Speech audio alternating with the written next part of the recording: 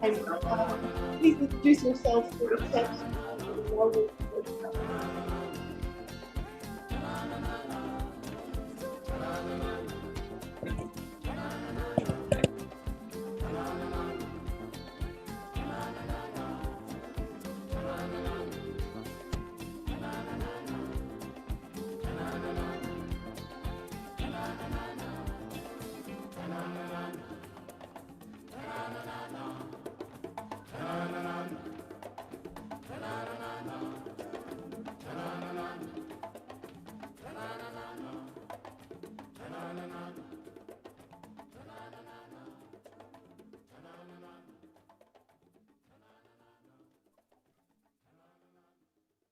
Welcome, everyone.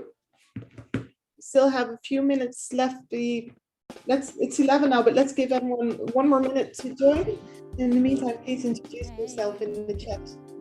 You know who's here.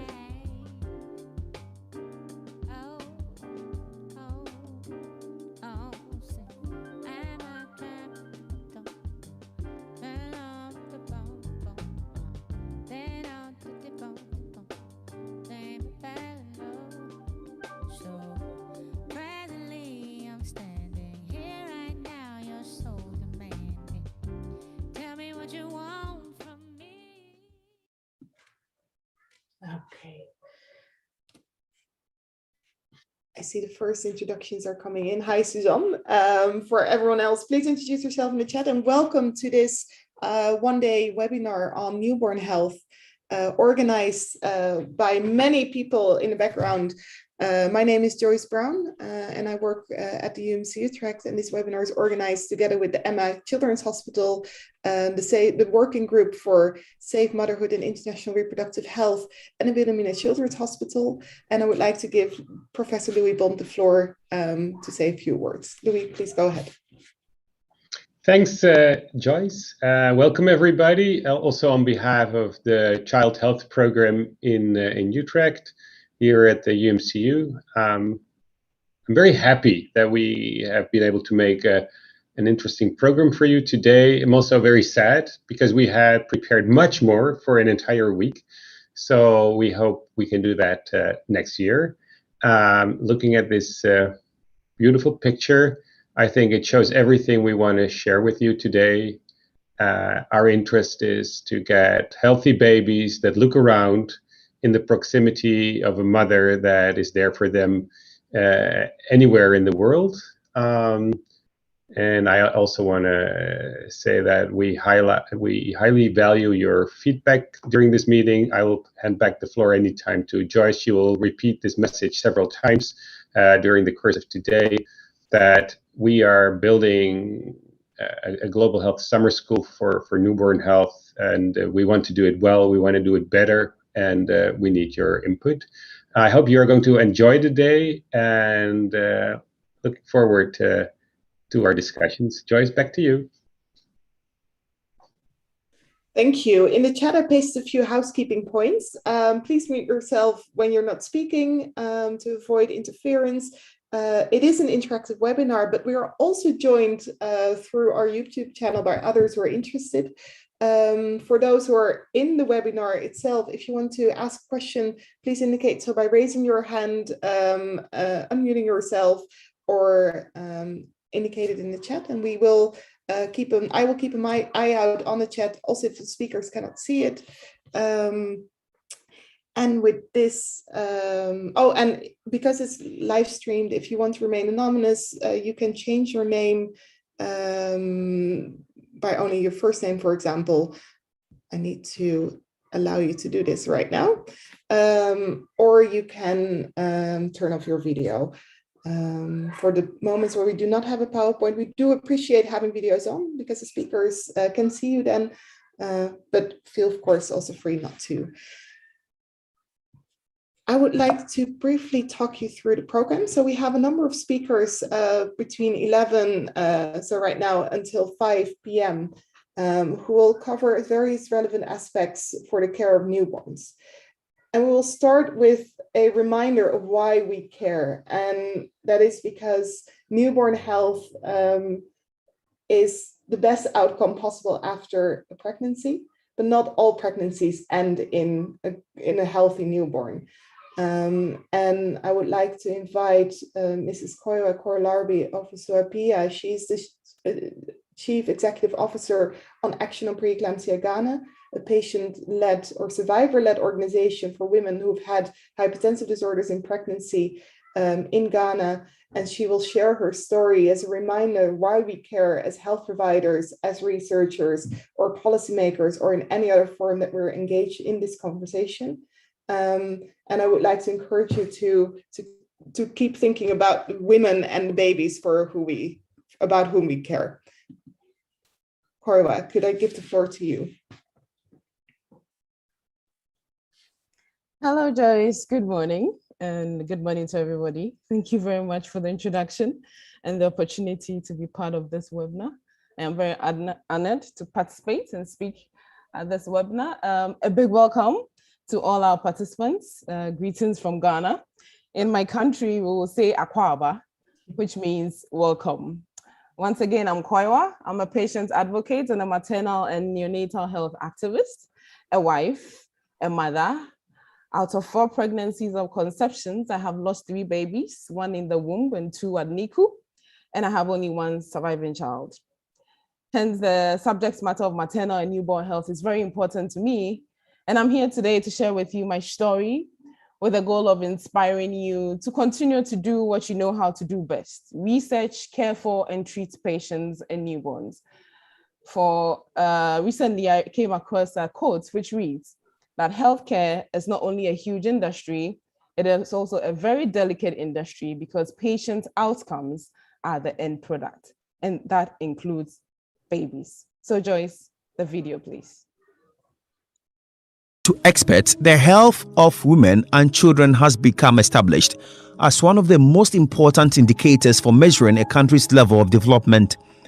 The World Health Organization, for instance, explains that the well-being of societies is directly linked to the health and survival of mothers and children. When mothers survive and thrive, their children survive and thrive, and societies prosper.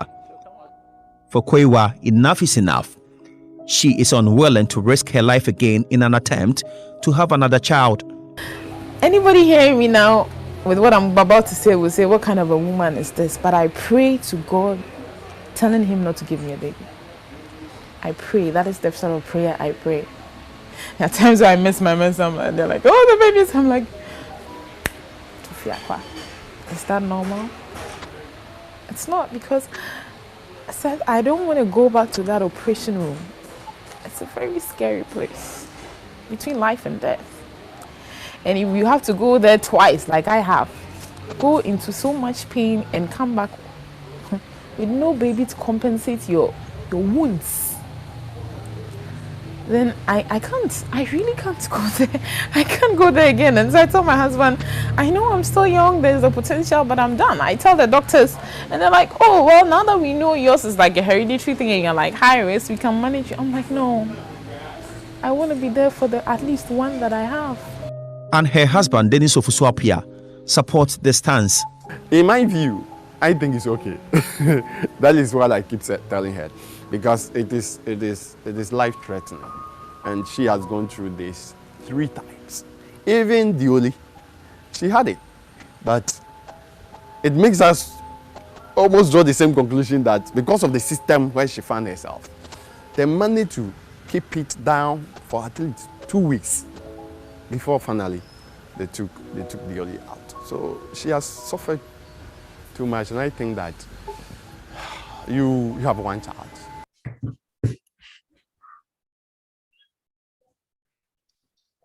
Okay, thank you very much, Joyce. And so that is my story. To experts, their health.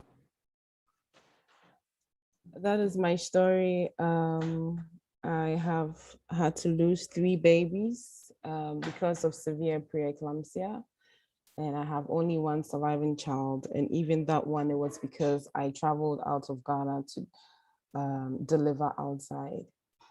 And even though after my second loss, I swore not to pursue childbirth again, I was overcome by my innate inherent desire as a woman, and I got pregnant again in fall 2019, expecting a baby in June 2020.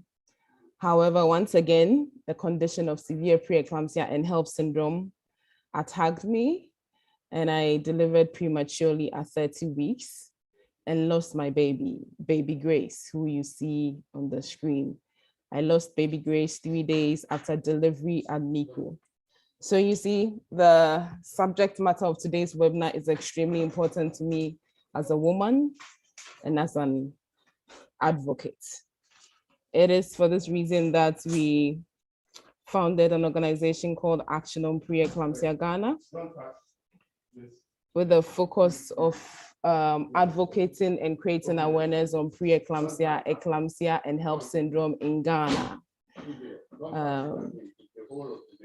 In my own country, there is not much awareness about the program, about the condition, and a lot of women, tend not to be aware of it. And even those who are aware, that is the clinicians, they have a problem with communicating it adequately and timely to those who are supposed to know, that is the patient.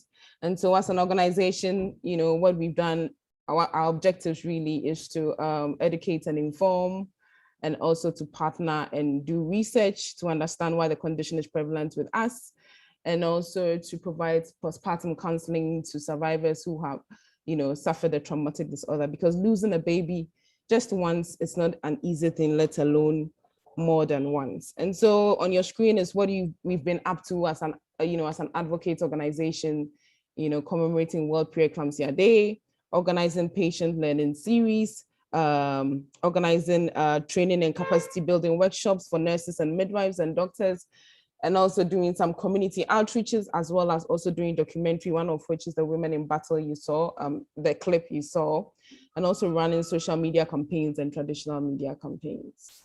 Next slide, please. And so as I indicated, we are also involved in research, one of which is the Severe Preeclampsia Adverse Outcome Trial Studies, which is aiming at developing a tool to improve the care of women who are at risk of hypertensive disorders in pregnancy. And then the second one is the ICIP project, which is focused at how to use calcium as a way to prevent preeclampsia and severe preeclampsia in women, in low middle income countries. Next slide, please. So just in case you're thinking of getting in touch, that's our contact page. I'm sure Joyce will share our contact with you subsequently. And as we all know, newborn survival is sort of the focus of the international organization right now, because of the high mortality rates, especially within the first 28 days of newborn. And in Ghana, we have made some progress in reducing child mortality, but it's not enough. We've been able to implement kangaroo care, behavior change and communication when it comes to taking care of newborn and neonatal, and then also developing some national guidelines. However, it's not enough, and mortality rate of newborns, and especially preemies, is very high. And so in conclusion, I will leave you with a word of wisdom from a quote, which reads that it is health that is real wealth, and not pieces of gold and silver. As we go through this webinar, may we be inspired and rejuvenated at the end to continue to work harder and better to close the gap and improve newborn health outcomes. For every baby deserves a chance at life. So thank you for listening. And that is my only surviving child on the last screen. Thank you. Thank you, Koyo, for sharing your story and reminding us why we care. From a researcher perspective, so I'm one of the PIs of the principal investigators of the SPOT studies. Working with a survivor-led or patient advocacy organization is transformative for the research activities you engage in. And as I know, many of you who are listening will be working in very many countries in the world.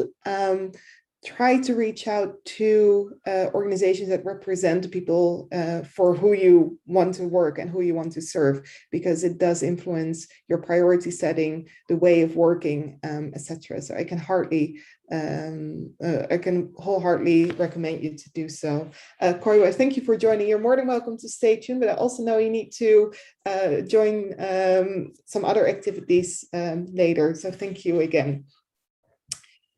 And with this, I would like to introduce the first speaker, Dr. Natasha, or the second speaker after Koiwa, Dr. Natasha Hussein. She is a medical doctor by training who is truly a global doctor. She is originally from the Comoros Islands, currently works in Dar es Salaam, Tanzania at Aga Khan University, did her medical school in Malaysia and her PhD in the Netherlands. Based on work in Zanzibar. I will share her PhD booklet later for those who are interested.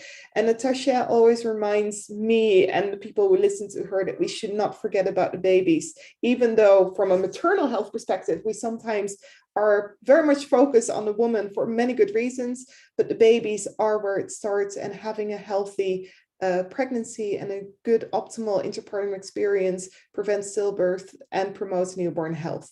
So Natasha, I very much welcome you, and I invite you to share your screen and share your story.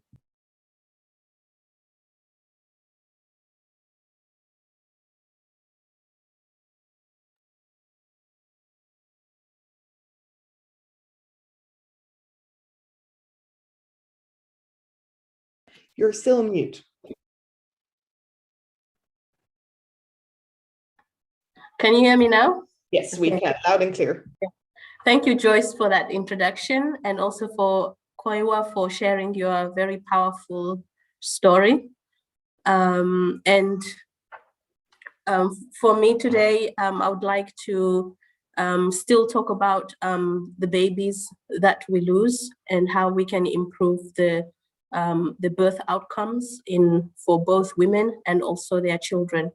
And I will specifically focus on the intrapartum care and in high volume, low resource maternity units, including where I am here in Tanzania. So just briefly, I thought of taking you through a journey to learn about the global problem of stillbirths and neonatal deaths, and also to explore about the quality of care at birth and the challenges that many skilled birth attendants still face in providing care for women and their children during labor. And I hope to show you to share with you some interventions to improve the quality of care at birth. And throughout this session, I hope that we will also discuss together and in groups about the challenges and some interventions that can improve the quality of care. So briefly, neonatal deaths and stillbirths are a huge burden in the world, and yearly we lose 2.6 million children before the 28th day of life. And in addition to that, we also lose 2.1 million children yearly before they are even born. And these are what we call stillbirths. So in my setting, in low and middle income setting, we define stillbirth as 28 as babies who die in the womb at 28 weeks or more gestational age. I'm not sure about your, in your country, perhaps you can share in your country, what do you define as a stillbirth? Because for us, below 28 weeks, we consider that as miscarriage, because we cannot provide these babies with adequate care to help them survive. So that's why we have this cutoff point of 28 weeks. So perhaps in the chat, you can share with us what is defined as a stillbirth in your country. It may vary. I don't know if Can anyone maybe just put a number up in the chat box, in the chat?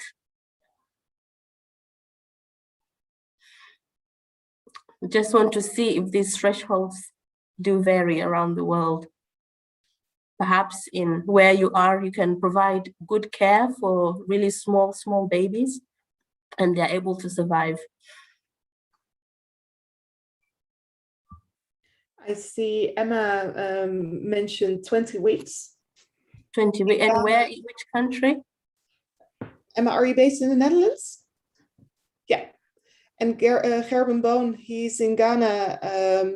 He mentions he's 28 weeks for the gestational age for stillbirth.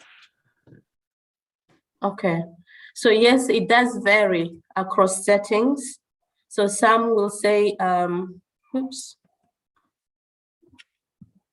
will say at 28 weeks, and as you mentioned, some even at 20 weeks. But where and when do these stillbirths occur? The majority of stillbirths, they occur in low and middle income countries, such as in countries in South Asia and also in sub-Saharan Africa.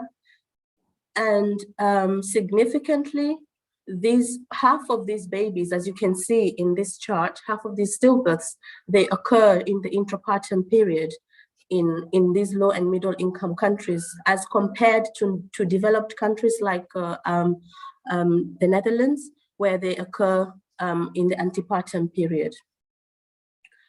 And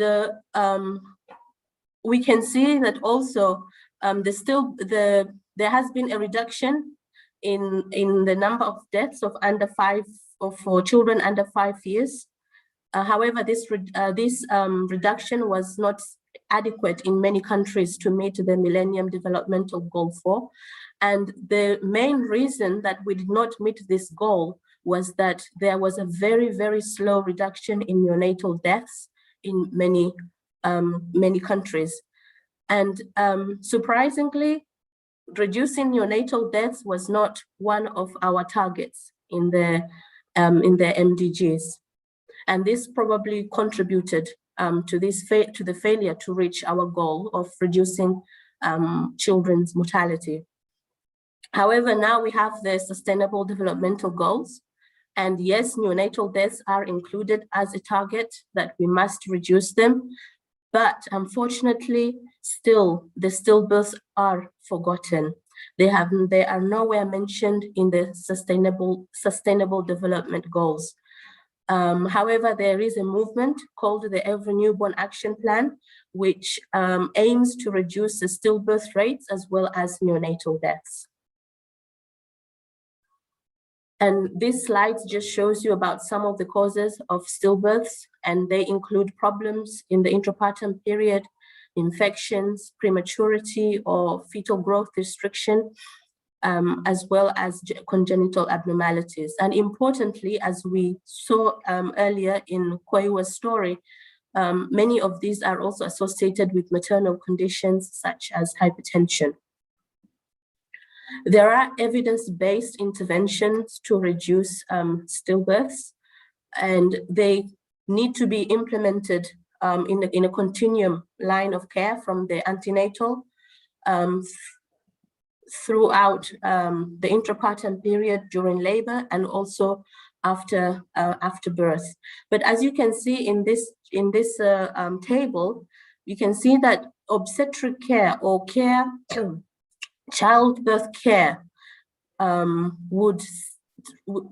interventions during childbirth care would have the most benefit or the biggest impact in reducing stillbirths. And not just stillbirths, but also skilled care at birth, basic emergency obstetric and comprehensive emergency obstetric care has also what we call a triple benefit. It doesn't only prevent stillbirths, but also helps prevent maternal and neonatal deaths. And this is why the care at the time of birth is so important.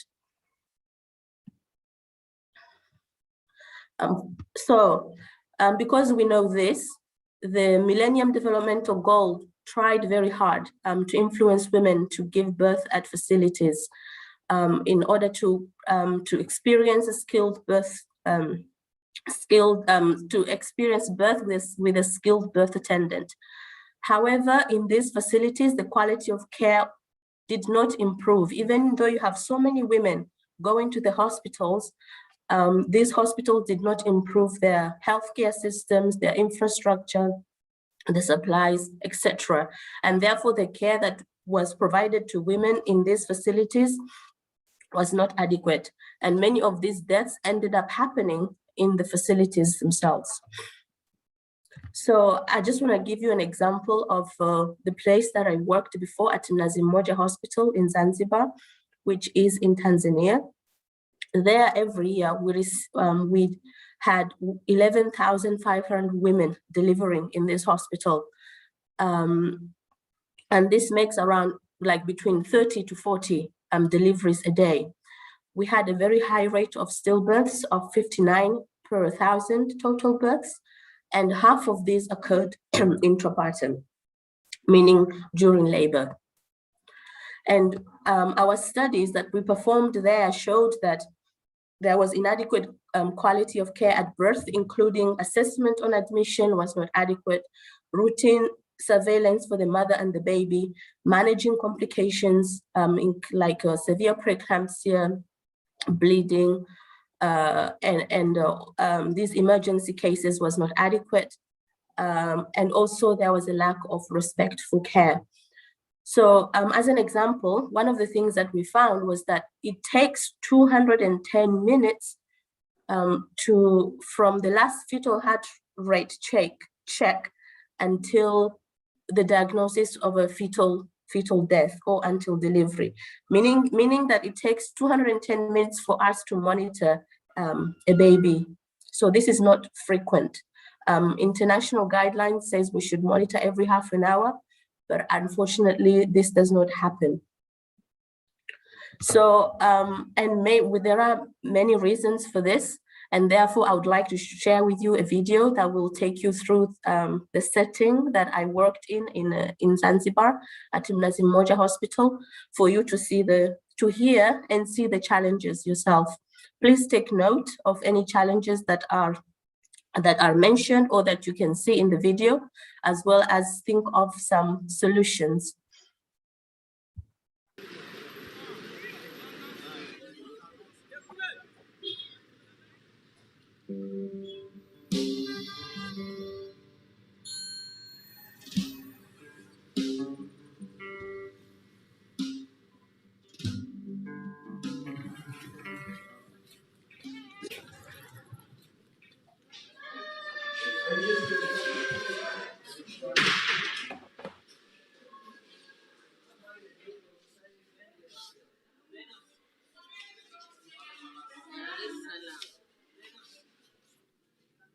You want BP machine and it's not there.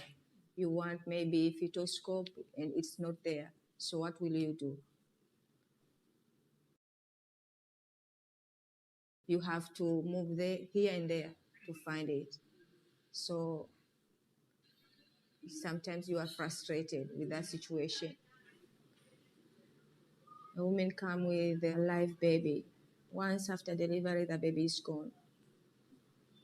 So it's difficult. The government also is very much committed to make sure we reduce this unnecessary death of the mothers and children. So human resource, commitment of the government, which, because in all of this intervention needs some political commitment.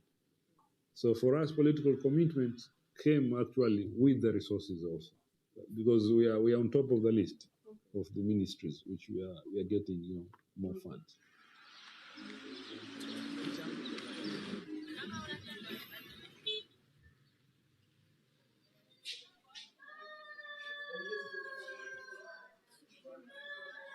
We need staff and systems that needs to be educated and trained in such a way that they can actually provide high quality care. And I think in order to motivate staff, we need to incorporate in clinical practice possibilities for staff to grow professionally as well as personally.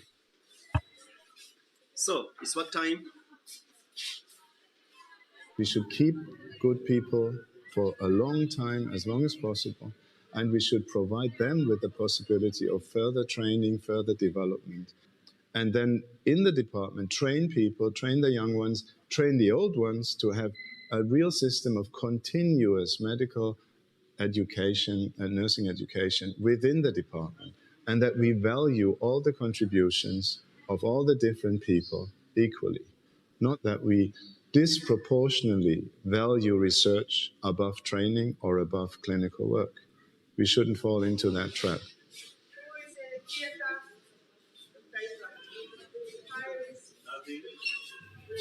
I remember a day where the woman died, and the mother came, and the way she was, we broke the news to her. Of course, she was in distress. She was, shouting. She just couldn't, get. She could not contain herself because of sorrow. So she was calling people at home, and they were, she was, the way she was talking to them. So every time she called somebody, like she called her husband, she said, "Oh, your daughter is dead." She called the woman's brother, and she said, "Oh, your sister is dead." She was like, she never mentioned this woman's name, but the way she was breaking the news to them was associating, using their relationship, like, your sister, your daughter, your cousin, so that really hit home to me, that, this woman she's not isolated, she's part of a society, of, a community that really loves her, that care about her and who are waiting for her at home. It really broke my heart. Yeah. We can really then have a beautiful machine to improve healthcare beyond obstetrics, beyond maternity. And if you are a young Zanzibari person who's bright at school, wants to be a doctor, can go to our local medical school here, have good education, then go on specialize here, and become later on themselves teachers and professors. Hopefully. Hey, walaikum salam. Vipi hali? Upo? Wapi? Imagine. Okay. Umetoka theater?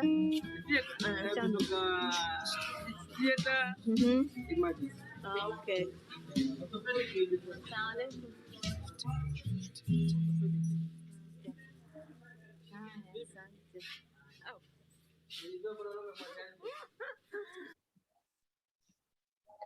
Okay, so I hope the video gave you some ideas of the challenges that we face in this kind of settings. And now I would very much like that we get into groups and use the video. In group one, I think we will divide into maybe 4 groups. And the first and the second group, it would be really nice if you can identify challenges that you saw in this or heard in this video that hinders the quality of care in this setting. And also if you can identify or think about solutions to these challenges. And then the other 2 groups, group 2 and 4, it would also be, I wanted to give you a scenario which, you have to pretend that today you are on a night duty at the Mnazi Mmoja hospital, the video where this video was taken, that you are on night duty. And this is how the ward looks like. Many women, you can see some of them are even sharing beds because there is not even any space. So it is really very, very busy. So here is the scenario. There are 4 of you. You have 2 nurses, 2 doctors. Unfortunately, the 2 doctors, they are extremely busy because they are taking care of very sick patients, and they are performing cesarean sections and other emergency procedures. And the other nurse is also very busy, and it's only you who is in the labor ward. You have 4 women to take care of at the same time by yourself. These women are all in labor.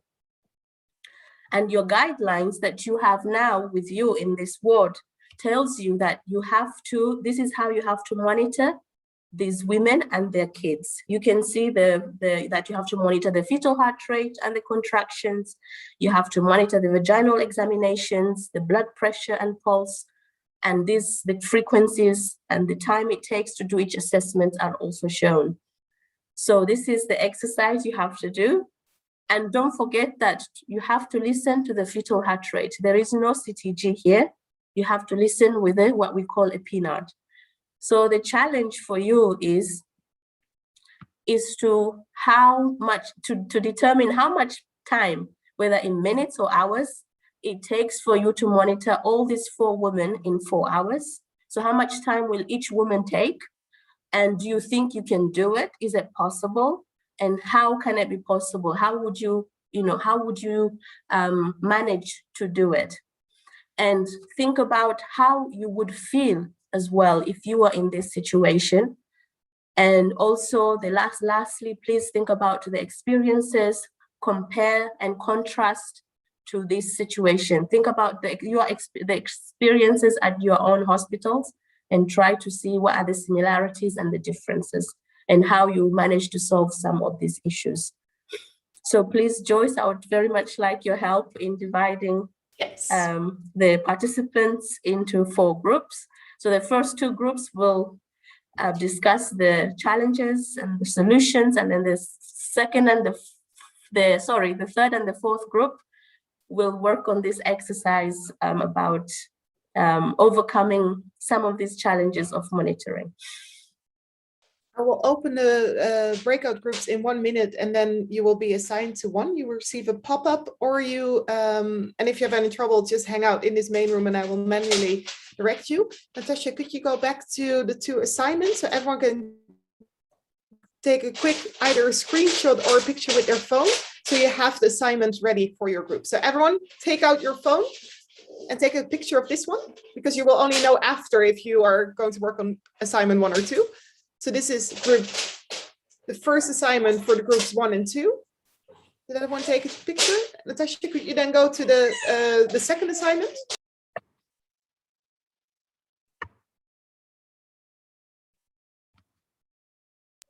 Take a picture of this slide. This is essential.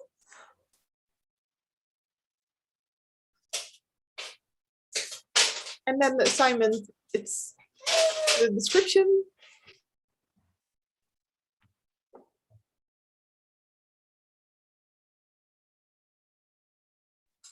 Okay, so I'm sure that within your group, the pictures will be taken, and I will open the breakout groups now. So you should have received a pop-up and you can join the breakout room.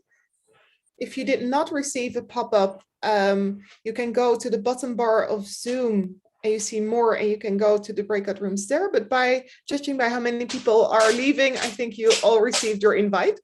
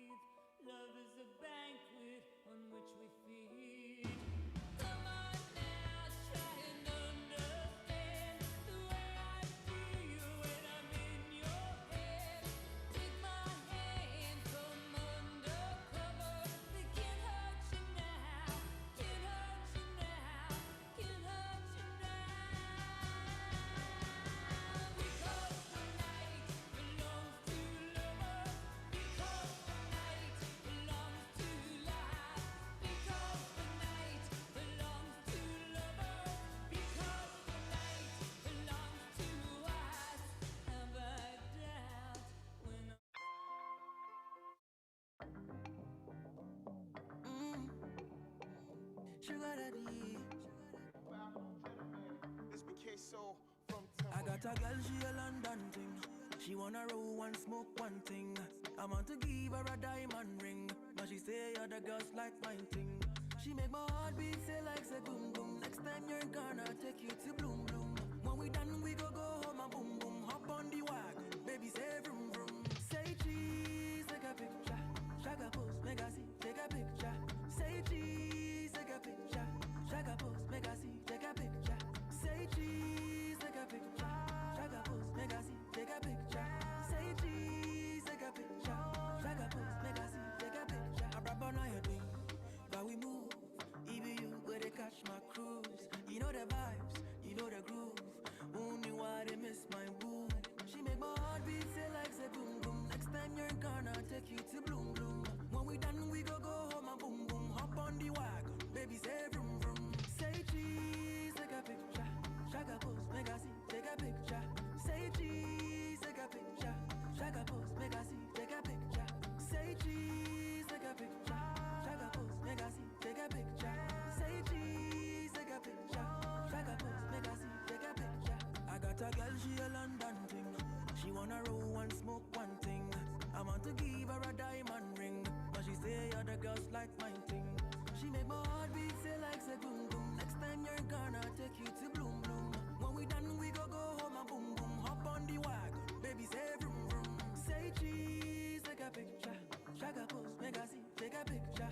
Say cheese, take a picture. Shaka pose, make I see, take a picture. Say cheese, take a picture. Shaka pose, make I see, take a picture. Say cheese, take a picture. Shaka pose, make I see, take a picture. She make my heart beat say like say boom boom. Next time you're gonna take you to bloom bloom. When we done we go home and boom boom. Hop on the wagon, baby say vroom vroom.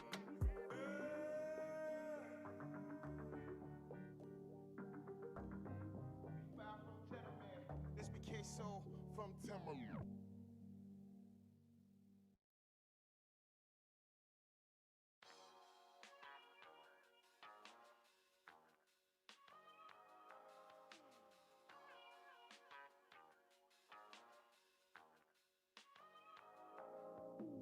I just got a new apartment. I'm gonna leave the floor wet. Walk around this beach naked. Nobody can tell me shit. A girl just bought some rice for decoration. Ain't nobody cooking, nobody baking. Leaving my girls in the shower.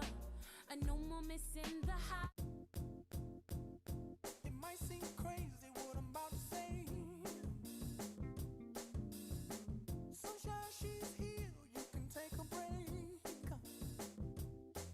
I'm a hot air balloon that could go to space. With the air, like I don't care, baby, by the way. Because I'm happy. Clap along if you feel like a room without a roof.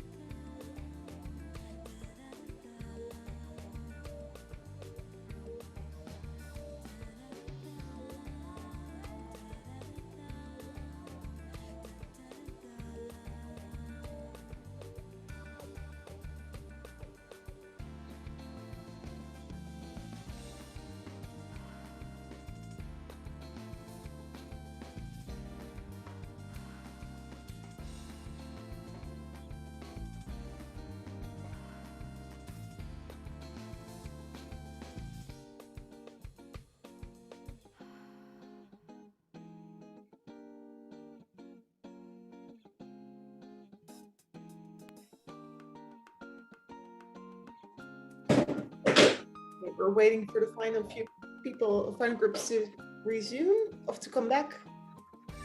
I will stop sharing my screen and audio, and you can pick the floor again.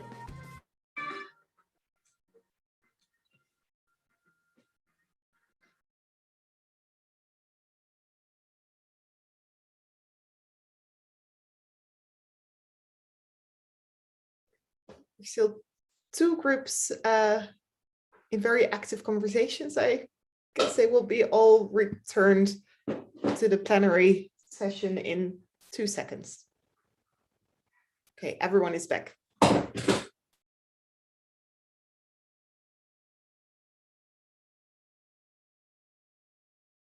Natasha, you're on mute.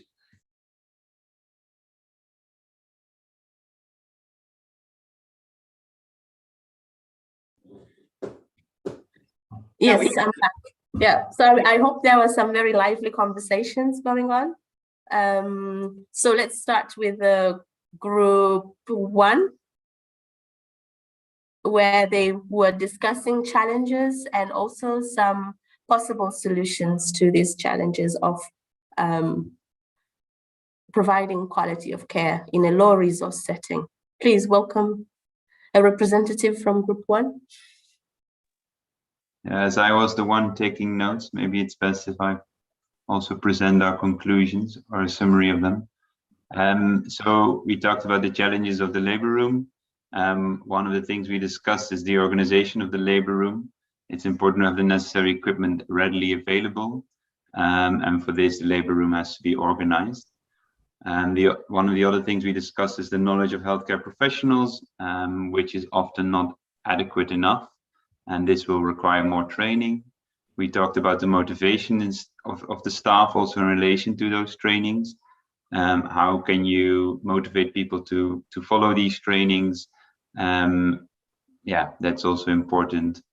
Basically, this was summarized by the acronym staff and stuff and system. Then it is important that there is political commitment to make enough resources available, because lack of resources remains a huge problem. And then we also discussed briefly that it's important to have specific people responsible for specific tasks in the quality improvement system, because otherwise it will often not happen. So that is a very brief summary of our discussion. Great, thank you. And group 2? Yes, yeah, we had the same assignment, and we almost have all the same for our challenges and also solutions. But what we also is a big problem that it's also very busy on the ward. So sometimes, well, I think group 3 and 4 will come back to that later. It's difficult for the nurses to check in time for all the women in labor, and also antenatal care. If it's better, then we can educate women to come early to the hospital. So that would also be helpful. Yeah, and that's also the solution. So political commitment, like Erik was saying already, and training also of the staff would be very helpful, and maybe training together so that they can, yeah, if there's time to practice, okay, what would you do if a woman with this scenario came into the hospital, those kind of trainings. Yeah, and the rest was quite the same. Thank you. So now we move on to the actual care itself in group 3 and 4. So group 3, can you give some points on what you discussed?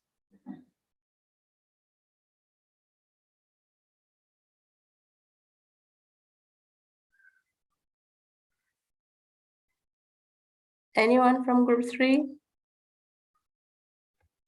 Yeah, we didn't take notes, but I will just do it like this.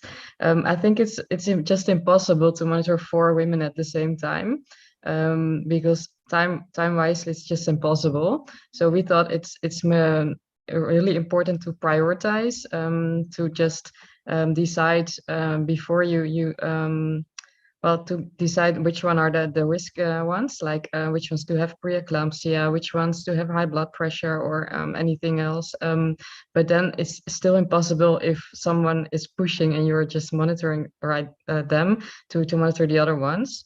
So you need more people. And yeah, it's impossible. That's what we decided. Thank you, Anna. Thank you. And group 4?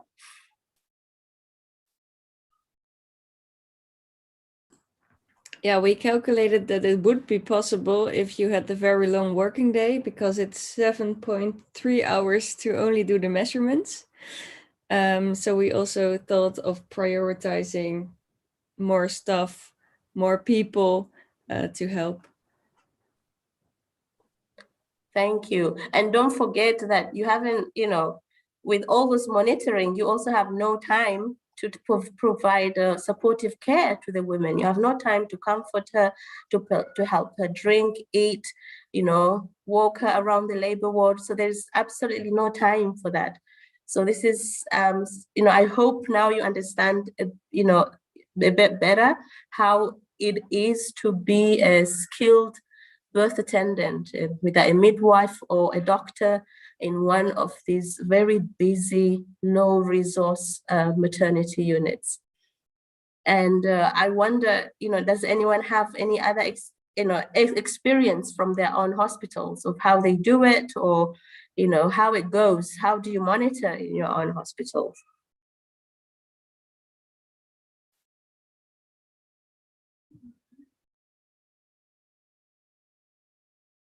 Does anyone want to give their experiences? Could I maybe invite Gerben, who's working from Ghana?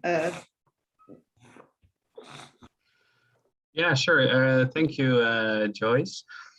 Yeah, so I do recognize quite a lot of the challenges that are named in the scenario. Well, what I normally do is indeed, I was in group 3, prioritize those who really need the monitoring, and yeah, you can't but just reduce the number of times you monitor the low risk people. It is that we were in a night shift, but during the day, sometimes there are students available that you can at least let them monitor the more simple things, like monitoring contractions is relatively simple, but very time consuming. So that is something that you can delegate more easily to people who are not yet that skilled. Well, I was also thinking about when you use the Pinard stethoscope, it sometimes is difficult to find a heart rate as compared to when you use the Doppler, which is of course also something that you need to learn how to use. But that is a discussion that we were coming to at the end. Like it could be more easy to monitor fetal heart rate with a Doppler machine, but it also brings in other challenges, namely that these machines break down, need servicing, etc., and also need to be trained how to use. But in my experience, it is possible at least to increase the number of monitoring times when they are using the Doppler as compared with the Pinard stethoscope, if it's available. But I don't know about experiences in other settings and if that's really sustainable in the long term. Thank you. Yeah, it's definitely very challenging. And I wish I could have more time to share much of the research that we have been doing in exploring these challenges and some solutions. I put up a chart here just to summarize what I think you all have said.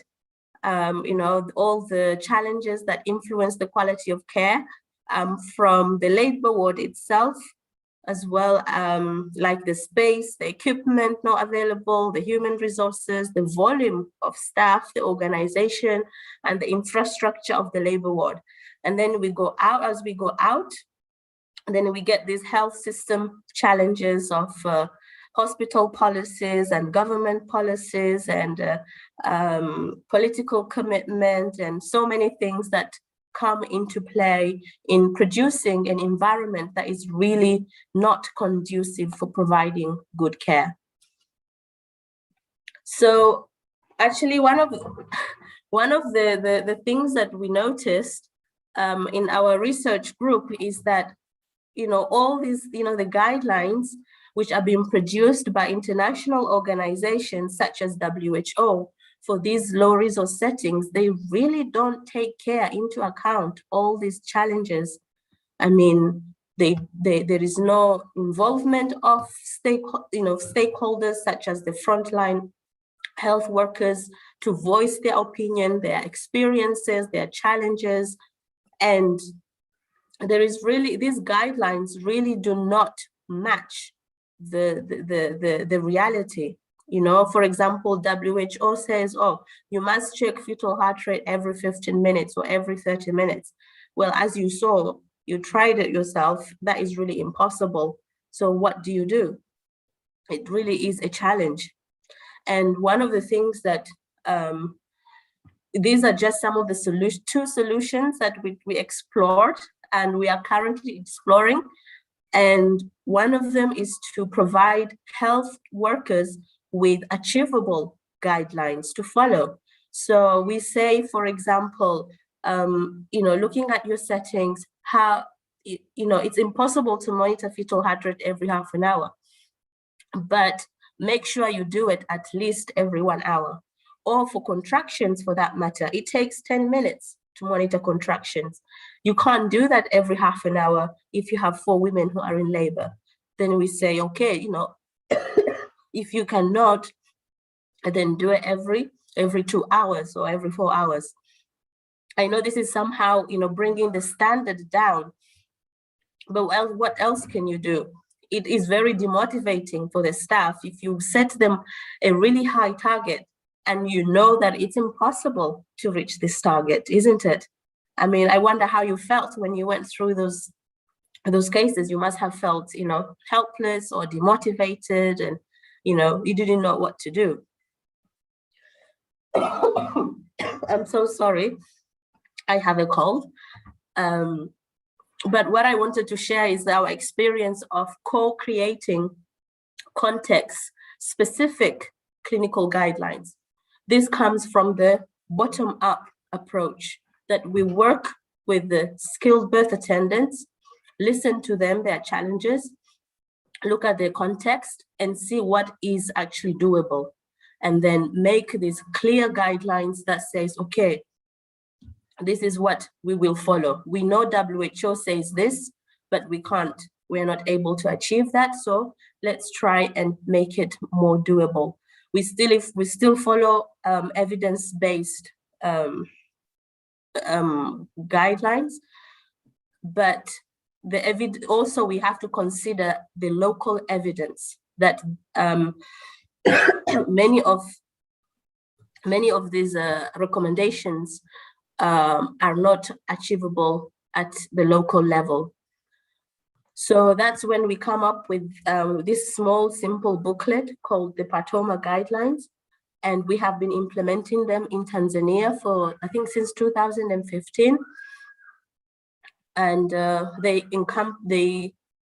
are quite simple, and they are very more, they have these different approaches integrated in order to focus on the provision of care, for example, assessment on admission, routine monitoring, managing complications, documentation, and making sure that we provide respectful care for the women.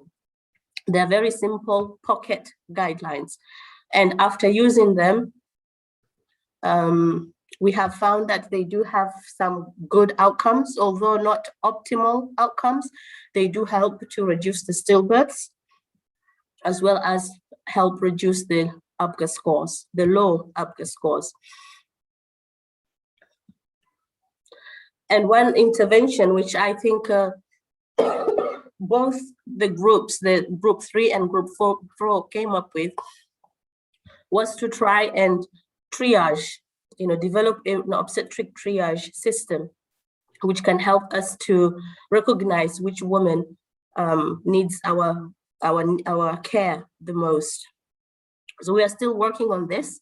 We have produced a prediction model which will tell us which women to focus on, and we're hoping to turn that into a triaging system to help resource allocation in these busy resource settings.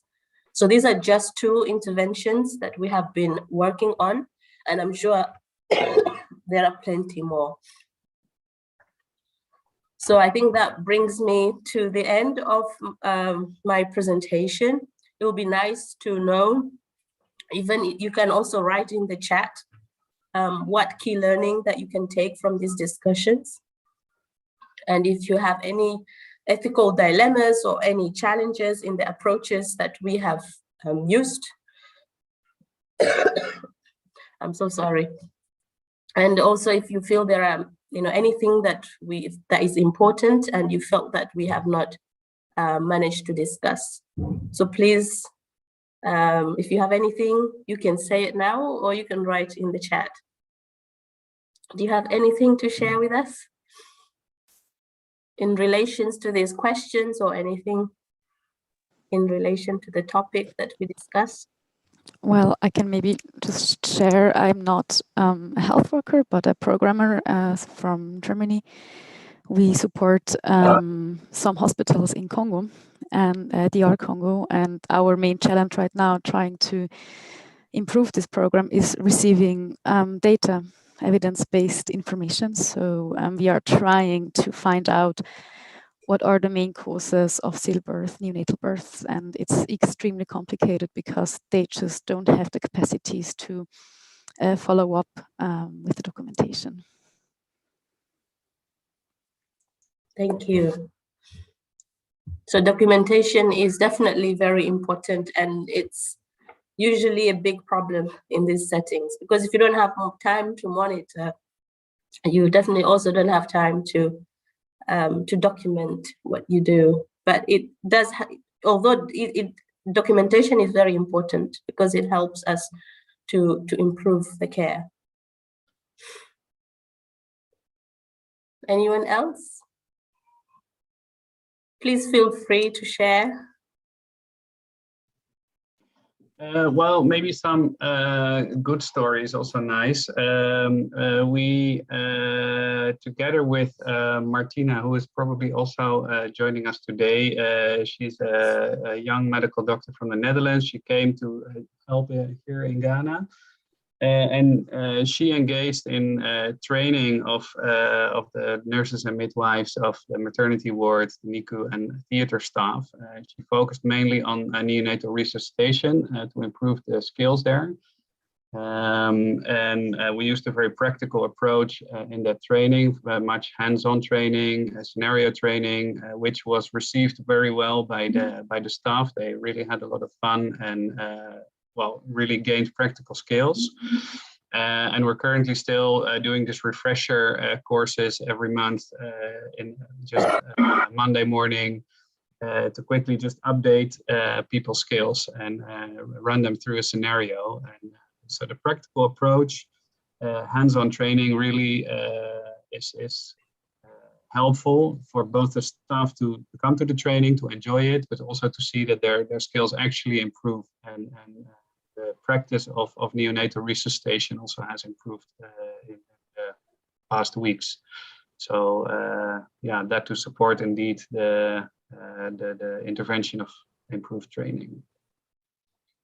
Yeah, thank you. I completely agree with you, and we also had similar experiences with these guidelines. So what we do is the way we implement the guidelines is also to use these regular training in the afternoons, like 3 or 4 hours, and it's after work hours. So you're not taking staff away from their work. And it's this, what we call this low dose, high frequency training.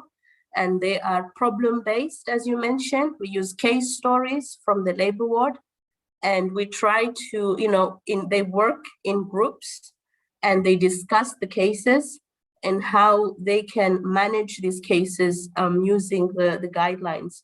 And we found those very useful and very welcomed by the staff.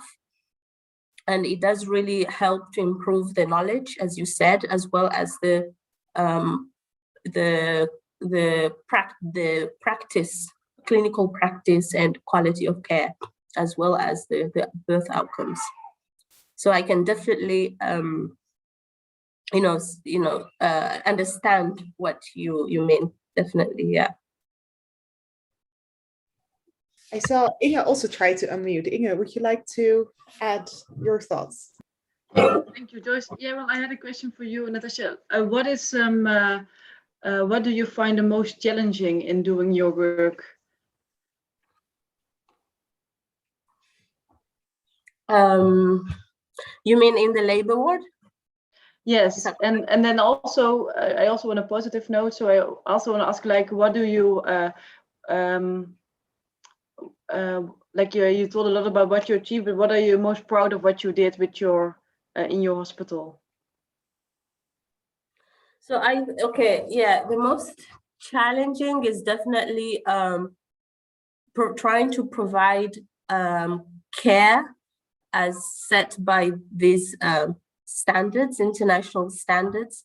Sometimes you get so frustrated because, after you monitor the fetal heart rate now, and then you move to the, end of the, the row, and it's already like 2 hours have passed and you have not even checked, this woman's fetal heart rate again. So it really is definitely challenging and very difficult. And one of the other things is that also you're not able to provide this, one-to-one care, this supportive care that women are supposed to get during labor.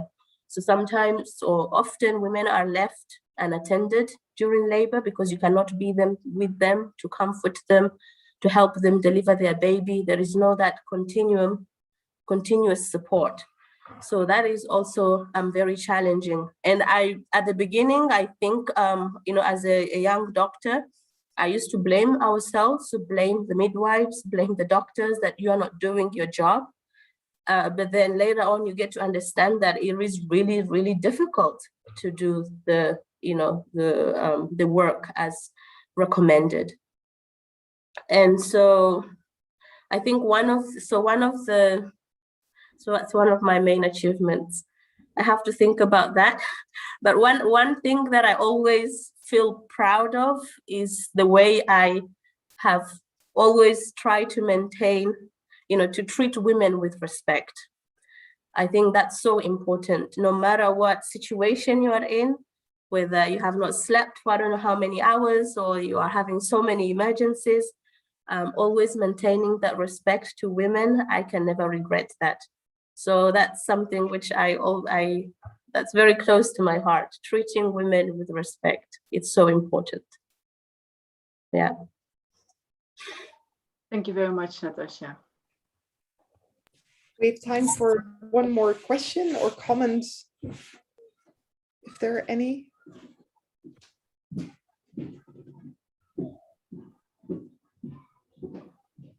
So maybe if there is no more questions, just to finish off, this is my take-home message to you, is that quality of care at birth, even though it's very difficult to achieve, it's so important, as you saw in the earlier slides. And we really, we have to also think, realize that one intervention cannot fit all contexts. So we have to really work with the people who actually are from that setting, working and living in that setting, to develop solutions with them, not only for them, but develop solutions which fit their reality. That is also very important. And that integrated, these multifaceted approaches, they are so important. There is no single magic bullet which can solve all these problems, but we have to use various approaches, methods in order to achieve these goals. And of course, always, I've always said this during my, all my papers, I think, we need more staff, more trained staff and motivated staff. But this is something that, of course, it's really out of our hand. somebody mentioned before, it's really up, we need the political commitment from the people, above in the system to really help us increase the number of adequately trained and motivated staff. Thank you. Thank you, Natasha, for joining us and talking about the starting point of good health and a connection between maternal health and newborn health. So we're going to break for about half an hour. So have a lunch break. If you want to hang out here or go back to your breakout groups to continue to talk with each other, because I know many of you know each other, but you don't see each other that often, feel very much welcome and invited. I will open a breakout group so you can go back if you would like to, and otherwise we'll see each other at 1:45. See you soon. And Natasha, thank you again for joining us. Thank you, Joyce. Thank you to all of you.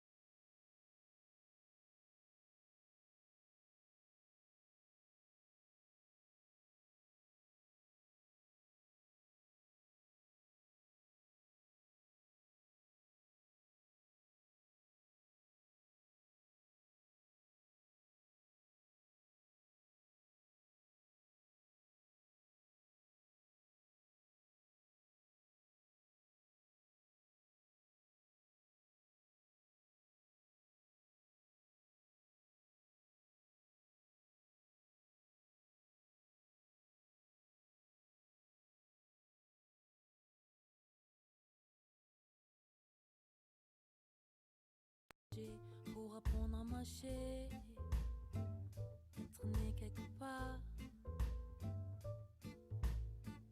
Être né quelque part pour celui qui est né, c'est toujours un hasard.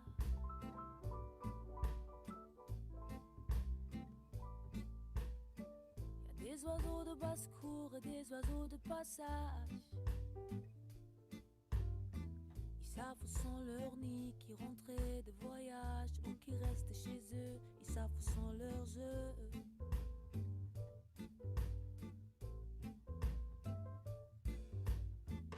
Être né quelque part, c'est partir qu'on veut, revenir qu'on part.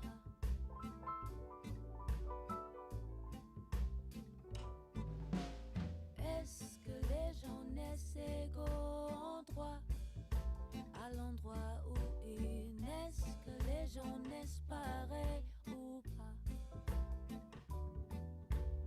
Est-ce que les gens naissent égaux en droit à l'endroit où ils naissent? Que les gens naissent pareils ou pas?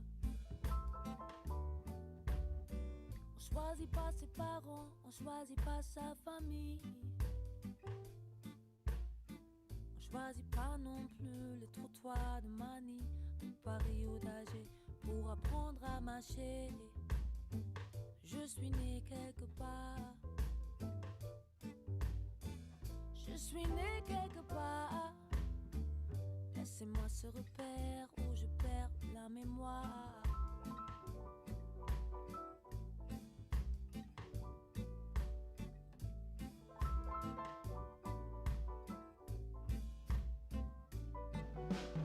Est-ce que les gens naissent égaux en droit à l'endroit où ils naissent? Que les gens naissent pareils ou pas?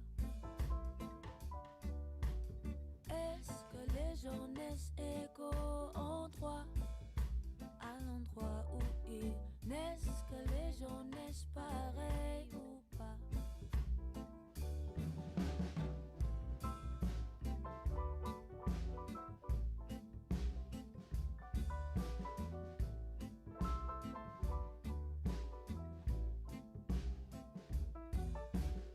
Est-ce que les gens naissent égaux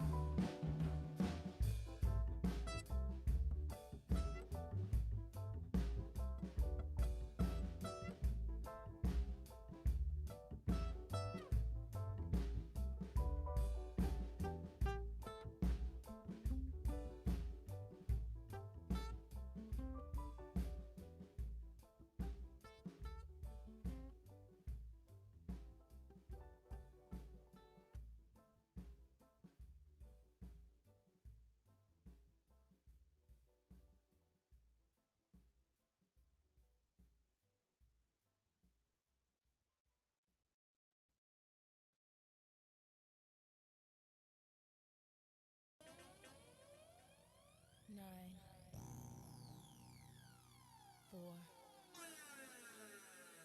8, 1. B-Day.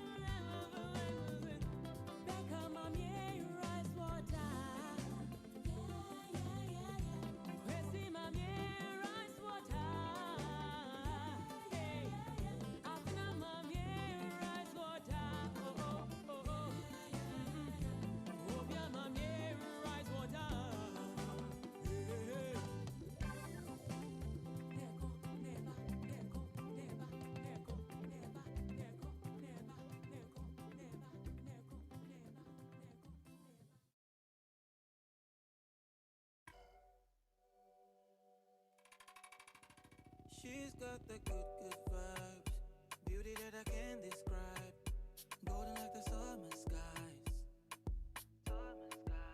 Her shape, but the skin don't crack. Brown sugar, she a chocolate snack. Fire girl, she don't take no flack. You take the sun with you when you leave the room. It's incredible. I put you on the pedestal. I mean, oh, you're magical. You are special. You changed my life, it's a miracle. I'm in love, you already know. Cause you're my antidote. You're my antidote. Cause you're my antidote. You're my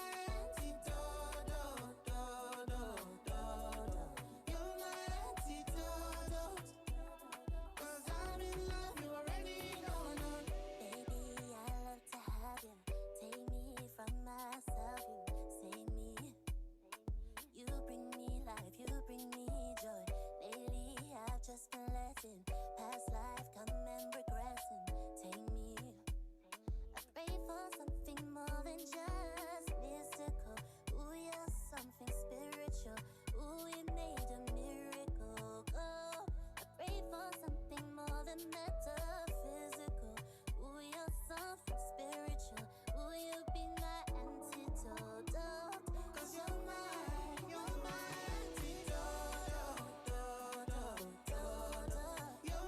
antidote. Cause you're my antidote. You're my antidote. Cause I'm in love, you already know. The only one I'm thinking of, the cure is the one above you. Cause I'm in love, you already know. The only one I'm thinking of, the girl is the one above you. Cause I'm in love, you already know. Make me see things differently. You make me feel things differently. Yeah. I feel you deeper, deep in me. I feel your energy. Cause you're my antidote. You're my antidote. Cause you're my antidote. You're my antidote. Cause I'm in love, you already know. The only one I'm thinking of, the cure is the one above you. Cause I'm in love, you already know. The only one I'm thinking of, the cure is the one above you. Cause I'm in love, you already know.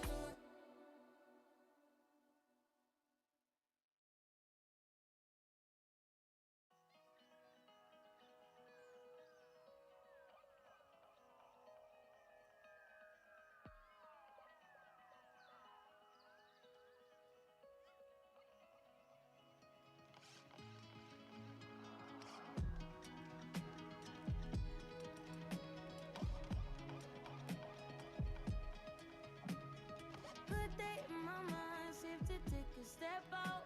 Get some air now, let your edge out. To some ice, but you'll be heavy in my mind. Can you get the heck out? I need rest now, got me bummed out. You, baby, baby, baby. I've been on my empty mind, shit. I should've kept from losing the best in me. I worry that I wasted the best in me. Oh, yeah, baby, you don't care. So now I'm trying to be a nuisance, it's just urgent. Trying to make sense of little change, got me a war in my mind. Gotta let go of weight, can't keep what's holding me. Choose the right, but it will pick up in front of me. All the while, I wave my arm and feel with a smile. Still wanna try, still believe in good days. Always inside, good that living in my mind. Tell me I'm my fears, my limitations. I disappear if you let me. Feeling like Jericho, feeling like Joe. when you lost this shit. Gotta hold my own, my cross to bear a long night. Ooh, way to dip, way to kill the mood. No, you like that shit, can't groove it, baby, baby. Heavy on my empty mind, shit. I gotta keep from losing the rest of me. Still worried that I wasted the best of me on you, babe. You don't care. So now I'm trying to be a nuisance, it's just urgent. Trying to make sense of little change, got me a war in my mind. Gotta let go away, can't keep what's holding me. Choose the right, but it will pick up in front of me. All the while, I'll wave my arm and feel with a smile. Still wanna try, still believe in good days. Always sunny inside, good that living in my mind. Gotta get right, trying to free my mind before the end of the world. I don't miss no ex, I don't miss no text. I choose not to respond. I don't regret, just pretend shit never happened. Half of us laying waste to our youth is in the present. Half of us chasing fountains of youth and it's in the present now.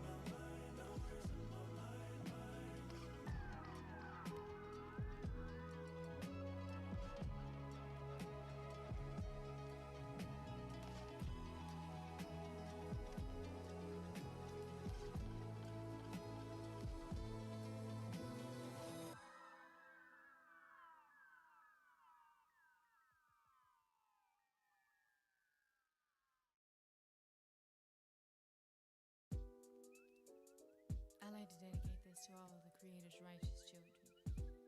I have some food in my bag for you. Not that edible food, that food you eat. No, I have some food for thought. Since knowledge is infinite, it has infinitely fell on me. So, it was a stormy night. You know the kind where the lightning strikes. And I was hanging out with some of my artsy friends. Ooh, you, the night was long, the night went on. We were cooling out through the break of dawn. Incense was burning, so I'm feeling right. I picked my friends like I picked my fruit. Again, he told me that when I was only a youth. I don't walk around trying to be what I'm not. I don't waste my time trying to get what you got. I work at pleasing me, 'cause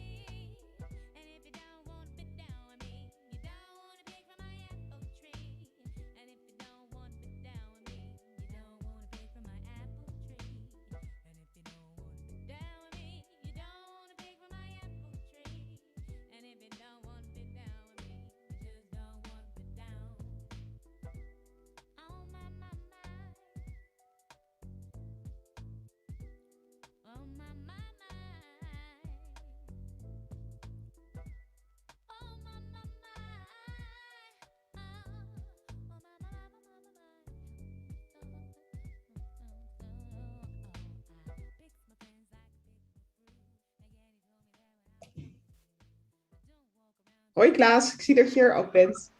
Ja, klopt.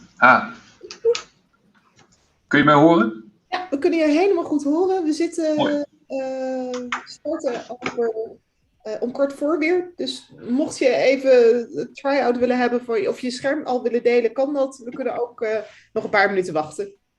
Nee, ik wil het wel even proberen, want ik heb eerder wel daar problemen mee gehad. Zie je mijn scherm nu? Ja, nu zie ik mezelf. Dat wil zeggen, je ziet jezelf? Ja. We zien het. En even kijken, want ik heb zo'n dubbel scherm, dus het kan zijn dat als ik nu op presenteren druk... Wat zie je nu? Nu zie ik je presenter mode, dus met je de volgende slide.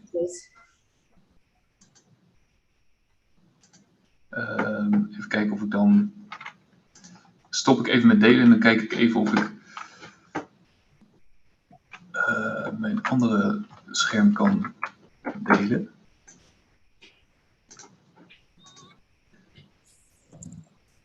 En nu zie je nu mijn... Volledige scherm. Dit is precies volledige scherm? Ja, zoals je wil dat wij het zien.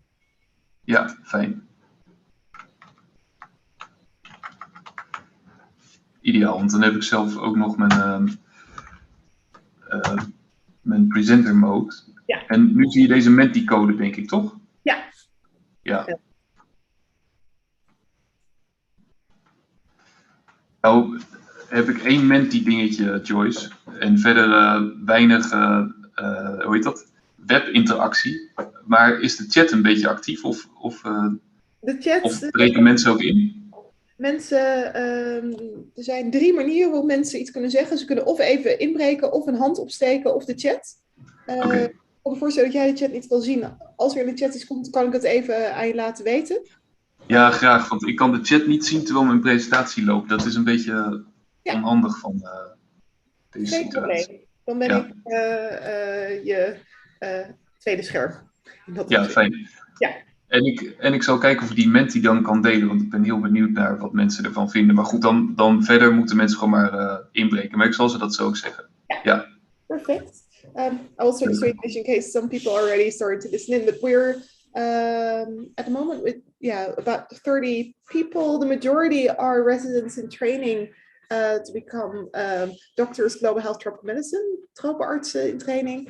A few are joining as our PhD fellows, so they come from various places in the world, and I expect a few interns of the global health group to also join. I see Natasha is also still here. Hey, very nice. She gave a really nice lecture just before you about interpartum care and ways to reduce, to optimize interpartum care to reduce stillbirth and improve health outcomes for newborns. Where we had this breakout group session after where they brainstormed about reality in the clinical reality in low resource, high volume hospitals where many women in the world deliver and many babies in the world are admitted to and receive care. And I will already turn off my sound. I think I heard the last minutes of that session. Natasha, you're one of the developers of the Partoma guidelines, isn't it? Natasha, are you still here? But she is. I think she will be back soon, but she is, yes. You know the Partoma initiative? Yeah, it was mainly in Zanzibar, isn't it, if I remember correctly. Yeah, I remember looking at the neonatal care pages of the book. Yeah. Her work and the Partoma initiative is quite remarkable in that they took the reality as a starting point instead of the aspiration that guidelines often include. Yeah. And then what can you do within the resources available, and they measured the impact of such an intervention. I think that's also quite unique and could quantify that already makes sense and has an impact. Well, one of the things that I would like to have discussed about, because I just picked up the last part of the session, is the fact that training is so often stressed as a way to move forward. Whereas my experience is that people are they are so well trained that is they know so much that I wonder if an extra training is going to really help. I think most of the things that we train are already known but not always implemented. And I was happy to hear that Natasha said that the trainings they do don't take staff away from the labor ward, because that's one of the things that I've often seen, that if you're low in staff, it might be because there's a training going on somewhere that drains again some of the hospital staff. But well, yeah, would really like to know her thoughts on that, but I should have taken the opportunity an hour earlier to discuss it instead of coming up with this issue now. Yeah, it's, if Natasha is back and we have some time, this actually may be a question to also introduce again at that stage. I see lots of people are joining again. Hi. I also see Rubama Kasim. From where are you joining us today? Oh, you're mute still.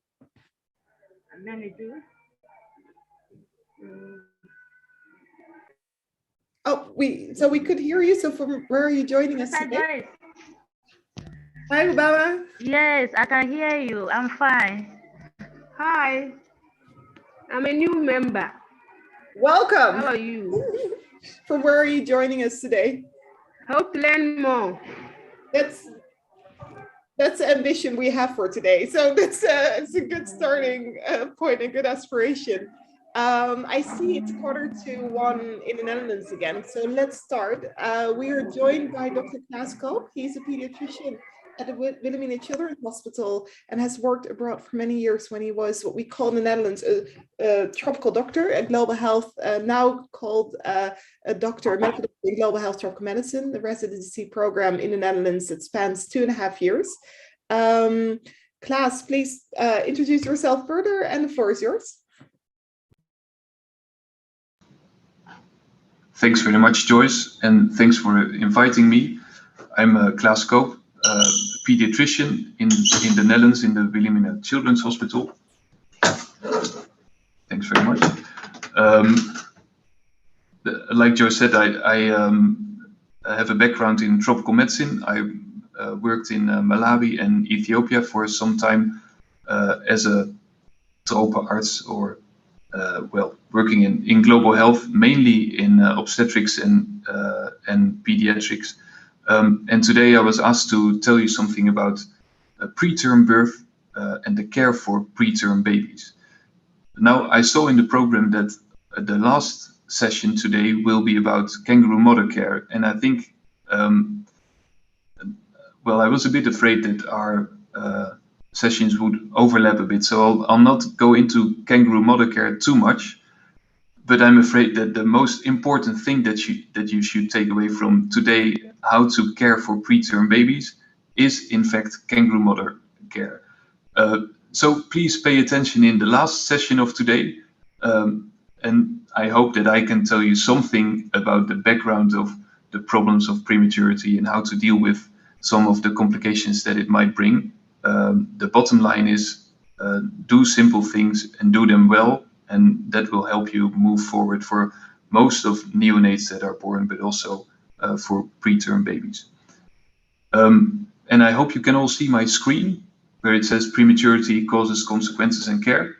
Okay, so please do interrupt if things are not clear, or if you would like to ask something or to tell about your own experiences. Just open the microphone or type something in the chat. Let me know if there's anything that we can discuss while I'm presenting. I would like to start off with the story of this boy, Patrick Bouvier Kennedy, who should have been in this photograph, but sadly died after 2 days in the hospital. His mother was Jackie Kennedy. His father was at that point in time, arguably the most powerful man in the world, President John F. Kennedy. And on the day that it was 20 years ago that JFK was rescued from the island where he was stuck in World War II, he got the phone call that his wife was in labor, in premature labor. His wife was rescued to the labor ward, had an emergency cesarean section, and a boy, Patrick, was born. And the medical team cared for this boy, but were unable to save him. After 39 hours, he died in the hospital with a diagnosis of hyaline membrane disease, which is now known as infant respiratory distress syndrome. Now, this was in 1963, and I would like you to go to this Menti page and fill in for me what you would think in this time was the gestational age of this baby and what the birth weight was. And let me see if I can.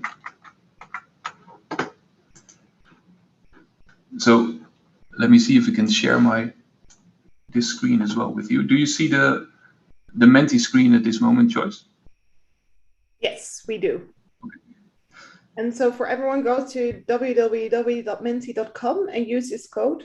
I also pasted it in the chat if you want to copy paste directly, and then you can answer the questions.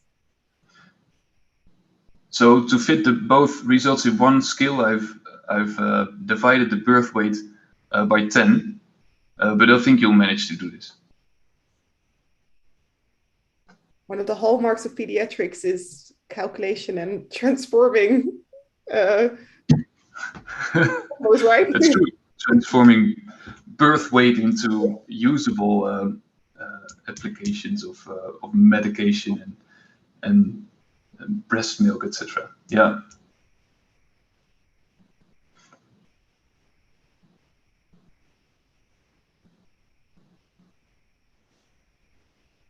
So I've always wondered this wisdom of the crowd thing. If you ask many people to fill out something, you'll end up in the right result. But I think we're now up to 14, 15, 16 people. Okay. You know, I was really fascinated by this story of the son of the most powerful couple in the world, and to see how they would do in 1963. And in fact, what you show me now in these results is that you would expect the medical possibilities to be better off than they actually were. The gestational age of this boy was 34 weeks, and as you can see, you estimated it to be 30 weeks. His weight was about what you say, 2.1 kgs. So back in 1960, in neonatology, we were not able to help babies that were born with a gestational age of 34 weeks. Things have changed a lot since, and in the neonatal intensive care units here in the Wilhelmina Children's Hospital, children are treated from 24 weeks upwards, and quite a lot of them actually do survive. But it shows that neonatology has really changed since then, and the question is whether it has also changed that much for children born in low and middle income countries. Well, one of the things to, of course, ask yourself is, when you deal with the problem, is it worth paying attention to? And I think for prematurity or for preterm birth, this is very much the case. About 15 million babies are born prematurely every year. That is about 5 to 15% of all babies, of all neonates. And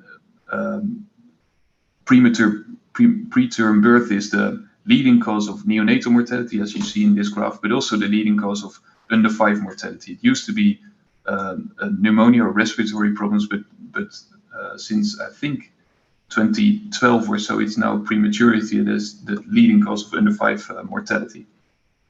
And looking at the Sustainable Development Goals developed in 2015, there's a lot of development goals that are actually related to reducing prematurity. So you might do something about these 15 million preterm born babies by working in virtually every part of the Sustainable Development Goals, poverty will certainly decrease prematurity, as will working in the health system itself, but also malnutrition, education, gender equality, all these aspects all somehow relate to preterm birth. So I think it's an important problem. It's a problem that you can somehow relate to in whatever field of global health you would work. Now, this wouldn't come as a surprise. I think you've seen these type of pictures in almost every presentation that you get about any health topic in global health, except for the fact that the United States is also in a dark color here. But most of the preterm birth problems happen in low and middle income countries. And what I would like to do in this presentation is to tell you about the definition of preterm birth or prematurity, its causes, the consequences, and how to care for these babies. And I think there is some overlap probably with the presentations that you've had and that are yet to come. Well, prematurity is defined as a gestational age smaller than 37 weeks. And then you can make subdivisions in this, which is of some importance to speak about early preterm birth, moderate preterm birth, or late preterm birth. And very early is also included, less than 28 weeks of gestational age. And that brings up the first problem, I think, that you might have, which is how can you be sure about the gestational age of the baby you're taking care for? When I worked in Malawi, a lot of people, when asked, how far along are you in your pregnancy, would answer, I'm now in the Mweziwa 9, which is 9 months. And it was actually very difficult to really get an idea whether that was really true. And the main problem is that if a woman is malnourished, for example, the child might also be small for gestational age, so have a low birth weight. And how is it possible to differentiate low birth weight from prematurity? That is actually quite difficult. It's especially difficult if you're not informed about the early pregnancy data. So from, for example, fundal height measurements, it's almost impossible to get an accurate idea of what the gestational age of a baby is. But also after birth, it is quite difficult. As you can see on the picture on the right here, this is a twin pregnancy with a twin-to-twin transfusion syndrome. And you can see that there can be quite tremendous differences in growth between babies of the same gestational age. There's some differences, of course, that I will go into later a bit. Now, of course, gestational age and birth weight are correlated, and the WHO often uses birth weight as a marker for how babies do and how you should treat babies with a low birth weight. So categorizing these in low birth weight, very low birth weight, or extremely low birth weight. And there is some relation with the gestational age, but it's not absolute. And gestational age estimations are quite difficult. Like I said, fundal height will give you some information, but there's a plus or minus 3 weeks uncertainty. And also looking at the baby after birth, like here in this skills developed by the couple Dubovits, you can have some idea of what the gestational age actually might be, but there's again uncertainty interval of 2 weeks or so. What really is helpful is to know the last menstrual period or to have an early ultrasound scan. And it might actually be quite important. Here is some data that will show you numbers about the numbers of babies that are born prematurely versus those that have a low birth weight. Now, if you look here on the x-axis, there is the gestational age, and on the y-axis there's the birth weight for different continents. So this is Asia and this is Africa. As you see here, this red dotted line indicates the differentiation between small for gestational age and appropriate for gestational age. You see that small for gestational age babies are really very much outnumbering the preterm birth babies. And also in prematurely born babies, there's quite a number that are still small for gestational age. And this is more so in Asia than it is in Africa. But if you look at the complications, and the high up panel is the premature babies and the lower panel is the small for gestational age babies, then you can see that neonatal mortality is very much more related to prematurity than it is to small for gestational age, which is to some extent understandable. If a baby is growth restricted during gestation, it will still mature, and it will even mature maybe a bit faster than a not growth restricted baby will. Meaning that if this baby is born, they're of course at an increased risk of hypothermia or hypoglycemia, but they're ready for their life outside the womb. They're most of the time eager to drink, and if they're helped a bit, they can now more or less, instead of being dependent on the placenta, they can depend on themselves and are eager to start off their lives. Whereas a baby that is born prematurely often hasn't developed the skills needed for life outside the womb. So it's not able to suckle well and not able to keep its temperature at the right level, and is at much more severe risk than the low birth weight babies. So both come with increased risks, but prematurely born babies much more so than the small for gestational age babies. At the same time, small for gestational age is a much more common problem, like seen here. So you'll probably do good to take care of both situations. Now, looking at the causes of preterm birth, the smallest part is depicted here, but it's at the same time the most important part. We don't actually know the causes of preterm birth. There's a lot of things that probably have some kind of interplay, which is the same as saying that we're not really sure. There's some things that should be a red flag, like multiple gestation, twin pregnancies often end a bit earlier than non-twin pregnancies. So intrauterine stretch is something that you could pay attention to. Bleeding, of course, will be a medical reason to terminate the pregnancy and to save the mother. The same accounts for preeclampsia, which is also a good reason. If there's a really severe preeclampsia, you'll have to save the mother first, and that will often mean that you'll have to deliver the baby.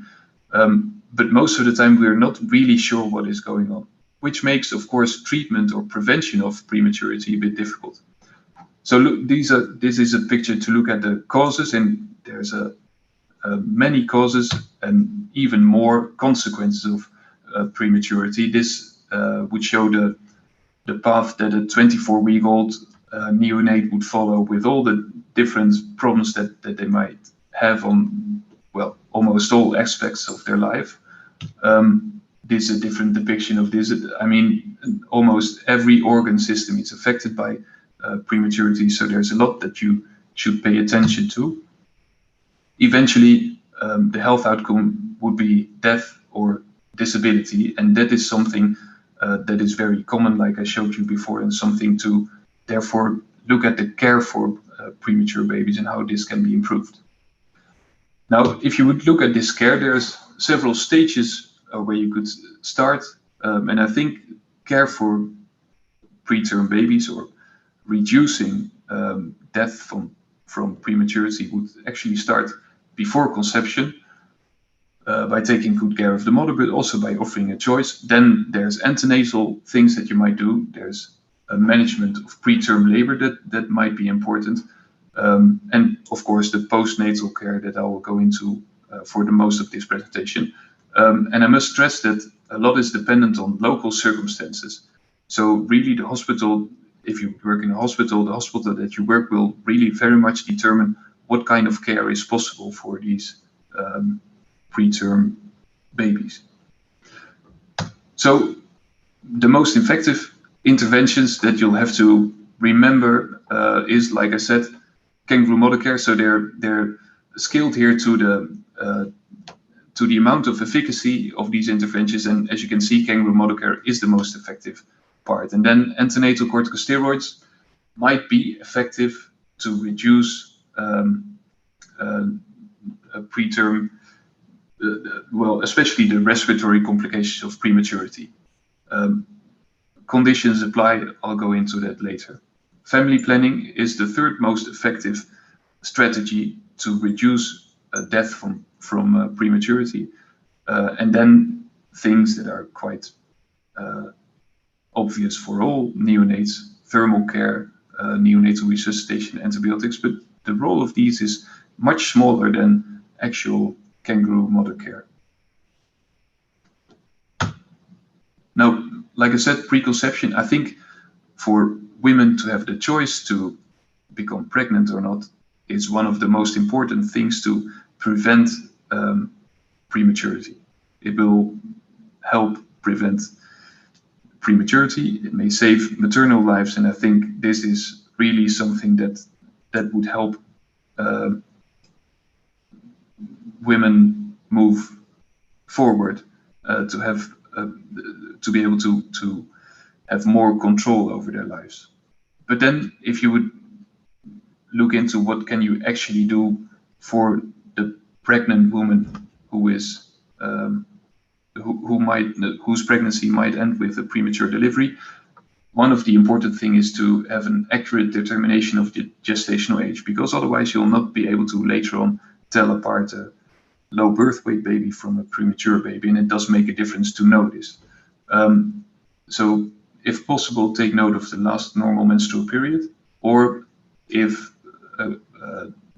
there's the techniques available, early ultrasound would really help someone forward in determining the actual gestational age. And it's not a difficult measurement to do. If you're early in the pregnancy, you can measure the crown rump length. I'm not sure if you've done this in your training, but it is something that you can relatively easily learn, and that will really accurately determine the gestational age. Of course, this takes the availability of an ultrasound machine, for example, and it takes a good organization of healthcare, and also some extent of literacy in the women that you care for. I'm not sure, is there anyone with hands-on information or hands-on experience with this? Gerben, I saw that you were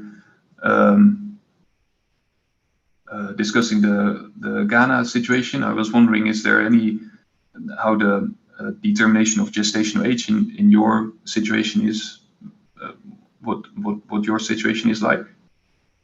Yes, I can comment on that. Hello. I think in the majority Hello. of people in Ghana here, we're still struggling to get accurate dating of the pregnancy. Fortunately, more women are presenting earlier in pregnancy as compared to some years ago.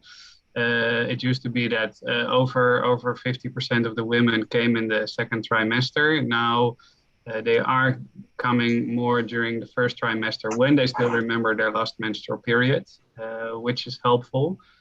Early ultrasound is possible in the district hospital where I work, but in the more remote settings, still not possible. So so an early ultrasound is only available in a limited number of times. I am myself skilled in doing ultrasound. I'm trying to train some of the midwives in our hospital as well to do this basic ultrasounds. And also to teach them the limitations, like, for example, that you can't date a pregnancy on a third trimester ultrasound, which created a lot of confusion in the past as well. So yes, there is definitely a place for ultrasound, and I believe in that as well. But it has to go together with good training and instruction on how to interpret the findings. Yeah, thanks very much.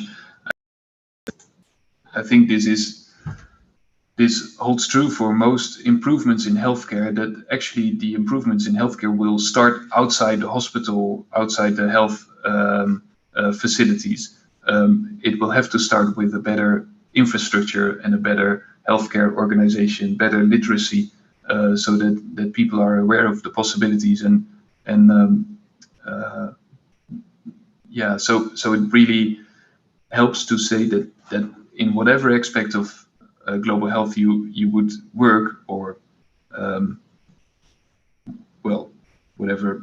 whatever part it is that you work in, you will still benefit the health of the broader population, and also in the health of prematurely born babies.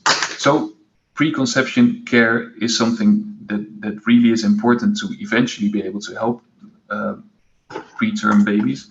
Then looking at prevention, like I said, there's a lot of different causes that will result in preterm delivery. And if you would want to reduce this, you can focus on some things that are prevalent, like smoking or malnutrition. Very rarely is it possible to do an embryo reduction. I mean, that is something that would be possible in assisted fertility, but that will not apply to most low and middle income countries. What you would like to do is prepare for or arrange for facility delivery if there's complications. And of course, prevent complications of pregnancy and especially preeclampsia, is something that is very important to also take care of the babies that are born. Now, antenatal care, so for example, arrange for facility delivery through organization of maternal waiting homes, which in itself is a topic that you would that you can easily spend the day on discussing how that should be arranged. But maternal waiting homes will really improve the health outcome of babies. And then looking at the different strategies that have been studied to improve antenatal care, one of these is corticosteroids. That is recommended. Another one is magnesium sulfate if there's imminent delivery of a baby less than 32 weeks of gestational age. And there are some interventions that are not recommended currently, at least, which is inhibition of uterine contractions. So tocolytics are not recommended at this stage, as is antibiotics. Antibiotics should not be given as a preventive measure without signs of infection or without ruptured membranes. So if the membranes are ruptured, of course, the baby is, and also the mother is, at an increased risk of infection, and most of the time antibiotics would be advised in such situations. But in premature labor without ruptured membranes, antibiotics are not of proven benefit. And also the way of delivery, if there is a premature labor, a cesarean section should still be avoided in these pregnancies, if possible. Now, corticosteroids are advised to be given in certain situations. They will help in fast track, more or less, the fetal lung maturation, which can prevent infant respiratory distress syndrome, of this hyaline membrane disease that our baby Patrick died of. But it comes at the risk of increased maternal infection, and there's clear regional differences in efficacy. And this has been studied in Asia and Africa and South America, and it will really depend on the place where you work whether it is worthwhile to use corticosteroids. They can be used only in imminent premature labor, less than 34 weeks of gestation. And the question again comes up, what is less than 34 weeks, and is it possible to actually determine the gestational age? The delivery, of course, has to be imminent. There should not be signs of infection, and the hospital or the health facility where the woman is, but should probably be in hospital, should be available to deliver preterm birth care. If you would want to give corticosteroids, you would use dexamethasone most of the time, given IM, 6 milligrams 2 times a day for 2 days. And I think there are some situations where this might help, but please do check the local applicability of this regimen. And there are studies done in, like I said, in several continents. So I think it would be possible to extrapolate these results to the situation you work in, and then make an as much as possible informed decision. And there's WHO guidelines for this, but do also check the original studies that will show you the regional differences. Now, so much about prevention and antenatal care. Once the baby is born, you would want to take care of this preterm baby, and the most important thing is just the essential newborn care, which would be necessary for all newborns, but also for preterm babies. And this is that you would resuscitate the baby if needed, and then keep the baby warm, well nourished, and clean. And if you manage to do these three, you're really helping the baby forward. Then, of course, prematurity comes with a lot of complications, like I showed you before: infection, respiratory problems, jaundice, circulatory problems. There can be severe inflammation of the gastrointestinal tract, necrotizing enterocolitis. There can be problems with eyes, with ears, with intracerebral hemorrhage. The list is really endless of the problems that you can encounter in prematurity. But if you focus on the essential newborn care, you'll help out, or you do something good for most of the babies. So, like I said, do simple things and do them well. And what you would need for this essential newborn care is people, time, and commitment. And I think these three are really difficult to find. And if you want to have a focus on how are you going to improve the lives of prematurely born babies, or, well, in fact, general all neonates that are born in the place where you work, if you can find people that are committed to spend time with neonates, that is really helpful and important. Here you see women in the kangaroo mother care room. It's not a picture from the hospital I worked in, but it was really similar. So imagine you're there in a very warm and humid and crowded room with your baby, day after day, 24 hours a day, most of the time. Sometimes you can share babies with family members or other guardians, but it really does take a lot of time, and it's sometimes boring. You really need hospital staff to explain these women or guardians that it is important for these babies to be taken care of 24 hours a day, and someone who helps measure the babies and see that there's improvement, and who gives assistance when feeding is not working well, or explains the benefits of nasogastric tubes, etc., etc. Really, I think that this continuum of care, or to have long-term care for neonates, is one of the most important and most difficult problems that we face. We can do trainings about help babies breathe. To be involved in the care for a newborn baby for 1 hour will really help start off the life of the baby. But to be involved in the care for this neonate for 2 or 3 weeks takes a really different type of commitment to be able to continue to do that, and to really help people through this difficult part of their lives, in this sometimes boring part of their lives. But the essential newborn care, keep the babies warm, fed, and hygienic, will really help babies forward, and kangaroo mother care is the way to do that, and will be covered in the next slide. Well, prevent hypothermia means do not use incubators if at any time possible. Use kangaroo mother care. Feed these babies. If possible, let them suckle themselves.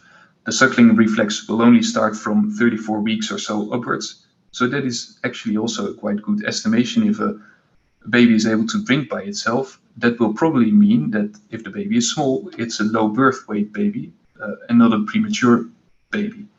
If the baby is not able to drink, try cup feeding, like depicted on the left side, or insert a nasogastric tube. And if the baby is not tolerating intestinal feeding, then for some babies at least, you can give it IV fluids, but you should really try to establish nasogastric feeding tubes as soon as the baby would tolerate this. then the question is how much. Like Joyce said, that is really a pediatric thing to do, to start calculating things according to the birth weight of babies. So you would start at 60 to 80 mils per kg per day and increase that up until 150 to 180 mils of feeds per kg per day, divided over the day, of course. So in 12 or 10 separate feedings.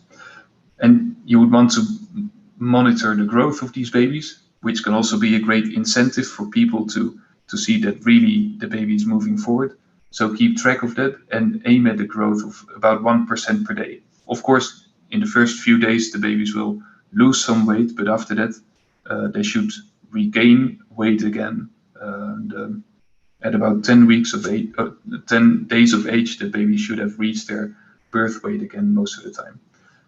Sometimes you'll have to use IV fluids, but really take care in these small babies. There's a real risk of fluid overload. And IV fluids are labor intensive and error prone. Establishing an IV access in small babies can really be difficult. For example, you have to have the right materials, which are not always present. But then also to not fluid overload the baby is difficult. So there's things that you can use like these burettes that will limit the amount of fluid that can be given if the IV line is running faster than expected.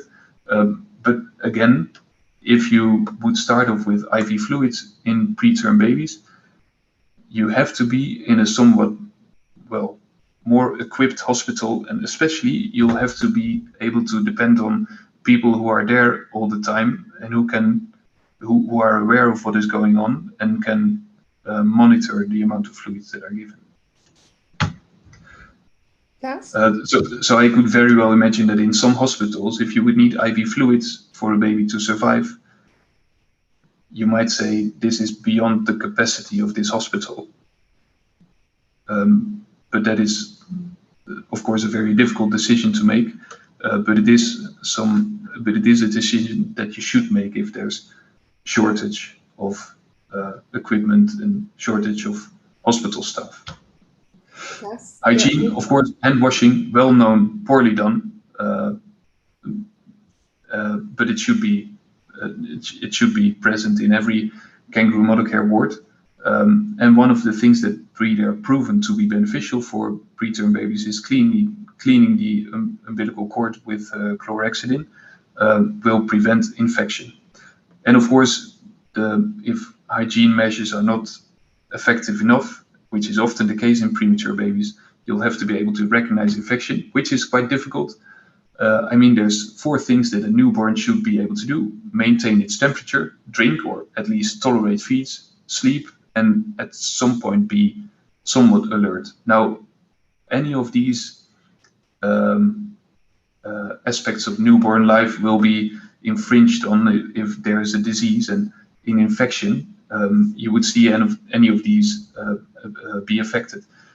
So there's a lot of reasons why newborns may not do well, and the differential diagnosis of any of these is often infection. So most of the time, quite often in preterm babies, you'll end up not being able to exclude infection of a cause of a baby not growing, not drinking, not keeping its temperature, and you'll have to probably treat it. Now, there will probably be some over-treatment for infection, but I think you should, because you'll have to be treating treatable and threatening diseases. So not feeding well, not tolerating milk, low temperature instead of fever most of the time, a change in skin color, respiratory distress, difficult to differentiate from infant respiratory distress syndrome. But these are all signs that might point to infection. Of course, if there's maternal chorioamnionitis, you should treat the baby for infection. If there's a bulging fontanelle, of course, you should treat the baby for infection, red umbilical areas. But most of the time, you would want to start treatment before these overt signs of infection present. And most of the hospitals, and otherwise the WHO, will have guidelines as to what antibiotics to use and how. If possible, try to establish an IV access, but if that's not possible, a lot of times antibiotics can be given IM, but you'll end up with giving a relatively long course of antibiotics intramuscularly, which is also a burden for these preterm babies. So do try to establish IV access. Now, then going into some problems that are really specific for preterm babies. One of these is that their respiratory regulation has not been developed to an extent that they all the time keep breathing. Sometimes they, well, you would say more or less forget to breathe. It's very common in preterm reborn babies, and it of course can again be a sign of infection to stop breathing, so have an apnea.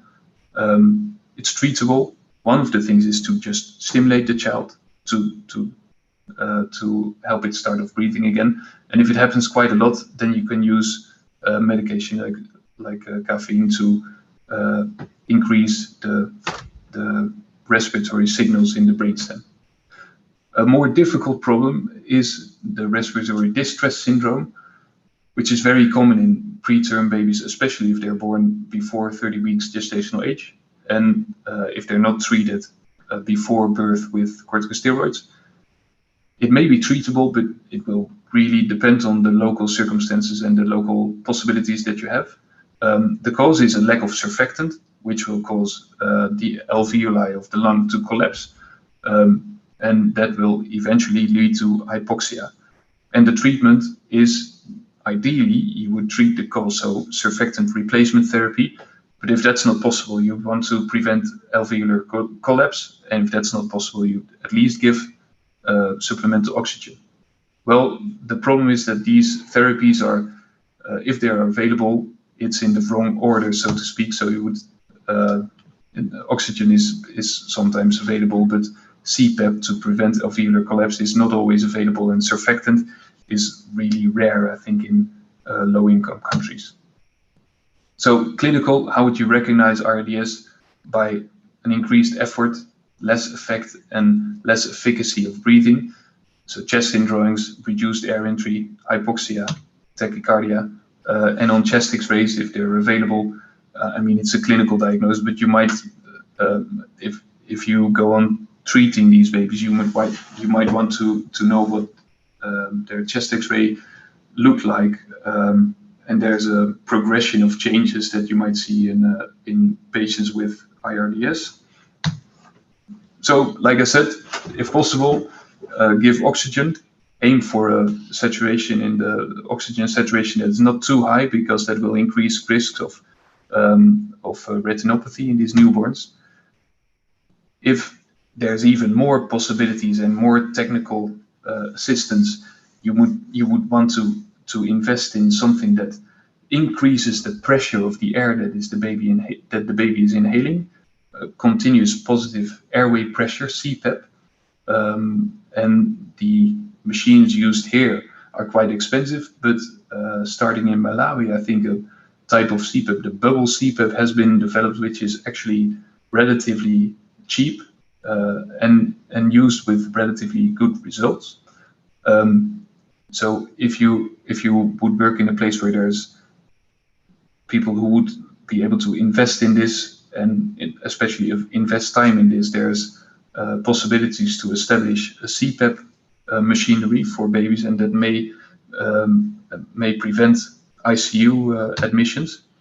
And rarely surfactant will be available, and there's different types of ways to administer surfactant, but you'll really be in a neonatal intensive care situation to be able to do that, which I think will not be in most low-income countries.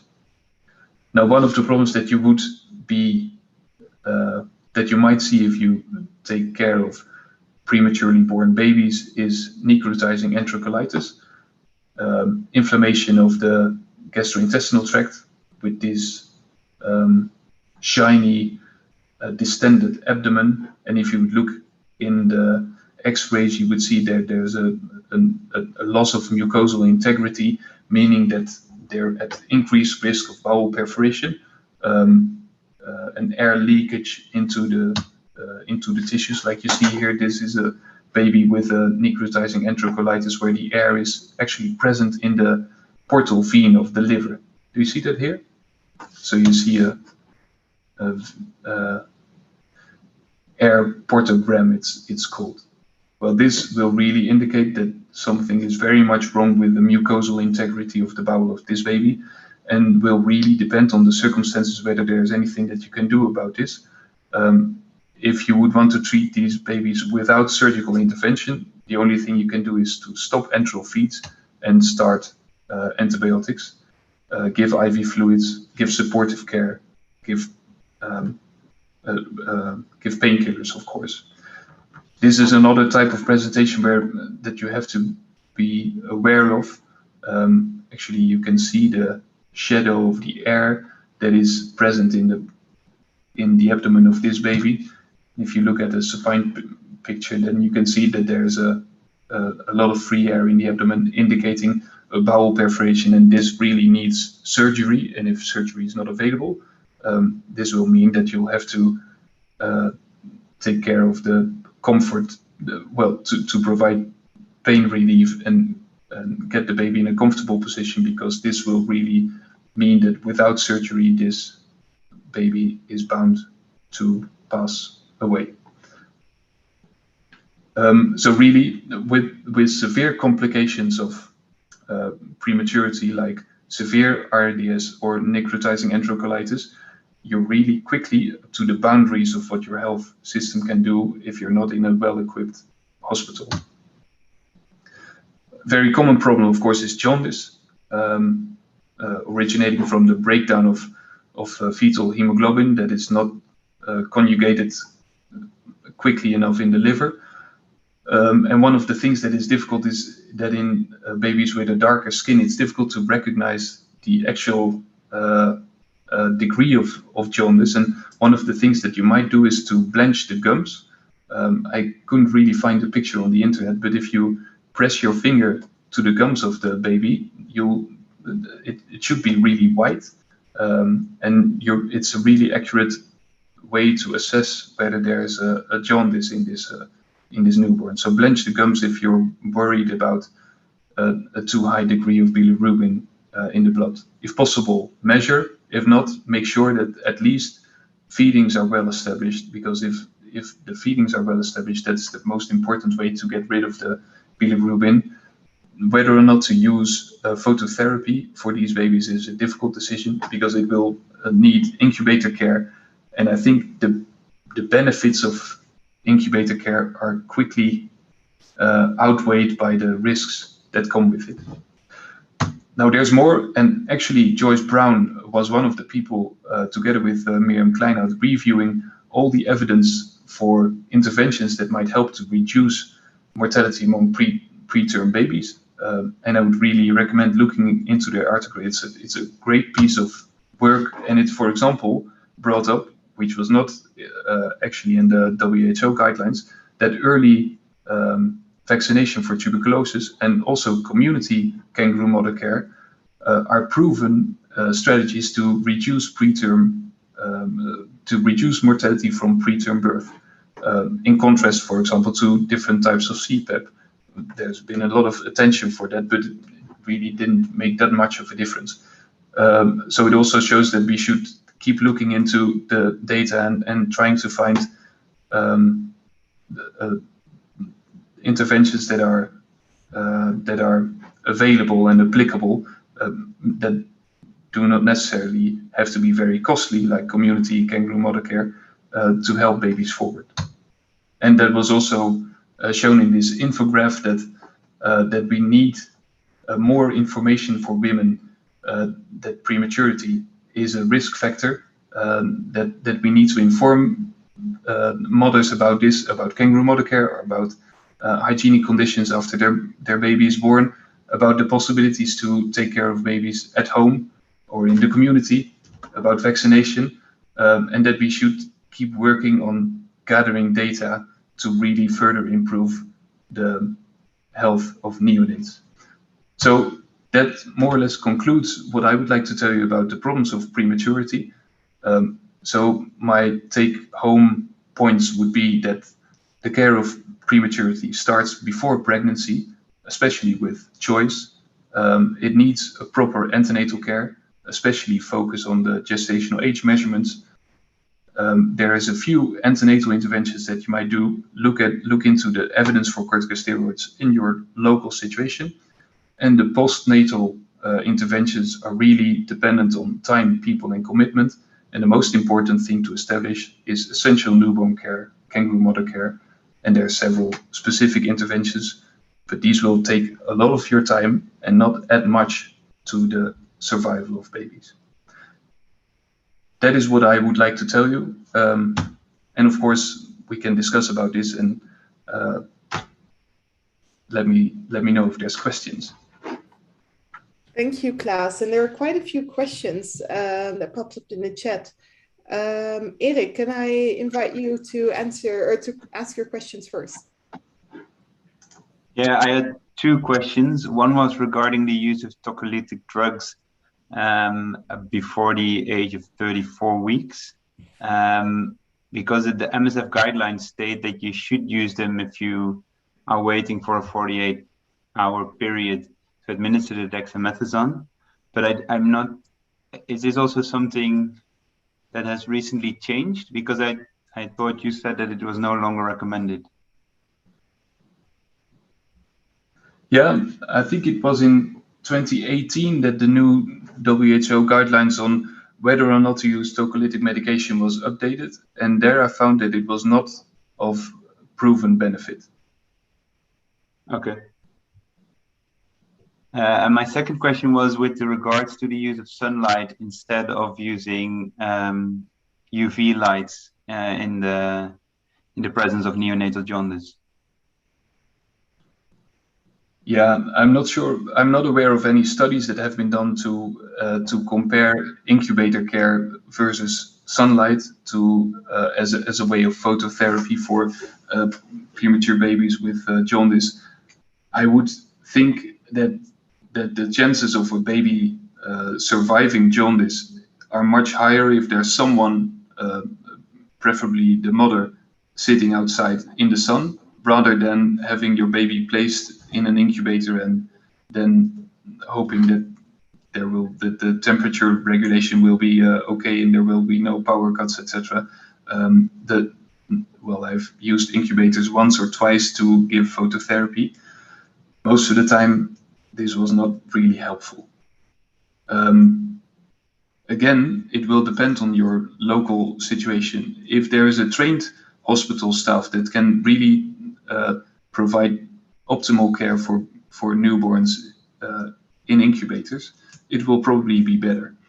But if that's not available, then I would think that that sunlight will probably be better. Most of the babies that go on to develop such a severe degree of jaundice have some underlying conditions, like hemoglobinopathies or red cell disturbances that lead to increased breakdown. And I'm not sure that even with phototherapy that will be enough to protect these babies from kernicterus. But of course, I'm open for other experiences. And let me see if, Erik, what are your own experiences on this? In the chat, I already asked Gerben or Rubana to share their experience from the hospital in northern Ghana. Not sure if they're able to, tell us what you do. Yeah, I can comment. If Rubama has something to add, please feel free. I think indeed that doing simple things well will make the biggest difference in a low resource setting. And I think the challenge in the hospital where I work is that the knowledge about kangaroo mother care is available, but the actual practice of it, is still difficult to implement, mainly because there's just a very little space available for the women to be together with their children. There's basically just one small room of maybe 12 square meters available, and that is the whole neonatal unit. So most of the women are not even inside that room. It's only the baby. So to actually provide kangaroo mother care, which I think will make indeed the biggest difference in our hospital, is very difficult to implement. So talking about commitment, it will also need space for these women. Yeah, so that is also something we are looking at. Yeah. Maybe to add, at the regional level, I know 2 hospitals in Ghana that have been quite successful in implementing kangaroo care, or where I saw it myself at least. I'm sure there are other hospitals too. One is the Eastern Regional Hospital, where they actually had a whole room where women were invited to come to do kangaroo care. And the same was in the Greater Accra Regional Hospital in Accra, where they also had a breast milk bank class. To see your comment, and that was also a remarkable innovation that is relatively simple but makes a big impact. And if anyone wants to know more about this, happy to share or connect you to the people who can tell you more about these facilities and how they organize it. Carol, I saw you posted a question too. Could you ask your question? Hi, Joyce. I think class has just answered that relatives can actually be involved in kangaroo mother care. But yeah, it would be nice to just know what are the basics that are supposed to be put in place for kangaroo mother care to be successfully implemented in low resource settings. So we identified space. What others are there? Yeah. Well, actually, it's not really difficult. It is the basics are not really difficult. You need a place where these mothers can be, that can be kept warm and clean, and you need people to explain how kangaroo mother care works. And often what works best is to visit a place where kangaroo mother care is already in place, and then take away lessons learned there and apply that to your local situation. But really to have people that continue to stress the importance of kangaroo mother care, that are there all the time, that can really all the time help people to start their next day of kangaroo mother care. That, in my experience, is the most difficult part. It's a warm, humid, often a bit smelly room with babies crying all the time and mothers sometimes elated, sometimes in agony. To go in there and do your daily round takes effort and time, and it's very easy to let things. It's very easy to keep up a good quality of care, kangaroo mother care. But I think these are also questions for the later sessions. I'm afraid that I'll not be able to attend, but really this is the most. The evidence is that this is the most important part that you can do for newborns, and especially for low birth weight babies, be it small for gestational age or preterm babies. So do pay attention if you would want to work there. Yes, for sorry, please go ahead, Carol. All right, yeah, so I was actually thinking about in terms of women who deliver at home rather than actually in health facilities.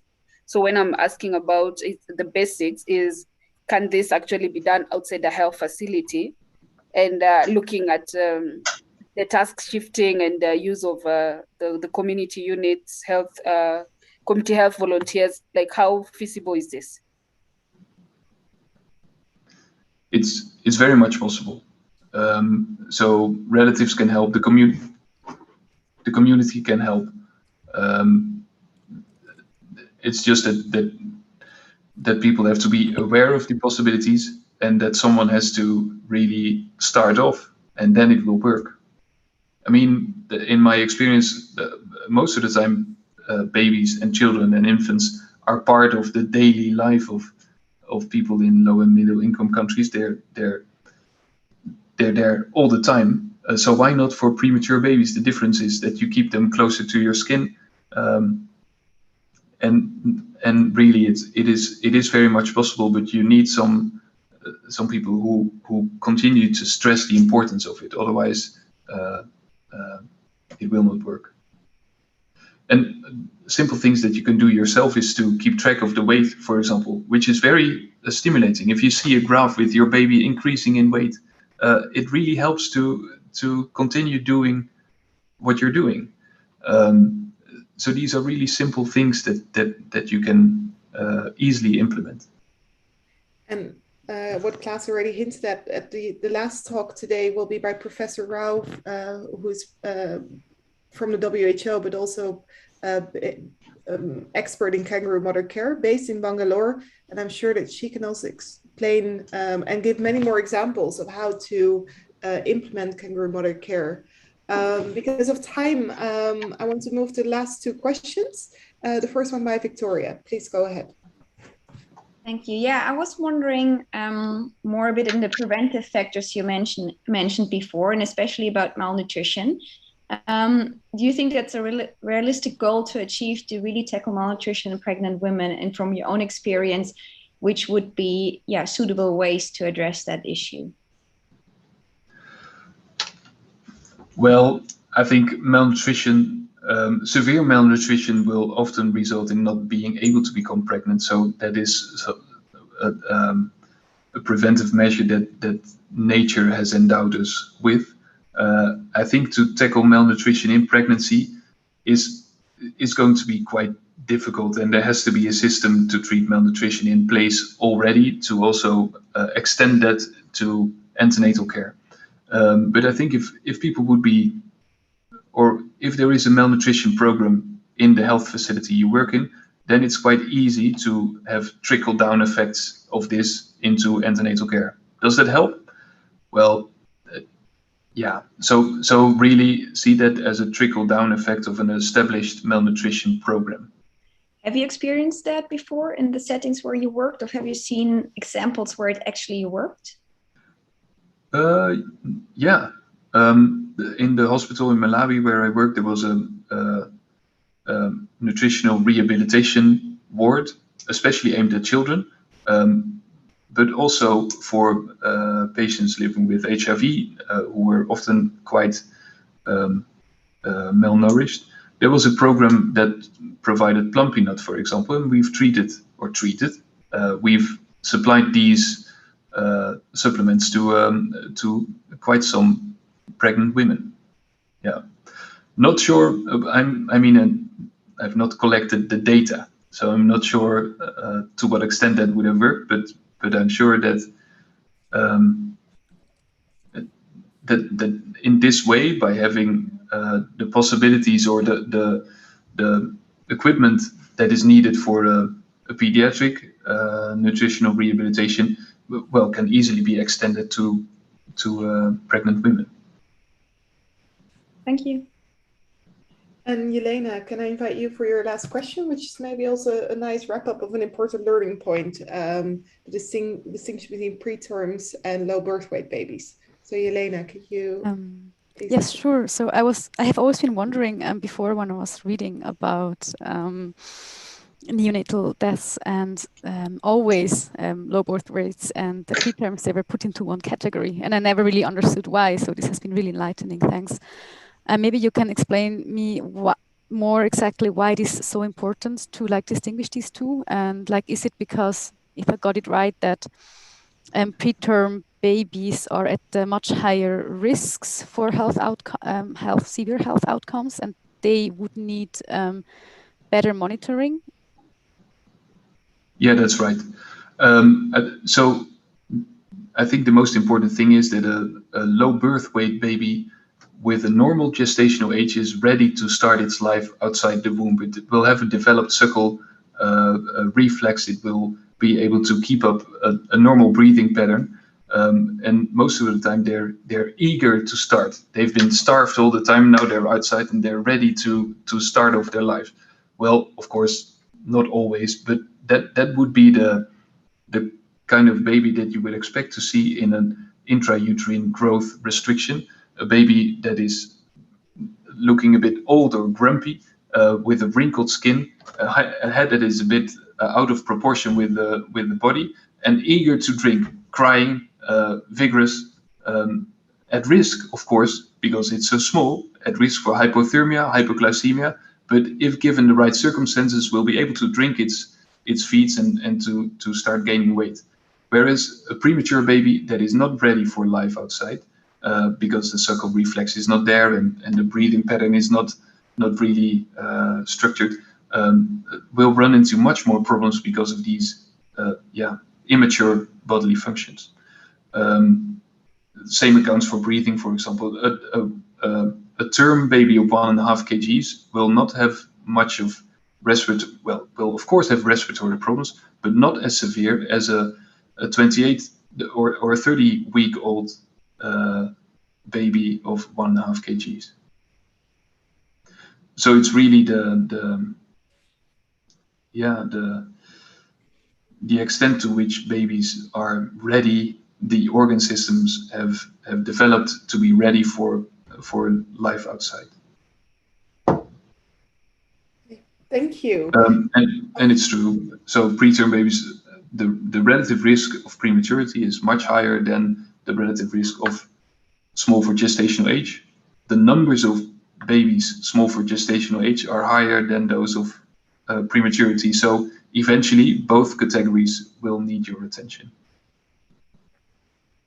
Thank you. Thank you for joining us. We will break now for 10 minutes. After we come back, we'll resume by a talk by Emily Pfeiffer and Louis Bons about a new development that can have a major impact on newborn health, and it's maternal vaccinations. So stay tuned. Feel encouraged to get up and stretch your legs a little bit, because online learning and online listening is always different from the classroom experience. So get up and stretch your legs, grab coffee or tea, and we will see each other at 2. And Klaas Koop, thank you again for joining us. Thanks very much. See you.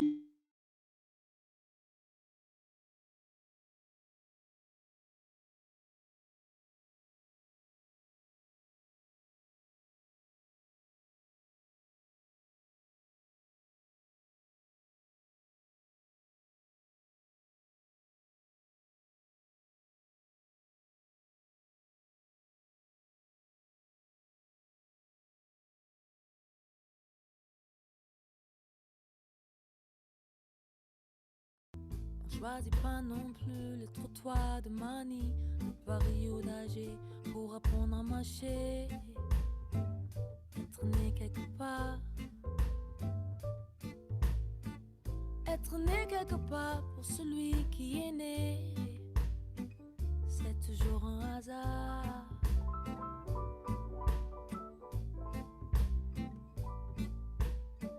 Y a des oiseaux de basse-cour et des oiseaux de passage. Ils savent où sont leurs nids, qui rentraient de voyage ou qui restent chez eux. Ils savent où sont leurs œufs.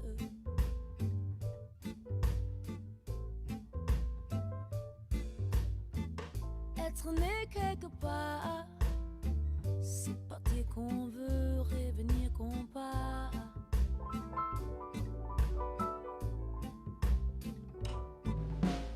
Est-ce que les gens naissent égaux en droit à l'endroit où ils naissent? Que les gens naissent pareils ou pas? Est-ce que les gens naissent égaux en droit à l'endroit où ils naissent? Que les gens naissent pareils ou pas? On choisit pas ses parents, on choisit pas sa famille. On choisit pas non plus les trottoirs de Manille, de Paris ou d'Alger pour apprendre à marcher. Je suis né quelque part. Je suis né quelque part. Laissez-moi ce repère où je perds la mémoire.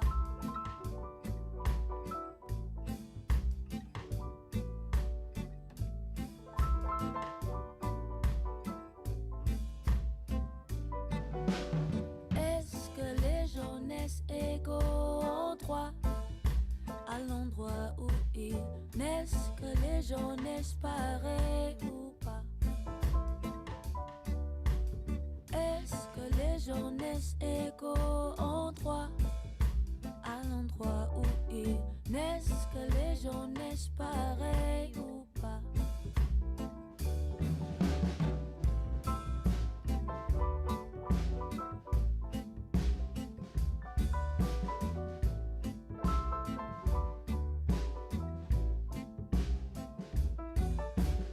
Est-ce que les gens naissent égaux en droit à l'endroit où ils naissent? Que les gens naissent pareils ou pas?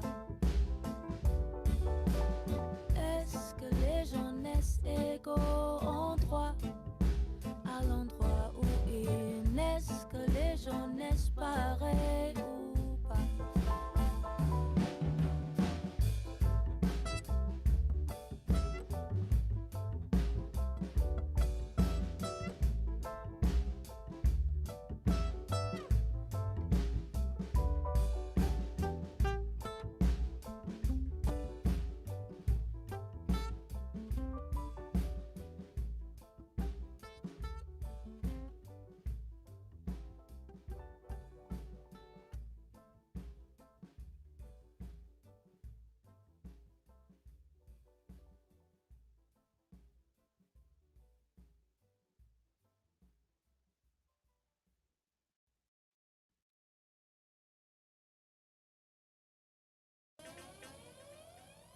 Nine, 4, 8, 1. B-Day.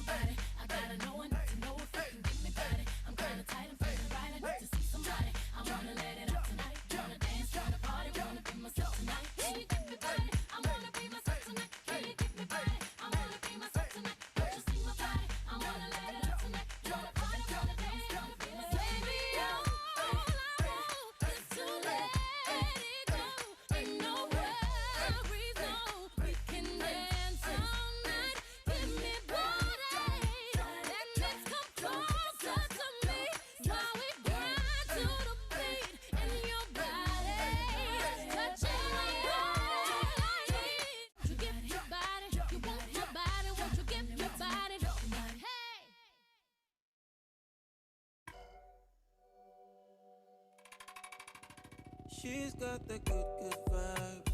Beauty that I can't describe. Golden like the summer skies. Her shape, her the skin don't crack. Brown sugar, she a chocolate snack. Fire girl, she don't take no flack. You take the sun with you when you leave the room. It's incredible. I put put you on the pedestal. I mean, oh, you're magical. You are special. You changed my life, it's a miracle. I'm in love, you already know.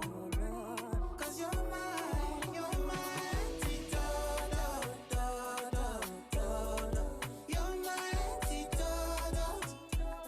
Cause you're my antidote. You're my antidote.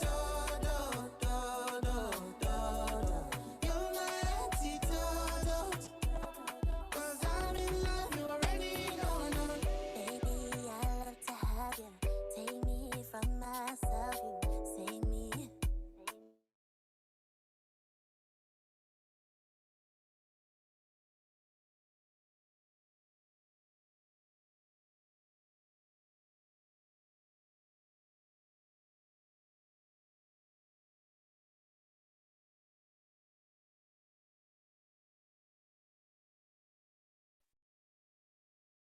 Okay, it's nearly 2.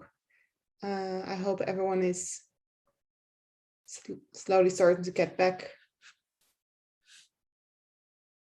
Could you turn on your video again if you're back so we can get an impression of how many people have already returned? If you had the opportunity to get a cup of tea, coffee, glass of water, something else, because we're about to start the next session on maternal vaccinations. And this is given by Emily Fiver. She's a medical doctor, a PhD student with the UMC Utrecht and with the Mina Children's Hospital. Emily, oh, there you are. Yeah, I will spotlight you. Yeah, and please take the floor. You're welcome. Yeah, so thank you for the introduction. For the people at home at the YouTube channel, I introduced myself earlier in this Zoom meeting, but now Joyce told you that I'm working at the Wilhelmina Children's Hospital and specifically at maternal vaccinations.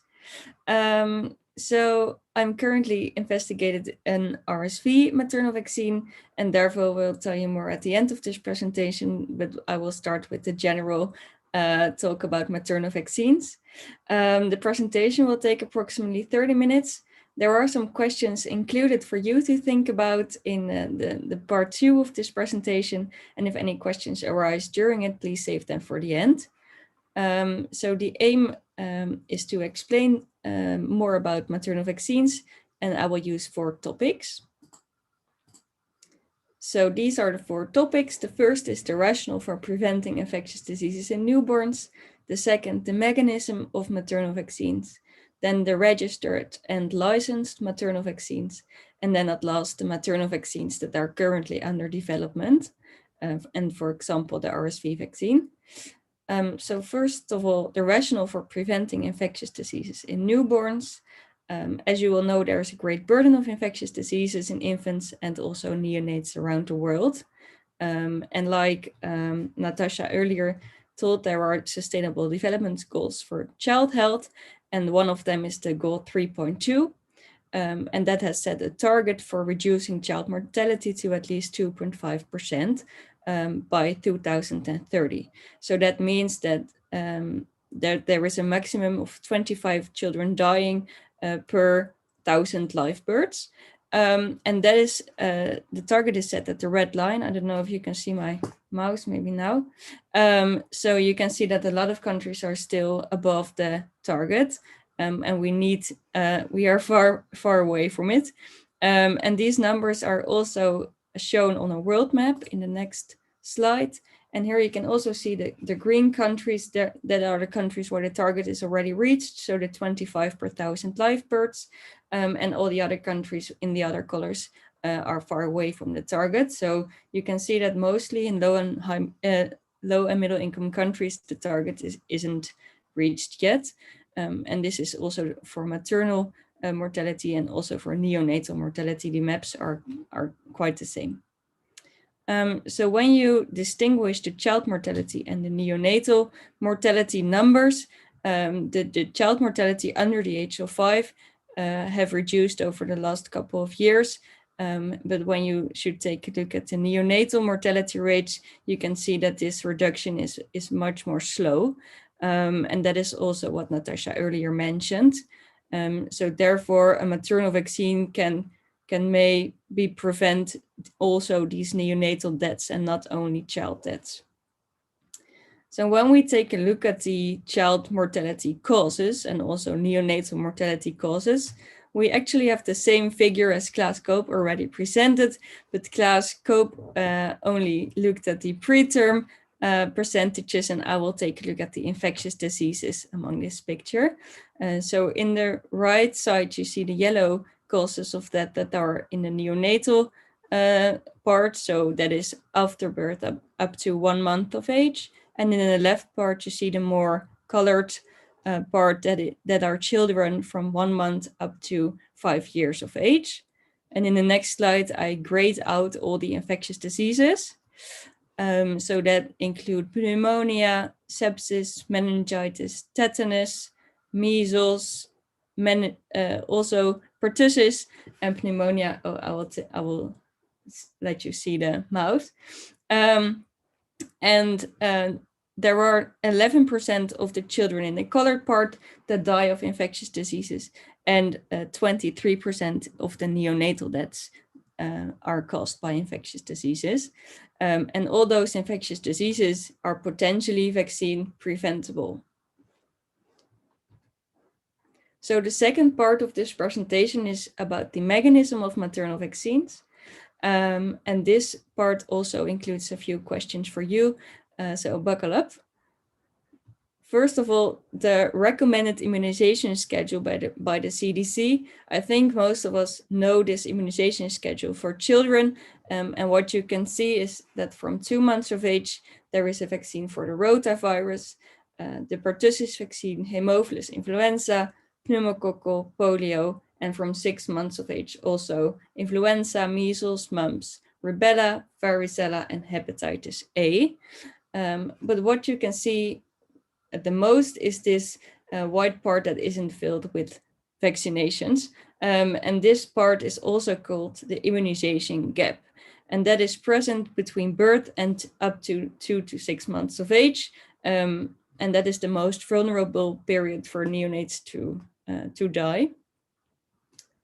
So the aim of a maternal vaccine is to give pregnant women greater protection against infectious diseases, but also to increase maternal specific antibodies against infectious diseases to protect their newborns in this window of vulnerability, so in this immunization gap. And in the next slides, I adjusted a picture of a Dutch journal to a more simplified way to explain the maternal vaccine. So in this picture, you can see in the pink part, the maternal part. So that is before they deliver their baby. Then the gray line is the delivery and also birth. And then in the white part, there is the children's part of the figure. And what you can see in this purple line are the antibodies that in a normal pregnancy are produced by the women and transferred via the placenta to the baby. And then when the baby is delivered, the baby uses these maternal antibodies to kind of overlap the period that they are vulnerable for infectious diseases until they have their own antibodies produced by their immune system or either boosted by vaccinations in the children's immunization schedule. But then you can still see there is a large immunization gap. And we need to prevent this immunization gap because in the first months of the baby's life, the adaptive immune system is still unable to mount a fully protective response to many of those pathogens. So what we do is we minimize the immunization gap. And normally the mother, like I told you, has already specific antibodies, but these are often suboptimal and therefore may not be sufficient to confer this full protective immunity in infants, or may only protect them for a short period of time. And the concept of a maternal vaccine is to boost these normal antibodies during the pregnancy, so that the titers are higher in the infants and can also persist for a longer time in the infant, and thereby closing the window of vulnerability. And these antibodies cross the placenta, so I will take 1-2 minutes to explain how this is done. So here you can see the fetus in the uterus, and the placenta is zoomed in on. And in this part of the placenta with the green arrow is the syncytial trophoblast. That is a part of the placenta. And when you zoom in on that part of the placenta specifically, you can see the maternal side of the placenta, then the syncytial trophoblast, and then the fetal circulation. And when the maternal antibody is at the placenta, it is endocytosed in the syncytial trophoblast, then can bind to an Fc receptor, and then goes to the fetal side of the circulation and dissociates from this Fc receptor again. So here is the first question for you. What is the approximate duration of protection by maternal antibodies after the mother has been vaccinated? And this protection is specifically for infants.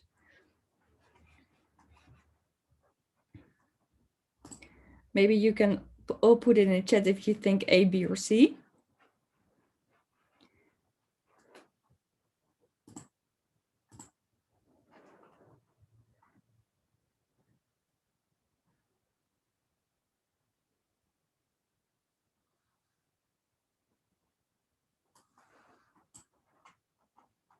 Okay, so I see mostly A and C.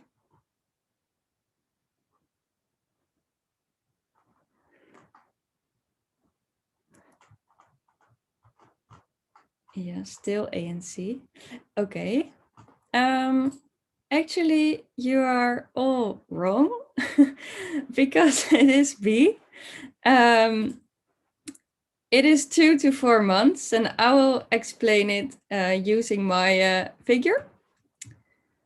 So the levels of antibodies, I will close this chat window. The levels of antibodies wane over a period of time, and that is approximately 2 to 4 months after birth. And this time frame is dependent on the type of vaccine that is administered. So most of the studies, for example, the pertussis and influenza maternal vaccines, show that the levels are below a protective threshold after approximately 4 months.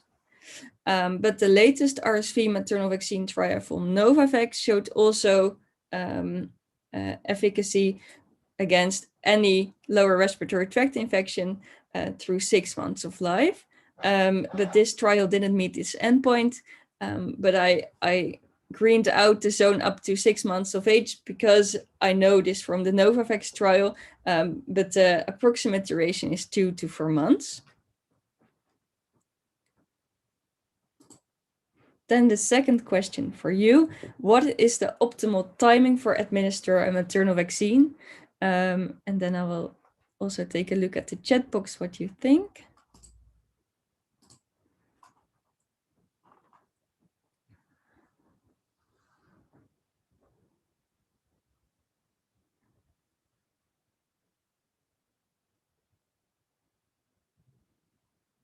Yeah, that's clear. You all think B. And that is the right answer. It is the second trimester. So in the purple part, I grayed out the optimal timing, and you can start at the second trimester. Actually, the concentration of specific antibodies starts increasing approximately 2 weeks after you administer the vaccine to the mother. And different studies also showed that the time between the vaccination and the delivery was the most important factor to boost antibody titers. So not necessarily the timing in the trimester, but more importantly, the time between vaccination and delivery. So the longer the time interval between the vaccination and the delivery, the higher transplacental transfer ratios were seen, and also higher cord blood titers were seen. And this is also useful because when you administer the vaccine earlier in the second trimester, you can also protect preterm births for being protected against infectious diseases. So then the already licensed maternal vaccines? This is the last question for you as an audience. How many vaccines are already registered and recommended for use in pregnant women?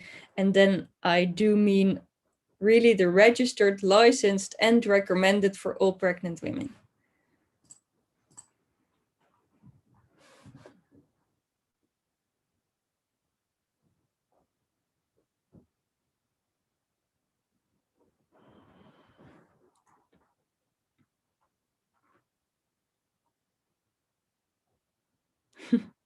Yeah, Nikki, you mentioned something that I thought about also.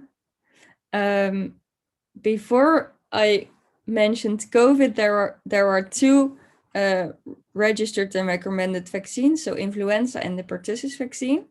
But now we also give COVID to all pregnant women, which isn't really licensed as a maternal vaccine. So I count B and C both as good. Close the chat box. So the licensed maternal vaccines by the CDC for all pregnant women are influenza and pertussis. And these two vaccines are now widely recommended because they have strong evidence that they are safe and efficacious. And the influenza vaccines are only recommended if a pregnancy is during an influenza season and can be given during any time in the pregnancy. And the pertussis vaccine is only given to women that are in the second or third trimester. In the Netherlands, we give it as the 22 weken prik. And in Engeland, it is during the third trimester. And now, not like I said, licensed, but it is recommended to pregnant women is the COVID vaccine. And I will mention that later. So first, some slides about the influenza vaccine safety and efficacy, and then the pertussis. So the rationale for the influenza maternal vaccine is that pregnant women are at an increased risk for hospitalizations and death. And also during the 2009 influenza pandemic, there were risks seen that were associated to pregnancy. So there were women who had influenza who had more risks for neonatal death, preterm birth, and also stillbirth. So that was the reason why it was implemented. This vaccine is effective. Different studies were performed to examine this effectiveness of a maternal vaccine to prevent disease in infants. And there was a 36 to approximately 60% reduction of lab-confirmed illness in children, in neonates, and a 72% reduction of hospitalizations due to influenza in infants. And also this influenza vaccine is safe. And when you want to address safety, you have to take a look at 3 pillars. First of all, the tolerability. So, for example, the minor adverse events like a swollen arm or a red arm after the vaccination. Then second, the adverse pregnancy outcomes for mothers and babies. For example, preterm birth, fetal death, and then the long-term effects for the infants, which is very important also for mothers to decide if they want to have a vaccine. And regarding to the influenza vaccine, it is shown that the vaccine is as tolerable as it is in non-pregnant women. And also there were, regarding the adverse events, no unusual patterns seen of adverse pregnancy or fetal outcomes. And to address this, they looked at the vaccine adverse event reporting systems or the vaccine safety data link. And for example, in the Netherlands, something like LAREP is such a data safety registry. And also on the long term, one study was done to look at the growth and development in infants after their mothers were being vaccinated. And they looked at the growth and development up to 1 year of age. And there were also no difference seen between the vaccinated and the placebo mothers. So we can say that the influenza vaccine is safe regarding all those 3 pillars. Then the pertussis vaccine, the rationale behind this is more regarding the infants, because the most severe pertussis cases and deaths occur in the first months of life when the infants did not yet started or completed their immunization schedule. And therefore, this was also implemented as a recommended and licensed maternal vaccine. The pertussis vaccine has higher reduction rates, mostly for the lab-confirmed disease. And this was a meta-analysis of Kendall et al. And you can see here that the vaccine efficacy is very high for the children under 2 months of age, also for the children under 3 months of age. But then you can see that there is a large difference for the children up to 6 months of age. And this is in line with the earlier question about the duration of protection in infants. So after 2 to 6 months, we do not really see a high protection like in the younger infants. Also, this vaccine, we can take a look at those 3 pillars, and the Tdap maternal vaccine is well tolerated. When you take a look at the adverse events, there is data used for more than 1.4 million pregnancy in those safety data registries, and there were similar risks for all safety outcomes in vaccinated and unvaccinated women for those infants. And also on the long-term, Leverty et al. Performed a retrospective study in which 7,000 live births were exposed to Tdap in utero, and they didn't saw any increased risks for long-term events such as infections, asthma, neoplasm, sensory disorders, or other stuff up to 6 years of age.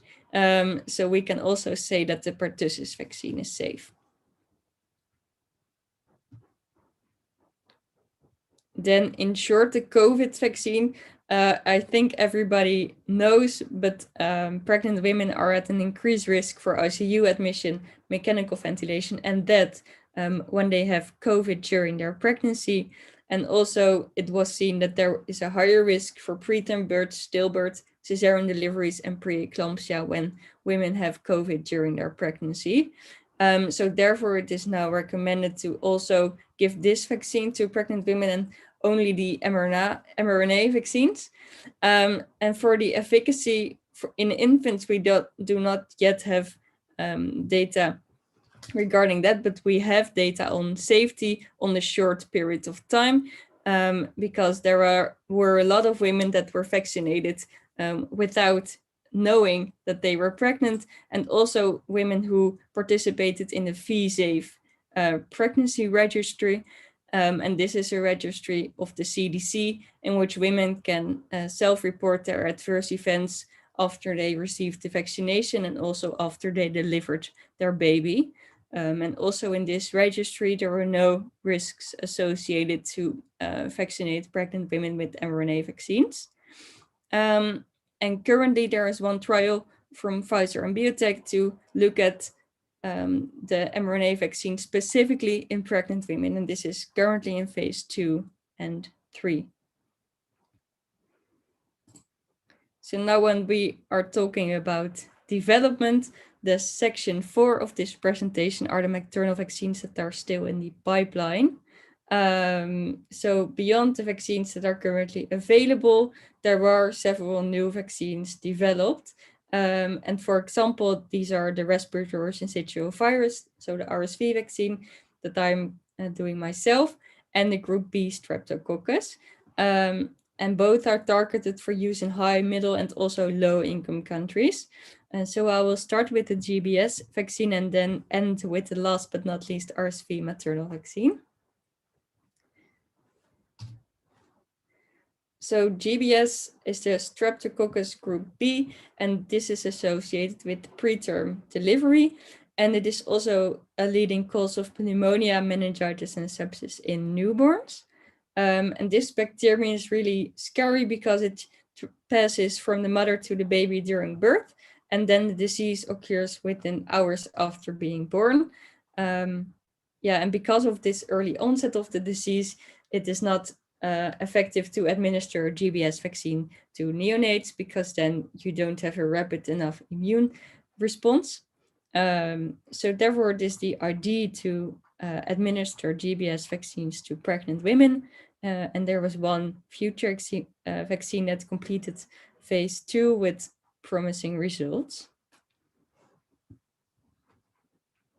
And regarding RSV, so respiratory syncytial virus, this is the leading cause of viral lower respiratory tract infection in infants, and also the second most important cause of death in post-neonatal infants. So currently there is no treatment available, only supportive treatment. And we have the monoclonal antibody palivizumab that is administered to high-risk infants. But this is very costly, and you have to administer it monthly, and it has also limited efficacy. So therefore, it would be very helpful if we have a maternal vaccine. And there are 2 clinical trials right now in phase 3. One of them we also perform in the WKZ, Wilhelmina Children's Hospital, with myself and the rest of the team that I will show you later, and also a subunit vaccine from GlaxoSmithKline. So several candidates are under development, and there is already one nanoparticle RSV vaccine that reached their phase 3, but didn't really reach its endpoint, but I will show their promising results. This is from the Novavax trial. They used a different kind of vaccine, so not a subunit vaccine, and they looked how they can prevent illness and hospitalizations. And they didn't meet their endpoint, but their results are promising, because here here's my mouse, showed the picture of the hospitalizations in children. And what you can see is that the women that received the RSV vaccine had hospitalizations in their infants in 2.1%, and in the placebo group it was 3.9%. So that is already a vaccine efficacy of 44.4% in hospitalizations. And this RSV maternal vaccine phase 3 trial did not meet its primary endpoint, but it is possible that newer maternal vaccine, which utilize the more antigenic pre-fusion F protein of RSV, may lead to higher neutralizing titers in mothers, and also greater protection in infants. So that is hopeful. Then in summary, I want to say that influenza and the pertussis vaccination are safe, efficient, and recommended. The optimal timing for vaccinating the mothers is the 2nd trimester. The protection in infants is established for 2 to 4 months of age, and new maternal vaccines, specifically the RSV and GBS, are still on the horizon. And then I would like my team who helped me with this presentation and also during my PhD. I'm happy to answer some questions. I see Gerben already put a question in the chat. Gerben, could I invite you to unmute yourself and ask your question? Yeah, sure. Thank you very much. Yeah, I was wondering whether you are aware of any plans to test rotavirus and or pneumococcal vaccines for maternal administration, since these diseases also account for quite some morbidity and mortality in infants and children. There you hit the right spot. There are a lot of vaccines that we want as a maternal vaccine. For example, the meningococcal, rabies, pneumococcal, the rotavirus. I don't really know if that is under development. I didn't saw it during any readings about maternal vaccines, but pneumococcal and meningococcal are in some countries already available, but not recommended and licensed for maternal vaccines.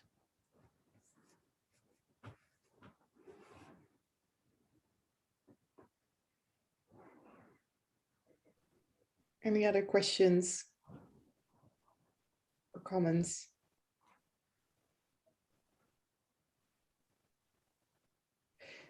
I have a question, Emily. Do you know whether there is a global, because vaccine accessibility is a global topic at the moment because of COVID, obviously, and COVAX is the program.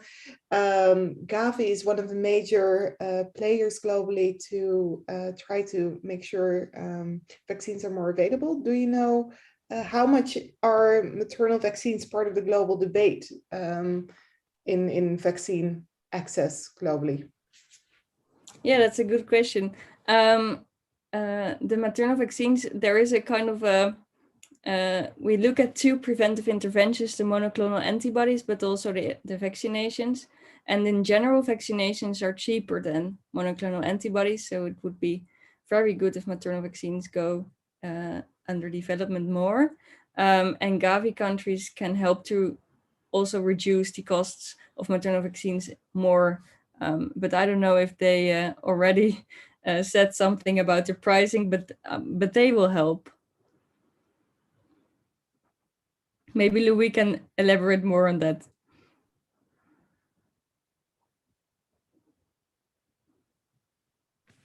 Louis, are you in? Maybe just called it away for clinical duties. Any other questions or comments?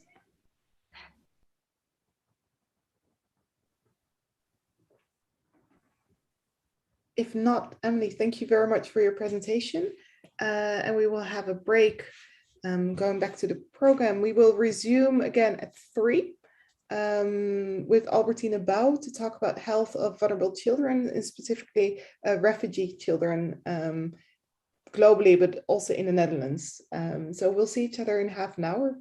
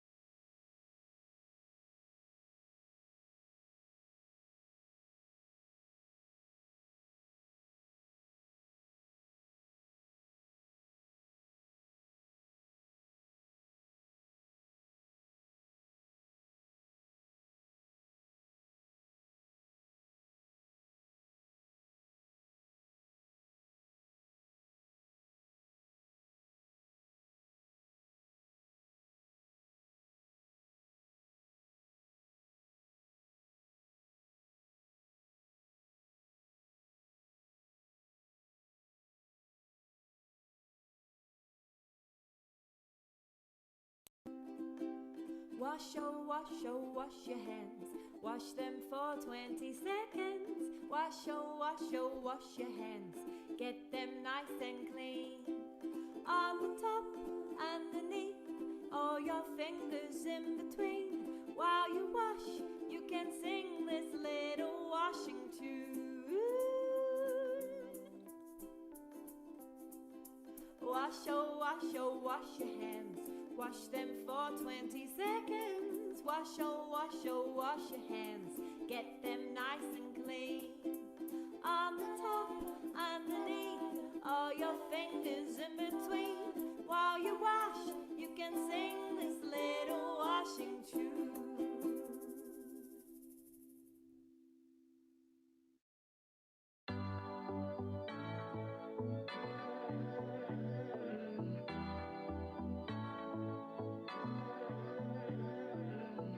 Sau gần đây có một virus rất hot, tên của em ấy Corona. Em từ đâu, quê của em ở Vũ Hán.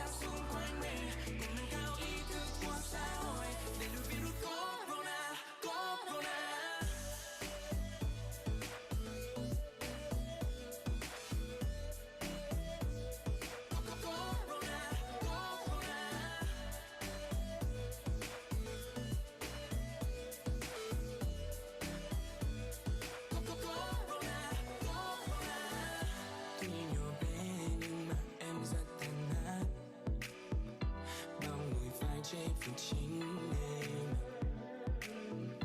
Tuy rằng khó nhưng toàn dân đang cố gắng không để em tiếp tục lớn thêm. Chắc chắn ta nên nâng cao cảnh giác, đừng để em mê phát đạt. Chắc chắn ta nên quyết tâm tự giác để dịch bệnh không bùng cháy lên.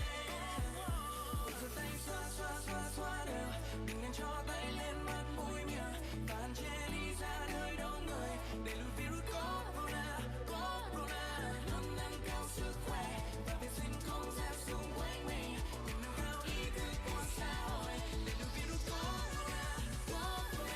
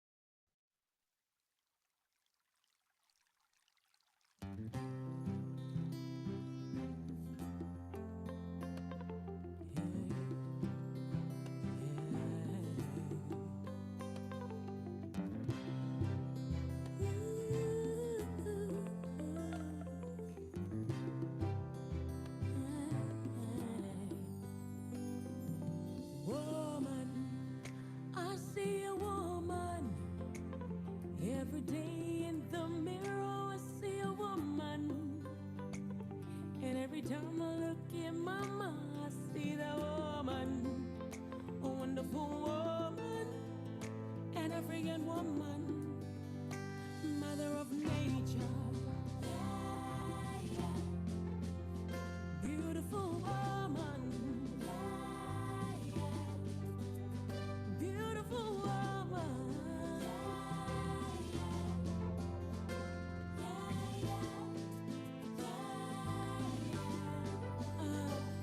Me oba, bibi ni ba. Semi gasen shoyensha neyeza. Me was suba wa, but you're my whole vet to say. Bibi ni ba. Wonderful woman, beautiful woman, beautiful woman,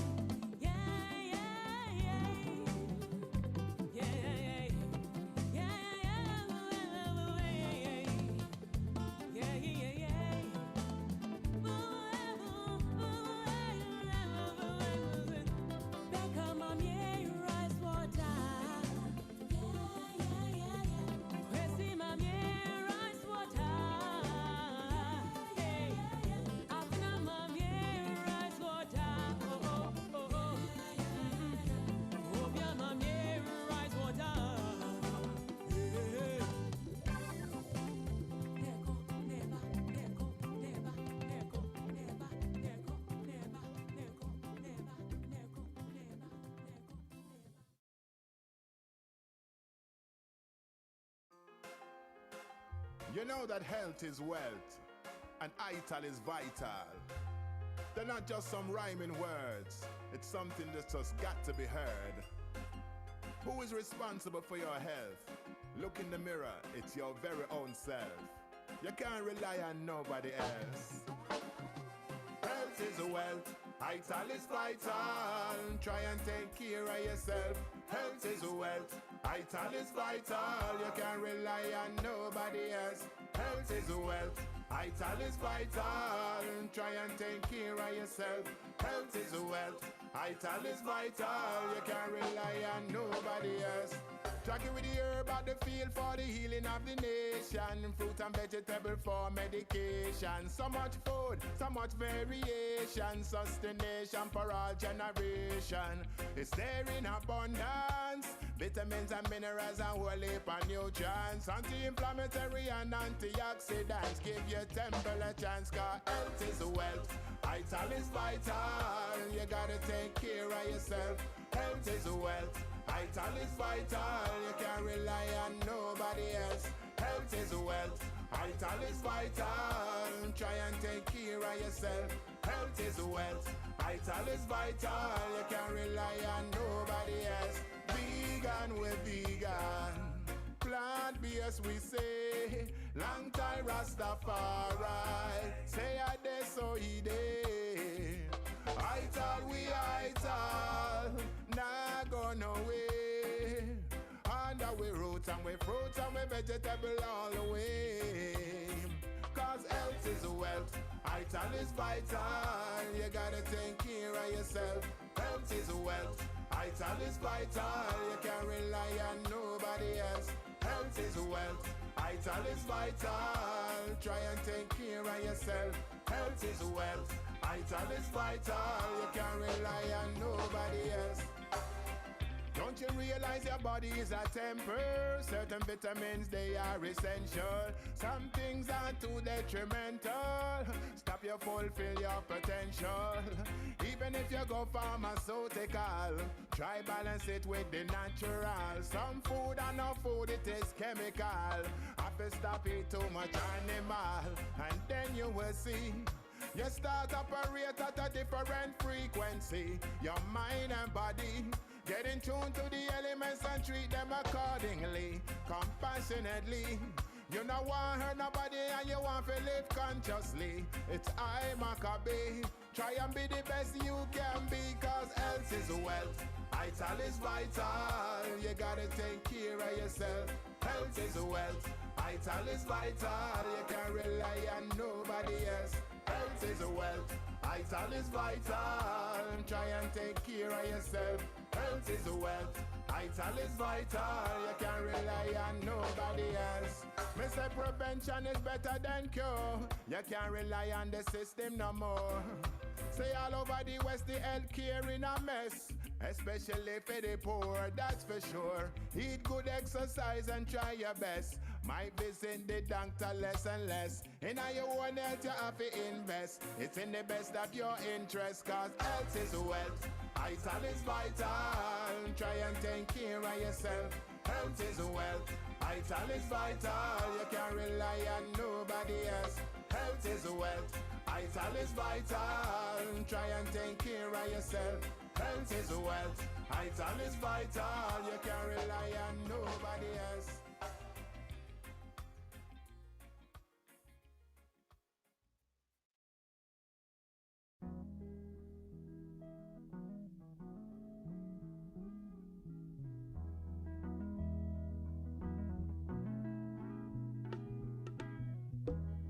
Eu não quero mais conversa com quem não tem amor. Gente certa é gente aberta. Se o amor chamar, eu vou. Pode ser muito bonito o mar, o sol e a flor, mas se não abrir comigo, não vou, não vou. A as pessoas que caminham, seja lá pra onde for. É uma gente que é tão minha que eu vou, que eu vou. Quem não tem nada com isso veio a vida e não amou. Gente certa, gente aberta, se o amor chamar, eu vou, eu vou, eu vou, eu vou, eu vou, eu vou, eu vou, eu vou, eu vou, eu vou, eu vou, eu vou.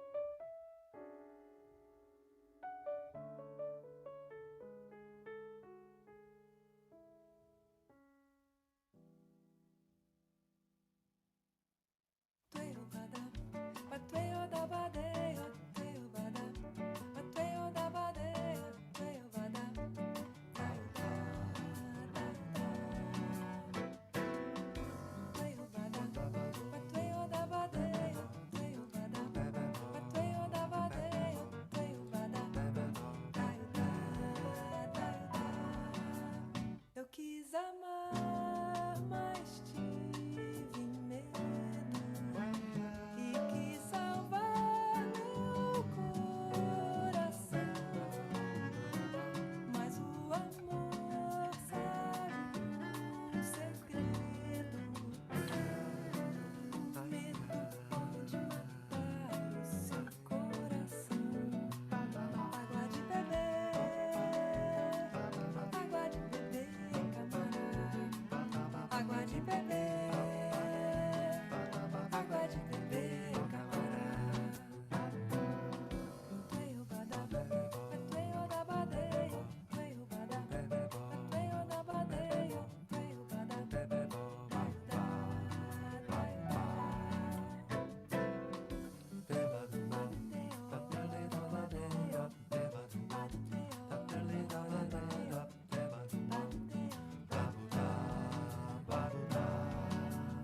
Eu nunca fiz coisa tão certa. Entrei pra escola do perdão. A minha casa vive aberta. Abre todas as portas do coração. Água de beber, água de beber, camarada. Água de beber, água de beber, camarada. Tueu da badeia, tueu da badeia, tueu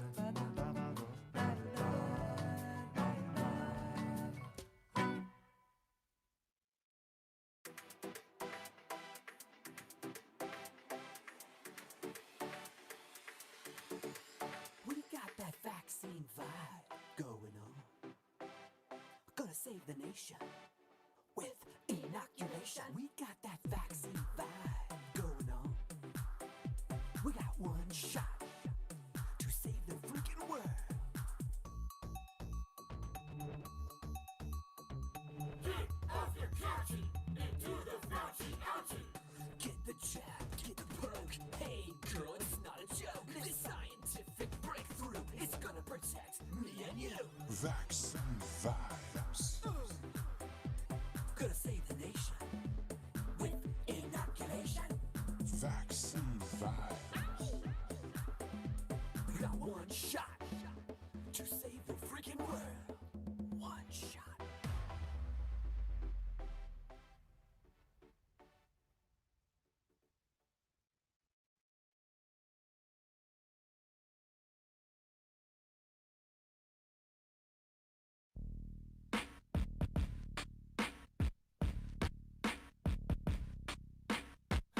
come fluttering in for Neverland. Time can never stop me, no, no, no, no. I know you tried to. I come riding in on a pale white horse, sending now high to less fortunate. I do advise you run in, run it on back when you're breaking it down for me, 'cause I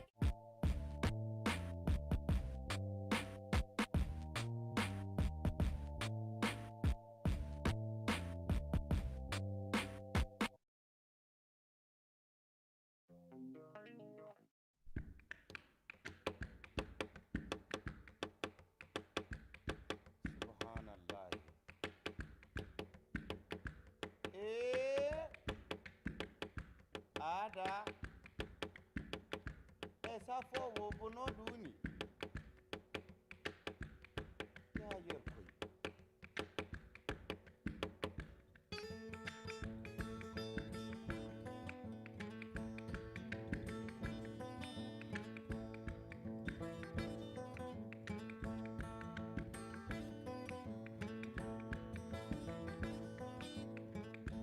Wallang easy koi. Wallang easy koi.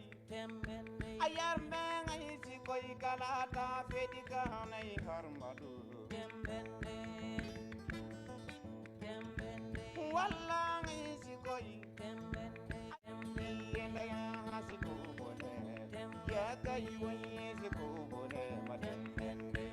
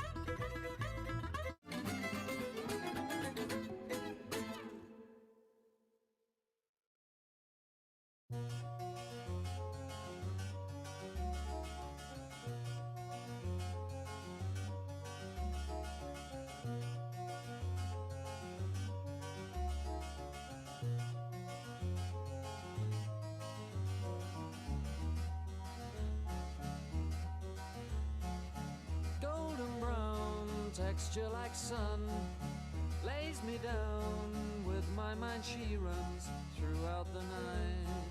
No need to fight, never a frown, with golden brown.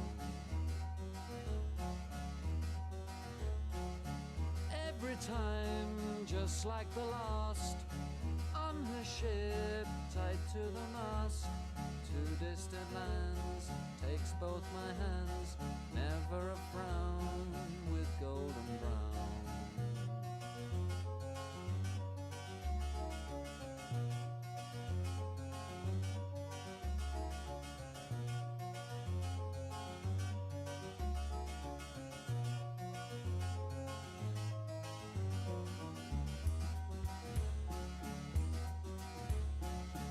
Golden brown, fine temptress.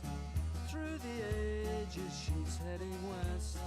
From far away, stays for a day. Never a frown, with golden brown.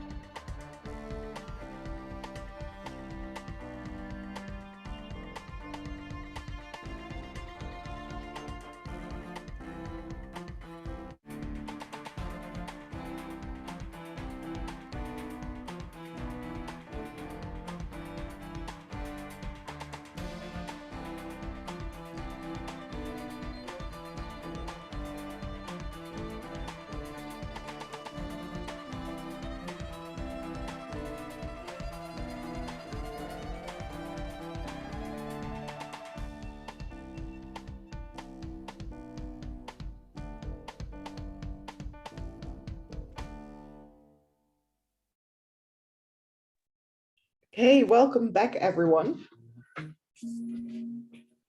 It is 3. Oh, I need to hope you had a good break. Albertina, are you available too? Are you in? Yes, I see you. That's good. Great.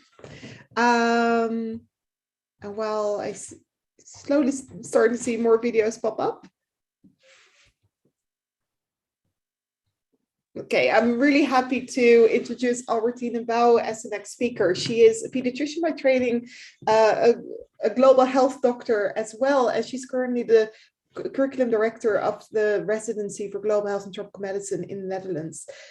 She embodies the global thinking and what it can also benefit us in high income country or high resource settings. And she will share her experience in developing clinical care guidelines for children with a refugee background in the next hour. Albertine, the floor is yours. Thank you, Joyce, for your nice introduction. Yeah, I'm Albertine, so as introduced by Joyce. Can you see my screen? I tried to share my screen, yeah? We can. Yeah, perfect, okay. So my topic is healthcare for refugee children in the Netherlands. And so I'm always trying to make it from a global perspective, but also from a public health perspective. Yeah, it's always a kind of searching where is the focus and what is the group I'm talking to. So I think I'm also the ones that are in the lecture are also a lot of global health doctors in training, I think. So for you, the perspective from working abroad I will also take a bit in account, yeah, that we look from different perspectives. This is my disclosure slide. I got money from Stichting Kwaliteitsgelden Medisch Specialisten to develop a guideline. And from Gilead, that's a pharmaceutical company, also for, it was an unrestricted grant for focus group discussions. I try to focus a bit on newborn and infant health, but my group is of course broader, also other pediatric, a pediatric approach. But what you need to take in mind, if you as a healthcare worker, if you come in contact with a refugee child, what does it make different from other group of children that you maybe encounter in your consultation room? So I try to make that clear with a picture. Of course, these children have a very different background, have a different medical history. So what makes it a kind of difficult to talk about this topic, because it's so broad, it's very wide. The group of refugee population is diverse. In whatever country you will work, if you work in South America, at the moment there are a lot of Venezuelan refugees. That's a very different group than that we get here from people from Syria. So the problems are diverse, the health systems are diverse, the refugee population is diverse. But in one way or the other, we all encounter a bit the same problem, so try to make it simple. So the problem is huge. This is a worldwide, I was just looking this morning to get a new slide, 82 million displaced people, of which are 26 million refugees worldwide, of which half of them are children. So that we are talking about worldwide figures. So if we have another picture, there you see in a graph, the refugees, where are they mainly located? You see Turkey has a lot of refugees at the moment, but also some African countries. Here, what do you think? What is this round circle? Where is it? That's Germany. Here, Pakistan. So here we have the Rohingyas, I think. We have also some groups. And now I think this group is becoming bigger, the Venezuelan group. If you look then to asylum seeking, that's again a different group. So you see here mainly asylum is United States the biggest, then followed by Germany and Turkey. We are some small spot there behind Germany. So what also makes it like if we see this is a graph from the Netherlands, from EU member states. Then you see over the years, 2015, of course, that's start of the war in Syria. So that's also one of the things. The influx is very variable. First we had the Balkan giving a lot of refugees. Now we have Syria, and then a sharp decline with all the agreements with Turkey. The refugee population is dropping very fast. So here is another graph that you see. This is again forcibly displaced people. Is not that includes the refugees, but they are not comparable. And that you see the major host countries are still Turkey, Colombia for the Venezuelan, Pakistan, Uganda, Germany. But if you look to the country that has the most refugees per caput, that's Lebanon. I think more than half of the population in Lebanon is displaced. The problem there is that they don't acknowledge them as refugees, so it gives them a different status. And so you see here, I think we are not even in this state from the Netherlands, Lebanon, Jordan, Turkey. Another thing that makes this population so diverse is that they all enter here the European country by different routes. Some come with the plane, some come through Turkey. They had a difficult route here to cross the sea. Some, you know all the stories, they come with their small boats, and some had tried to cross these borders that are closing more and more. So in my presentation, I have 3 scopes. What's different if you see a refugee child or a child from the home countries? What we have to do with outbreaks, and what about access to care? So in the Netherlands, all refugee children are seen within the youth health department. So this is an obligation by law. So they are all seen by youth health doctor, but this does not include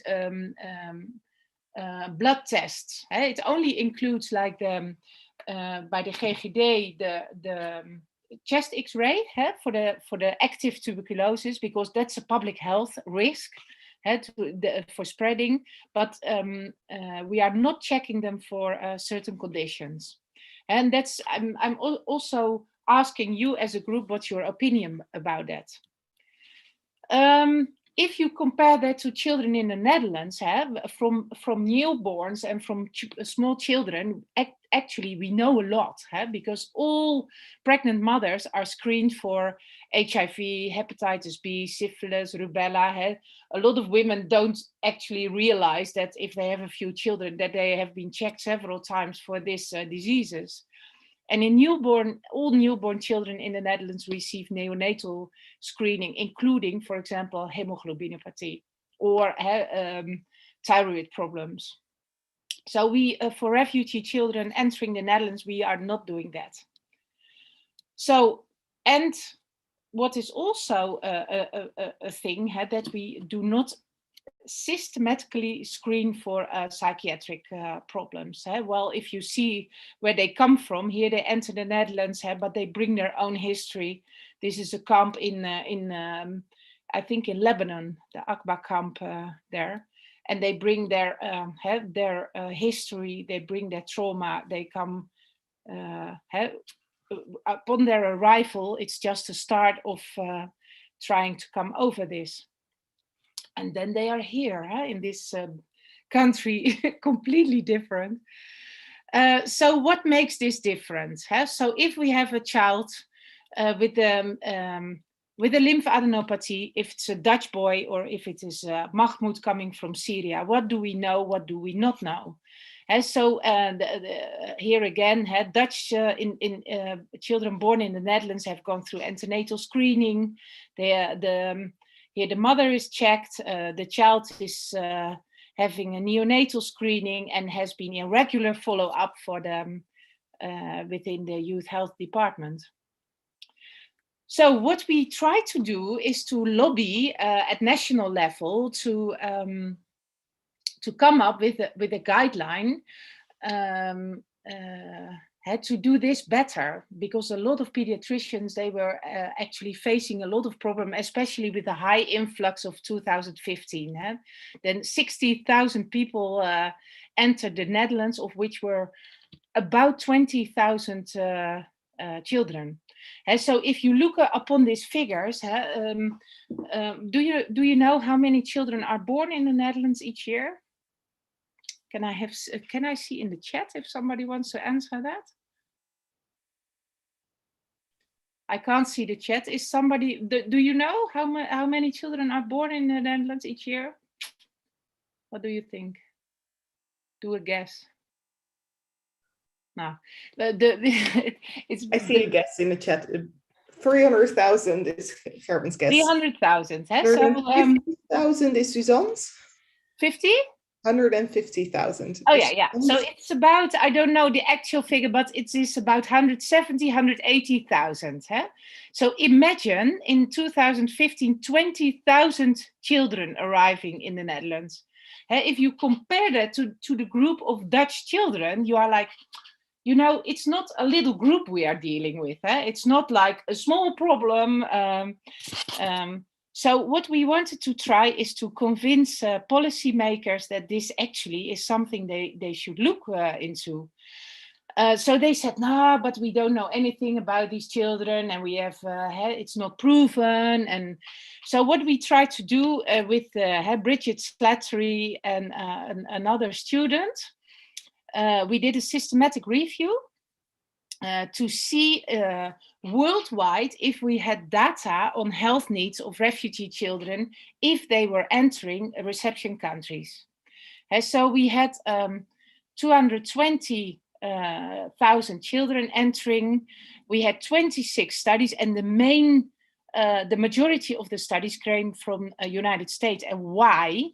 Because there a screening upon entry is obligatory. So you need to be screened if you enter. So we have a lot of data from United States. So that makes it also again different, because difficult, because the groups entering the United States are not exactly the same groups of refugee entering Europe. But anyway, we try to make our conclusions. So what we found, so this is 2 or 3 years work, and we ended up with this table. That's also so nice. So we had like 14 studies about anemia, and so we found like a percentage of 14% of the children had anemia. And hemoglobinopathie, so that sickle cell disease or a thalassemia, is about 4%. Infectious diseases, 3%, hepatitis B, hepatitis C, 0.2. That were only 5 studies.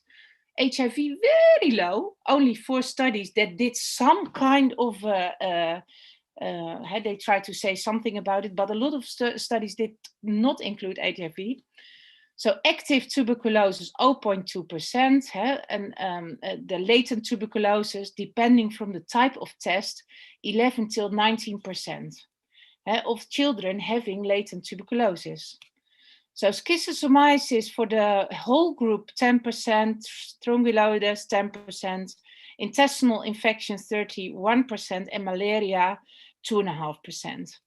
So then what we try to do is to make like, to divert this group more into like, okay, if a child comes from sub-Saharan Africa or from Middle East, could we not make it more targeted if we propose a screening?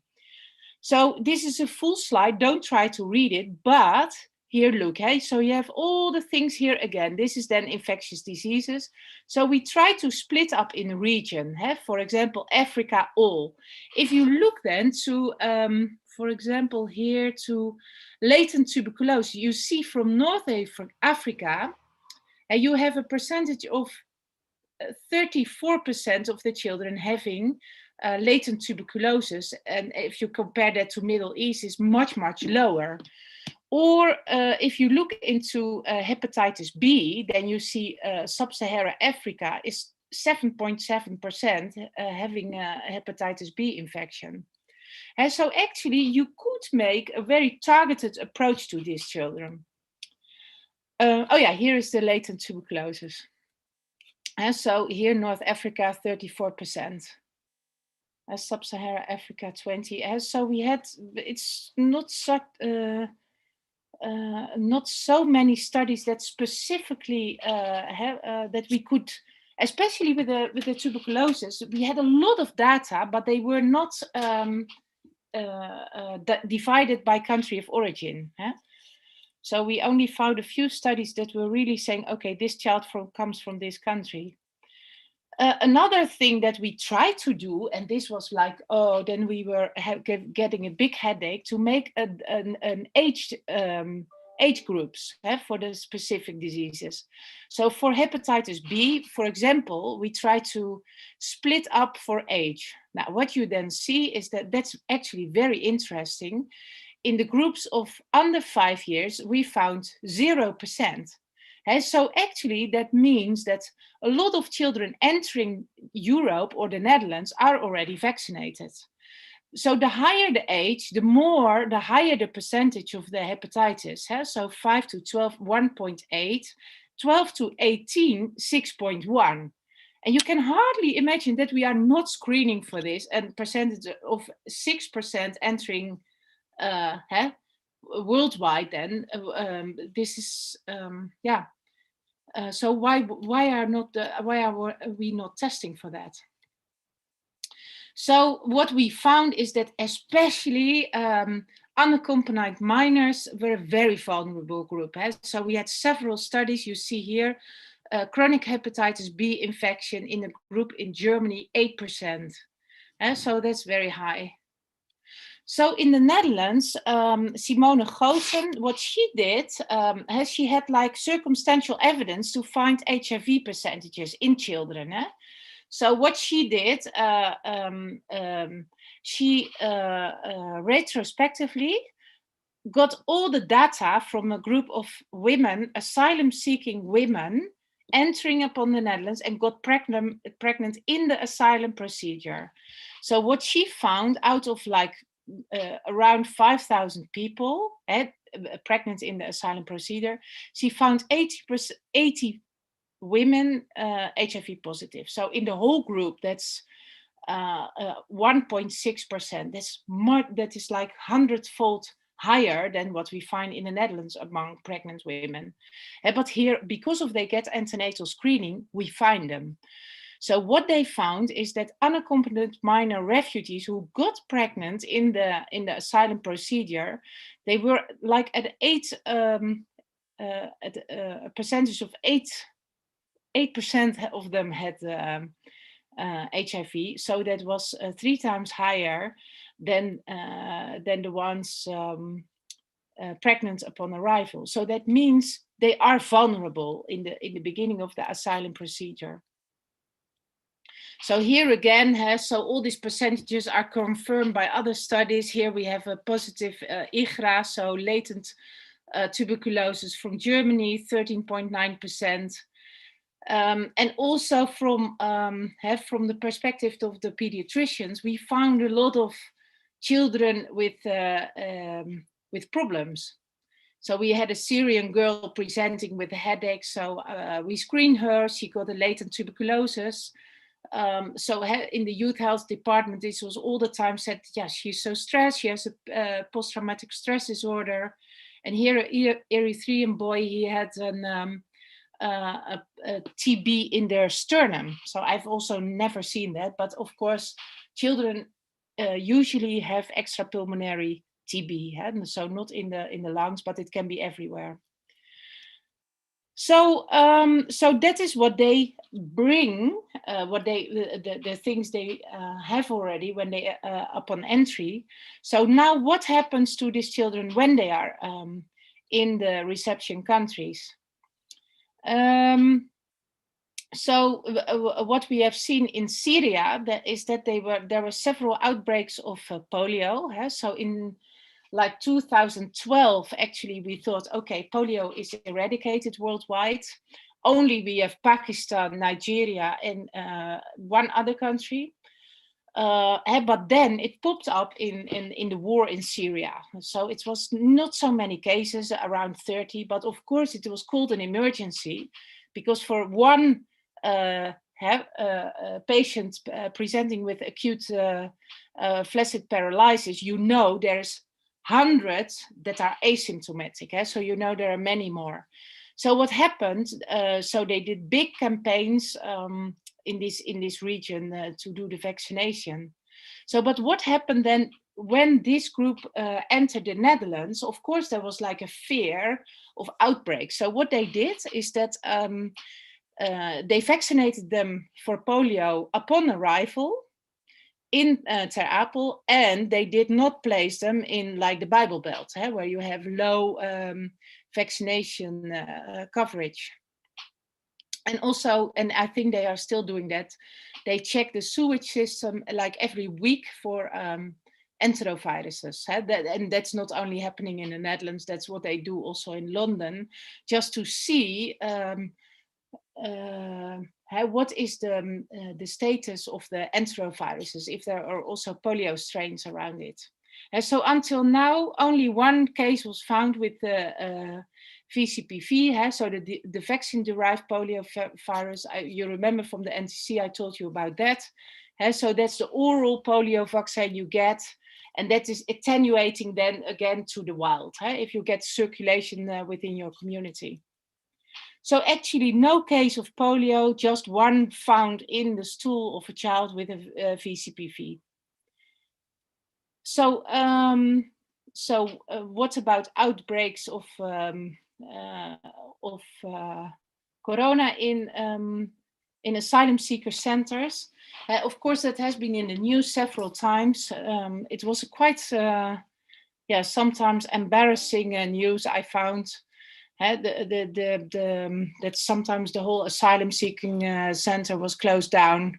And of course, it was difficult to keep the 1.5 meter distance if you live in an asylum seeker center. And also in the beginning, especially, there was an absence of adequate preventing measures. So what I heard like last week from the head of department of COA, the Central Organization of Asylum Seekers, that in the beginning with the vaccination campaign, it was actually quite difficult because they had to register through GGD in Dutch and to go to a place themselves. And so what worked well is when they changed the vaccination campaign more to the GPs, the general practitioners, because that was close to the people, and they had their translators. And so here, and we come to that later in my presentation. So in, maybe you remember this camp in Nijmegen, they had outbreaks of scabies, of chickenpox, and some cutan leishmaniasis, shigella, and of course the percentage of MRSA is also higher in asylum seeker centers, some up to 30%. So then we go to the next part of the presentation, and that's the final part. Am I talking to? Oh yeah, I have still 15 minutes.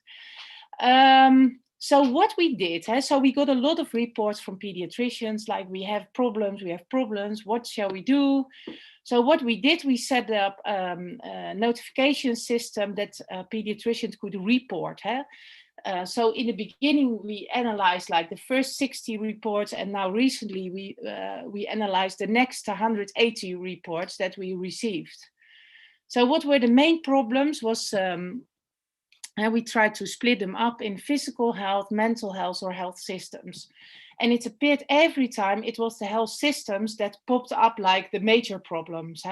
So like frequent relocations, lack of medical records, communication problems, healthcare professionals, they are all willing, but they are also sometimes handbound, language barriers, delay of treatment, cultural problems, organization of care, and transport.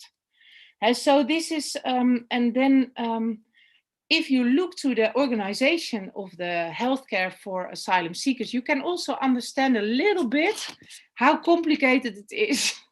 It took me also like more than a year to understand fully what is the routing. Huh? So here they come in, if they arrive in the Netherlands, they go to Ter Apel, so they are screened for active tuberculosis. Then they go to the asylum seeker centers. They fall under the public health service, youth health, and of the GZA, the Gezondheidszorg Asylum Seekers. And this is all financed by the Ministry of Justice, so not by the Ministry of Health.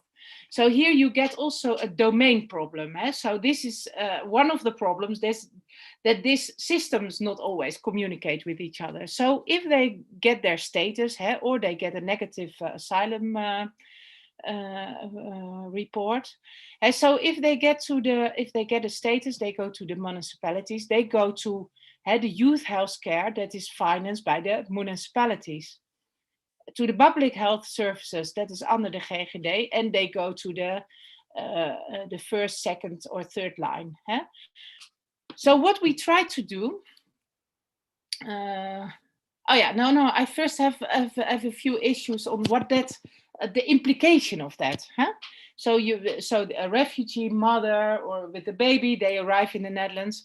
So recently a study was published by Verschuren, and what she found is that asylum-seeking women and babies, they are at bigger risk. And so asylum seeker, they have a higher rate of perinatal mortality, mind you, from 3.2% to 0.6%. And so that means like of 100 babies, 3 babies die. So, and then a higher rate of intrauterine fetal death, 2.3% versus 0.2%. So there's lower birth weight and more often small for gestational age. So they are small for not, now you know what's small for gestational age. She said like, okay, what's the problem? She could not completely conclude because it was a retrospective study, but she said now, possible we have to do with substandard factors like late initiation of antenatal care, because they can't find it or they come into the country already pregnant, missed appointments. Now that happens very often. So the communication, or they don't show up, they can't transportation problems, or that the husband also needs to be there, not recognizing alarm symptoms, not knowing who to contact, and transfer to other locations during pregnancy. So we have the 4 R's, maybe you heard already in other speeches. So you need to recognize the problem before you can act. To react on the problem, that needs also to be adequate and to find the appropriate referral. So this also came out of our studies, that we had a lot of problems with with very young infants or newborns, concerning the continuity of care. So this was one from my own practice. So we had a HIV positive mother that just happened in Arnhem. So the baby, of course, so we put them on PMTCT, the prevention of mother to child transmission, and then blam, mother was gone. So we couldn't find her in the system. So she was transferred to another location, not to be found. And we never knew if the mother gave the medicine to the baby, because you can also imagine if she enters the next asylum seeker center, she will be busy with her relocation and not busy with the medication for her newborn baby. This one was really, I got this notification, it came in the system 3 times because it was so shocking that there was a Lebanese woman and she had a very complicated obstetric history. And the advice later we all analyzed, there was no vaginal delivery, that was the advice. So what happened, she came into labor, they brought her to the hospital, very willing to help her, but no translator, and they tried the vaginal delivery, so she had a uterus rupture. The child was born with an emergency cesarean, but was very asphyxiated and was abstinated. So it died the next day, had severe brain damage. And so here you can see this is actually in the study, it is figures, but we get them as real cases. So what we also did is we had focus group discussion with unaccompanied minors, and all of them, so half of the group wants to be on the picture, the other half did not want. So they were all under 18, and they all had a negative asylum request. So we were actually, so this was the 6th group we did, and we were like, whoa, this will be a very difficult conversation with them. So you see it's before Corona. So we had 2 students, one from Wageningen, one from Enschede. And, but actually this was one of the nicest groups we did. They were so open in their discussion. So what they told us is that they also really wanted to have a better health check. And so they did not want to tell us, but they said, you know, we have gone through Libya. And that's one after the other said, yes. And then it was full stop. So we asked the translator and she said to us later, okay, I will inform you later. So after we had this conversation, she said like, you know why they don't talk to you? Because it has been so horrible. So there has been trafficking, there has been sexual abuse, there has been, and this is guys, this is young guys, they were just laughing, they were making jokes with these beautiful girls, of course.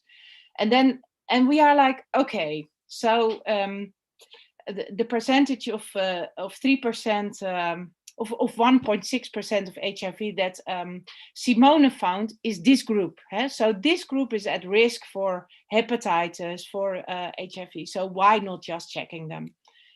So what we had also in this group, so we asked also fathers and mothers. So what do you think about healthcare and especially about the initial health assessment? So they said, hey, we are coming from war zones. We are not coming just as immigrants. No, we are coming here as refugees. So our children have not been checked for a long time. And also we want to talk about psychological issues. So here is more reports. I don't know if you know, but like in Turkey or in Iran, if you want to get married, you need to go first for a check for thalassemia. So and only if you get your stamp like no thalassemia, you get your permission to marry. If you are a carrier, you get like a talk, like, okay, that you know about the risks. Because, for example, in Syria, there is a lot of thalassemia. You know, they have these blood transfusions clinics, and so actually they were like embarrassed that they could not check their children upon arrival, because here we don't have the routine to check before marriage, but we check the children with the heel prick, with the neonatal screening. So that's what you realize. You miss the opportunity to check them for thalassemia. Now, this is about information. Here again, they told, oh, this was actually the boys. Here they told like, okay, you know, I need to go for vaccination, but then I don't know where to go. And they just told me, but I have no transport. And actually a few of them also confessed they were a bit afraid of the injection. So that was actually very funny. So here again, we are not migrants, we are refugees. We come from a war zone. And here also my boy a few years ago, and this is just happening in the Netherlands. Then the police came and just got them out of their bed and put them in prison. And these children were already traumatized. So oh, it's falling off the slide, I think. But their father told like, when the police came to pick them from their bed, the children were so afraid they peed on themselves, and they were just they need to shit on themselves, and then after that they have the dreams every time again and again and again.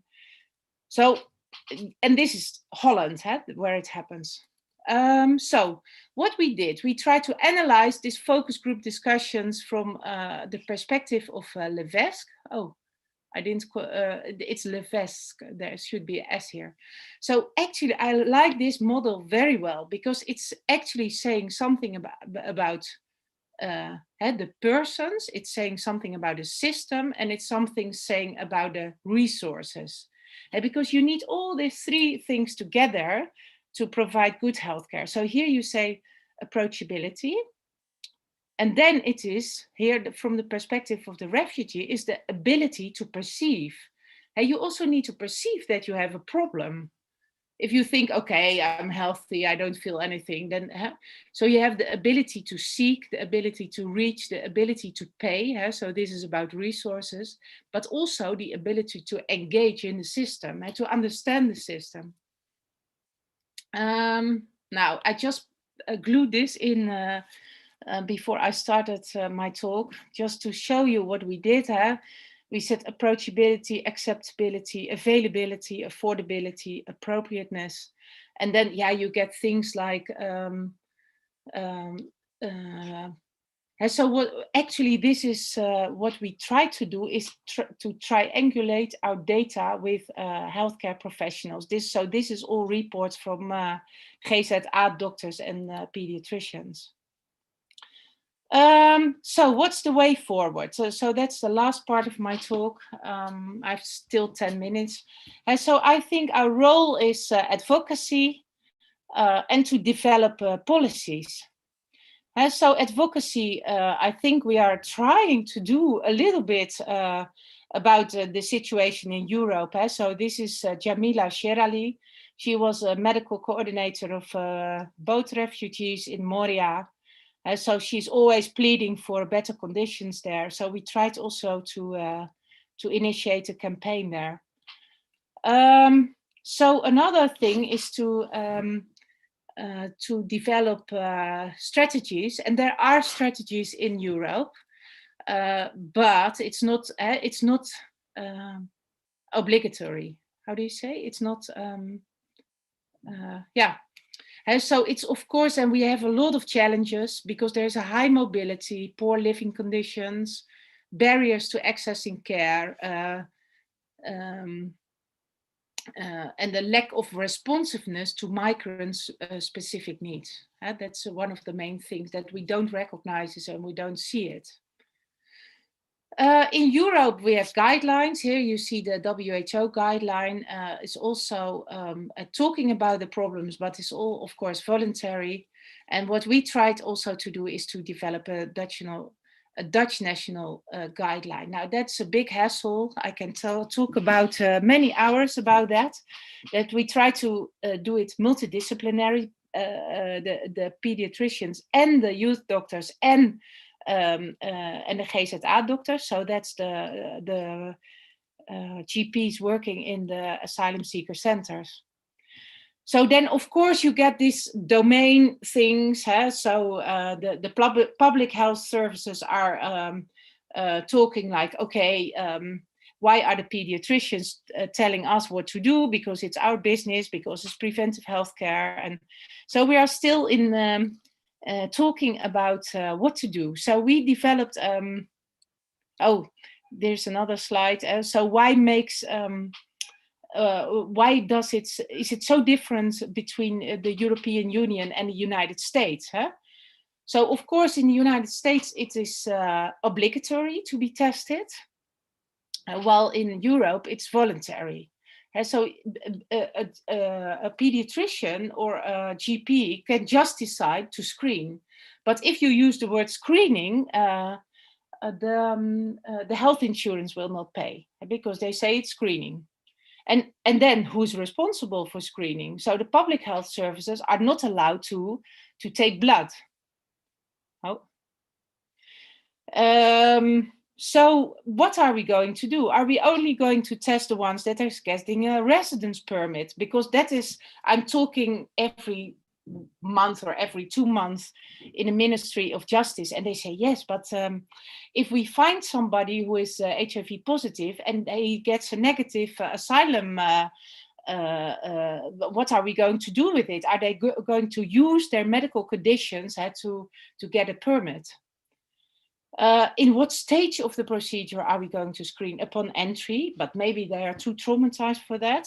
And what are the costs? So now the healthcare for this group is under the Ministry of justice and security, not under the Ministry of Health. So what do we know about cost effectiveness? I think we are never going to know. And the fear that the outcome of the health states will affect the asylum outcome. Then Schrier et al., she did like a survey in 23 European countries and to compare what all the different countries have in place, what to do with these children entering the several reception countries. And they came up from the EEP, it was the Pediatric Association of Europe. They came up with a recommendation that the migrant child should be accompanied, because many times like an unaccompanied minor comes alone, but they need to come with an, what's the English word? It's a voogd, somebody who is legal responsible for the child. So communication is the main issue. So working through interpreters is a strong recommendation. Ask themselves about health problems and not just giving your opinion. Ask about growth, development, ask for vision, hearing problems, skin, oral cavity, immunization status. And then number 8 is about screening for hemoglobinopathy, anemia, hepatitis, vitamin D, when children are veiled or with a dark skin, schistosomiasis from sub-Saharan Africa, the same for HIV for children at risk, malaria with symptoms, and strongyloides if immunosuppression is foreseen, and syphilis if the child is already sexually active or abused. Then 9 is latent tuberculosis, is not done in the majority of the countries. And what I really like from this recommendation, just treat everybody. So we found 30% of children having intestinal parasites. So just give them all albendazole upon entry. How difficult is that? But even that we are not doing. And schedule up the following appointments and provide parents with documents. So this for us sounds very logic, but if you are in the system, like a GZA doctor, is not necessarily, the communication of that is not necessarily going to the next healthcare provider. So this is our guideline. And this is the end of my talk. And I want to thank everybody working with me on the national guideline. And we continue to struggle with that. And here again, of course, Jamila pleading for better conditions in Moria. So I think we have a few minutes so we have 3 minutes for questions. Thank you, Albertine. Can I invite anyone to ask a question? Is everybody sleeping or not? I see shaking heads, so that's a good sign. And I also see a few more videos being popped up. So, and I see people sitting up straight. Great. Questions? I have a question. Yes, please, Emma, go ahead. So recently I had this case of a 2-year-old Syrian girl, and she had quite a severe anemia with deficient in iron.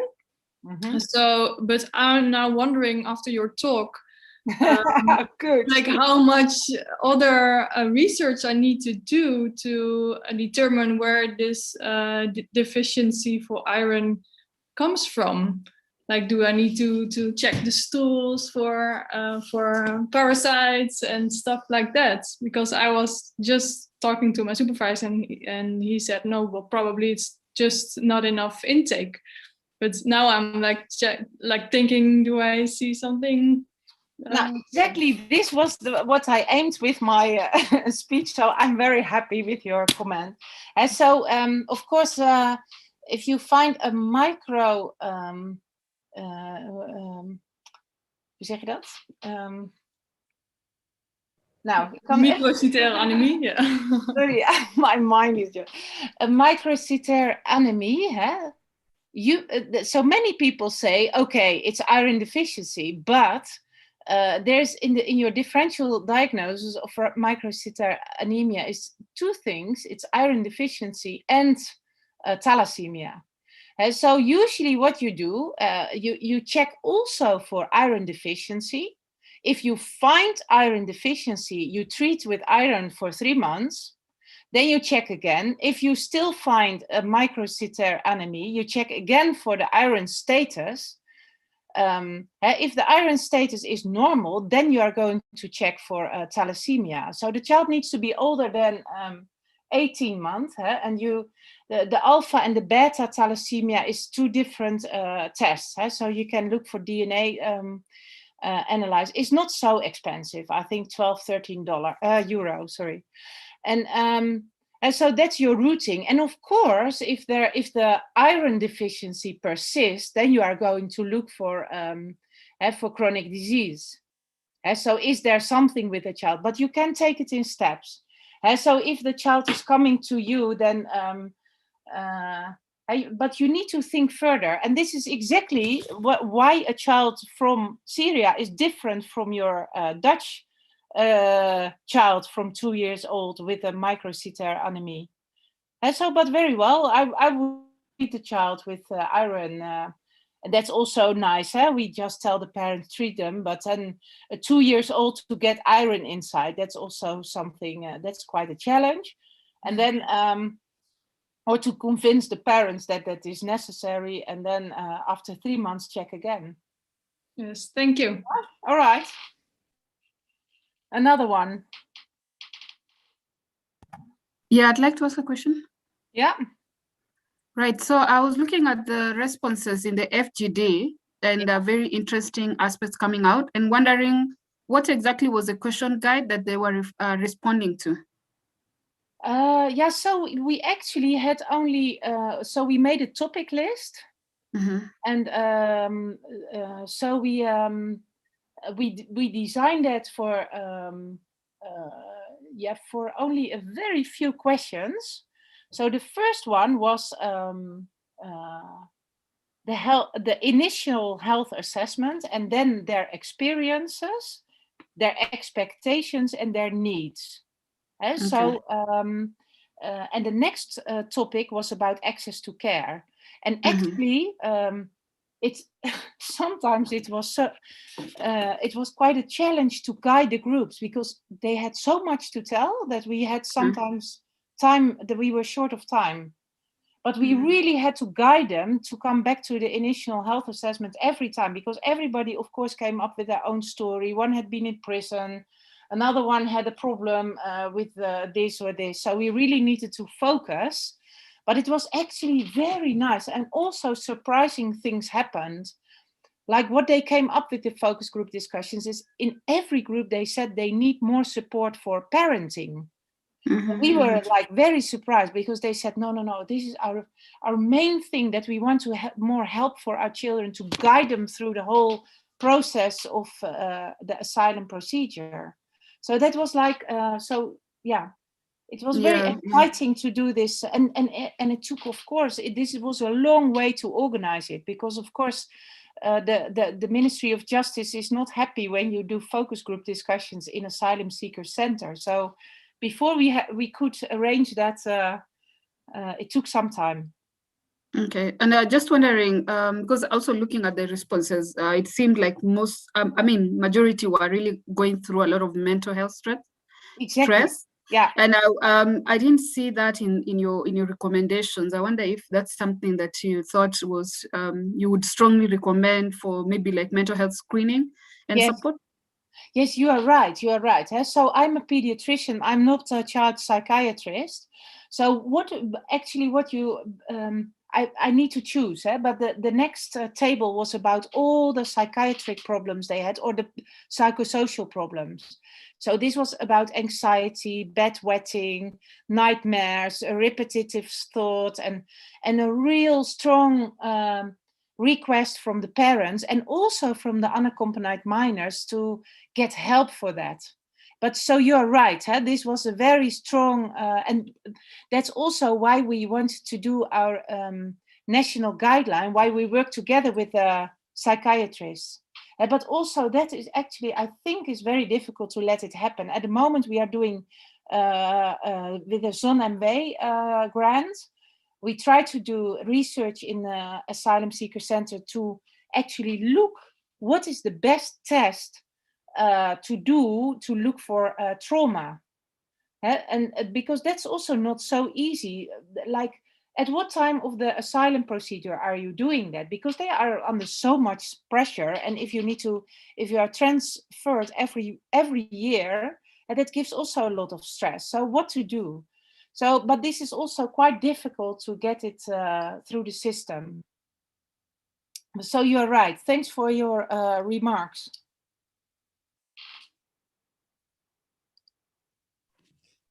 Okay, it's 10 to 4. So I would like to wrap up this session with a thank you to you, Albertine, for joining us today. We will have a 10-minute break, and then we'll resume again at 4 with the last talk of today about kangaroo care. Nice. Bye-bye. Have a good day. Thank you.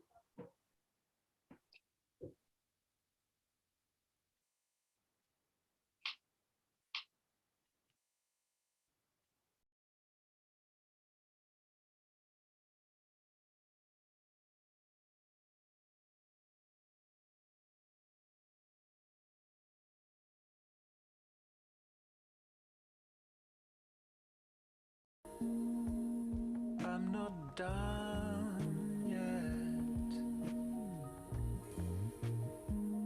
Haven't finished what I started.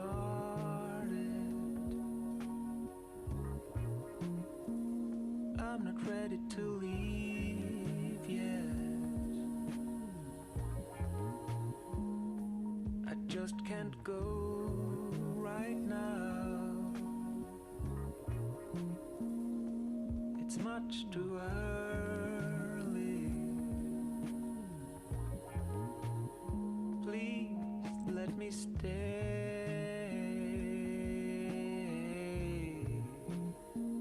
just a little bit longer.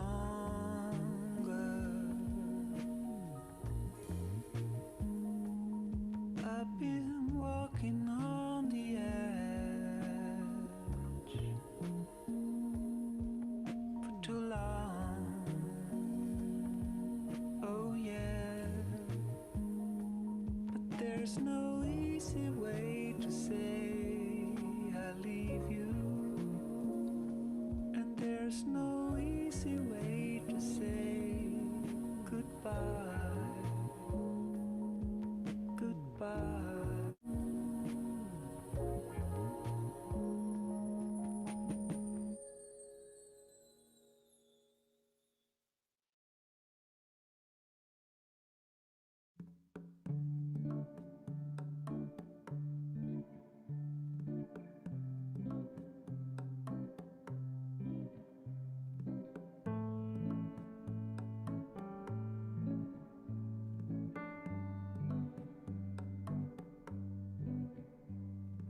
You never need your American. You never take what you say seriously.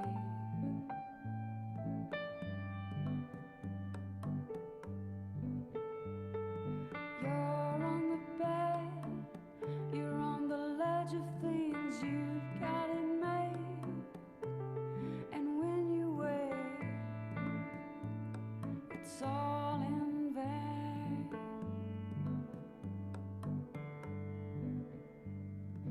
You never said you'd do anything. You made excuses for your mind. Objective, goal, and collective. Don't you dare forget it. Don't you forget it. Don't you forget. Don't do it.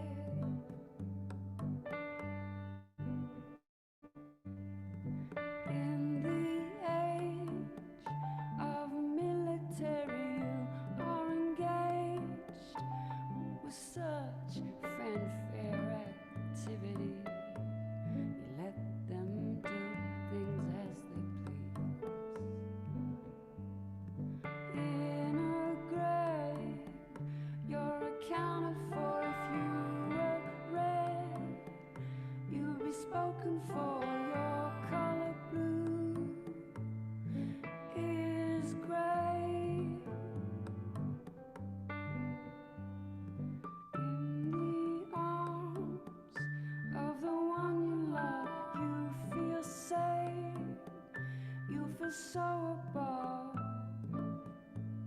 the hunger on the streets.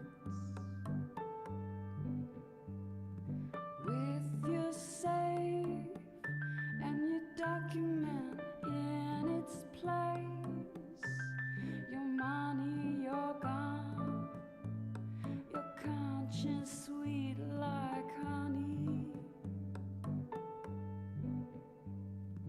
You forbade yourself to think, see where you are as you begin to sink in your mirror, in your mirror, in your mirror, in your face.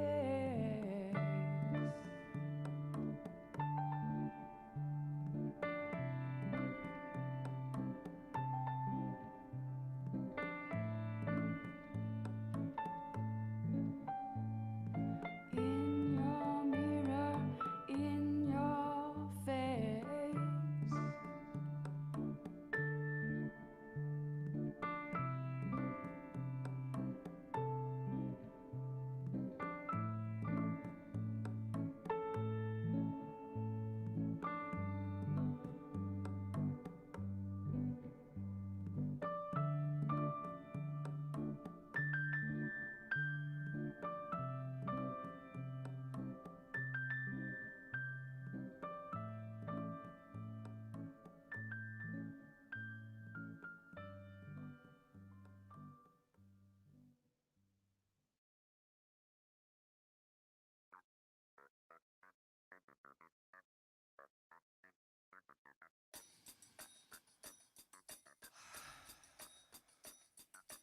Hoy en mi ventana brilla el sol y el corazón se pone triste contemplando la ciudad.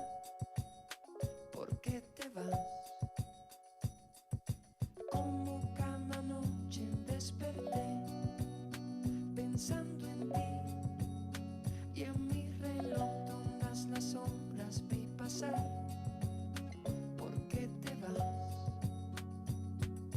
Todas las promesas de mi amor se irán contigo. Me olvidarás, me olvidarás. Junto a la estación hoy lloraré igual que un niño. ¿Por qué te vas? ¿Por qué te vas? ¿Por qué te vas? ¿Por qué te vas?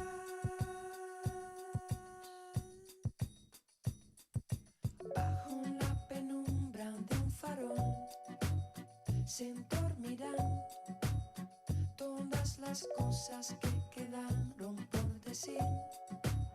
Se dormirán junto a las manillas de un reloj. Esperarán todas las horas que quedaron por vivir. Esperarán. Todas las promesas de mi amor se irán contigo. Me olvidarás, me olvidarás. Junto a la estación hoy lloraré igual que un niño. ¿Por qué te vas? ¿Por qué te vas? ¿Por qué te vas? ¿Por qué te vas?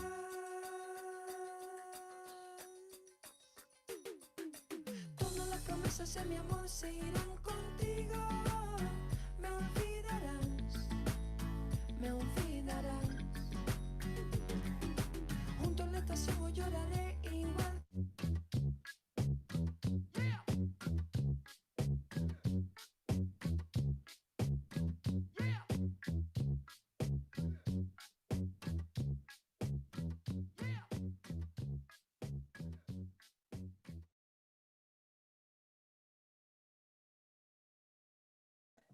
Okay, welcome back, everyone. It's nearly 4 o'clock in the Netherlands, Central European Summer Time, and we are about to continue with our program.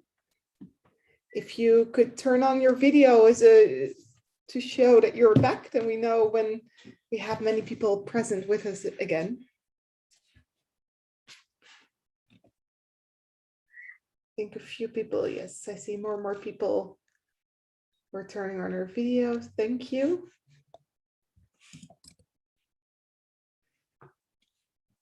The day has gone by very fast and we're already at the last presentation of today. I'm very honored to welcome Professor Suman Rao. She's a professor of neonatology at St. John's Medical College Hospital in Bangalore and a consultant with WHO. Dr. Rao, what's maybe nice for you to hear is that we're really anticipating and very much eager to hear this presentation, because kangaroo care has been one of the recurring topics during each of the presentations, and we're really happy that you're here to talk about this in more detail. You should have the opportunity to share your slide. If there is any problem, please let me know. I'm happy to share on your behalf. The floor is yours. Thank you, Joyce. Thank you for inviting me, and it's indeed a pleasure to be here with you all. And I would like to share my slides, so please let me know if you can see them and if you can hear me well. So those are the two prerequisites in any virtual meeting. And if you are, can you see my slides and hear me well? Yes, we can. And I see everyone nodding too. So that's done. So I think I'm really honored to be here. And today I bring greetings from the Department of Maternal, Child, Newborn and Adolescent Health from WHO, and also from my Department of Neonatology in St. John's Medical College. And what I'll be doing for the next maybe 30 to 40 minutes is to discuss our experience with the kangaroo mother care, both in WHO and also from my institute.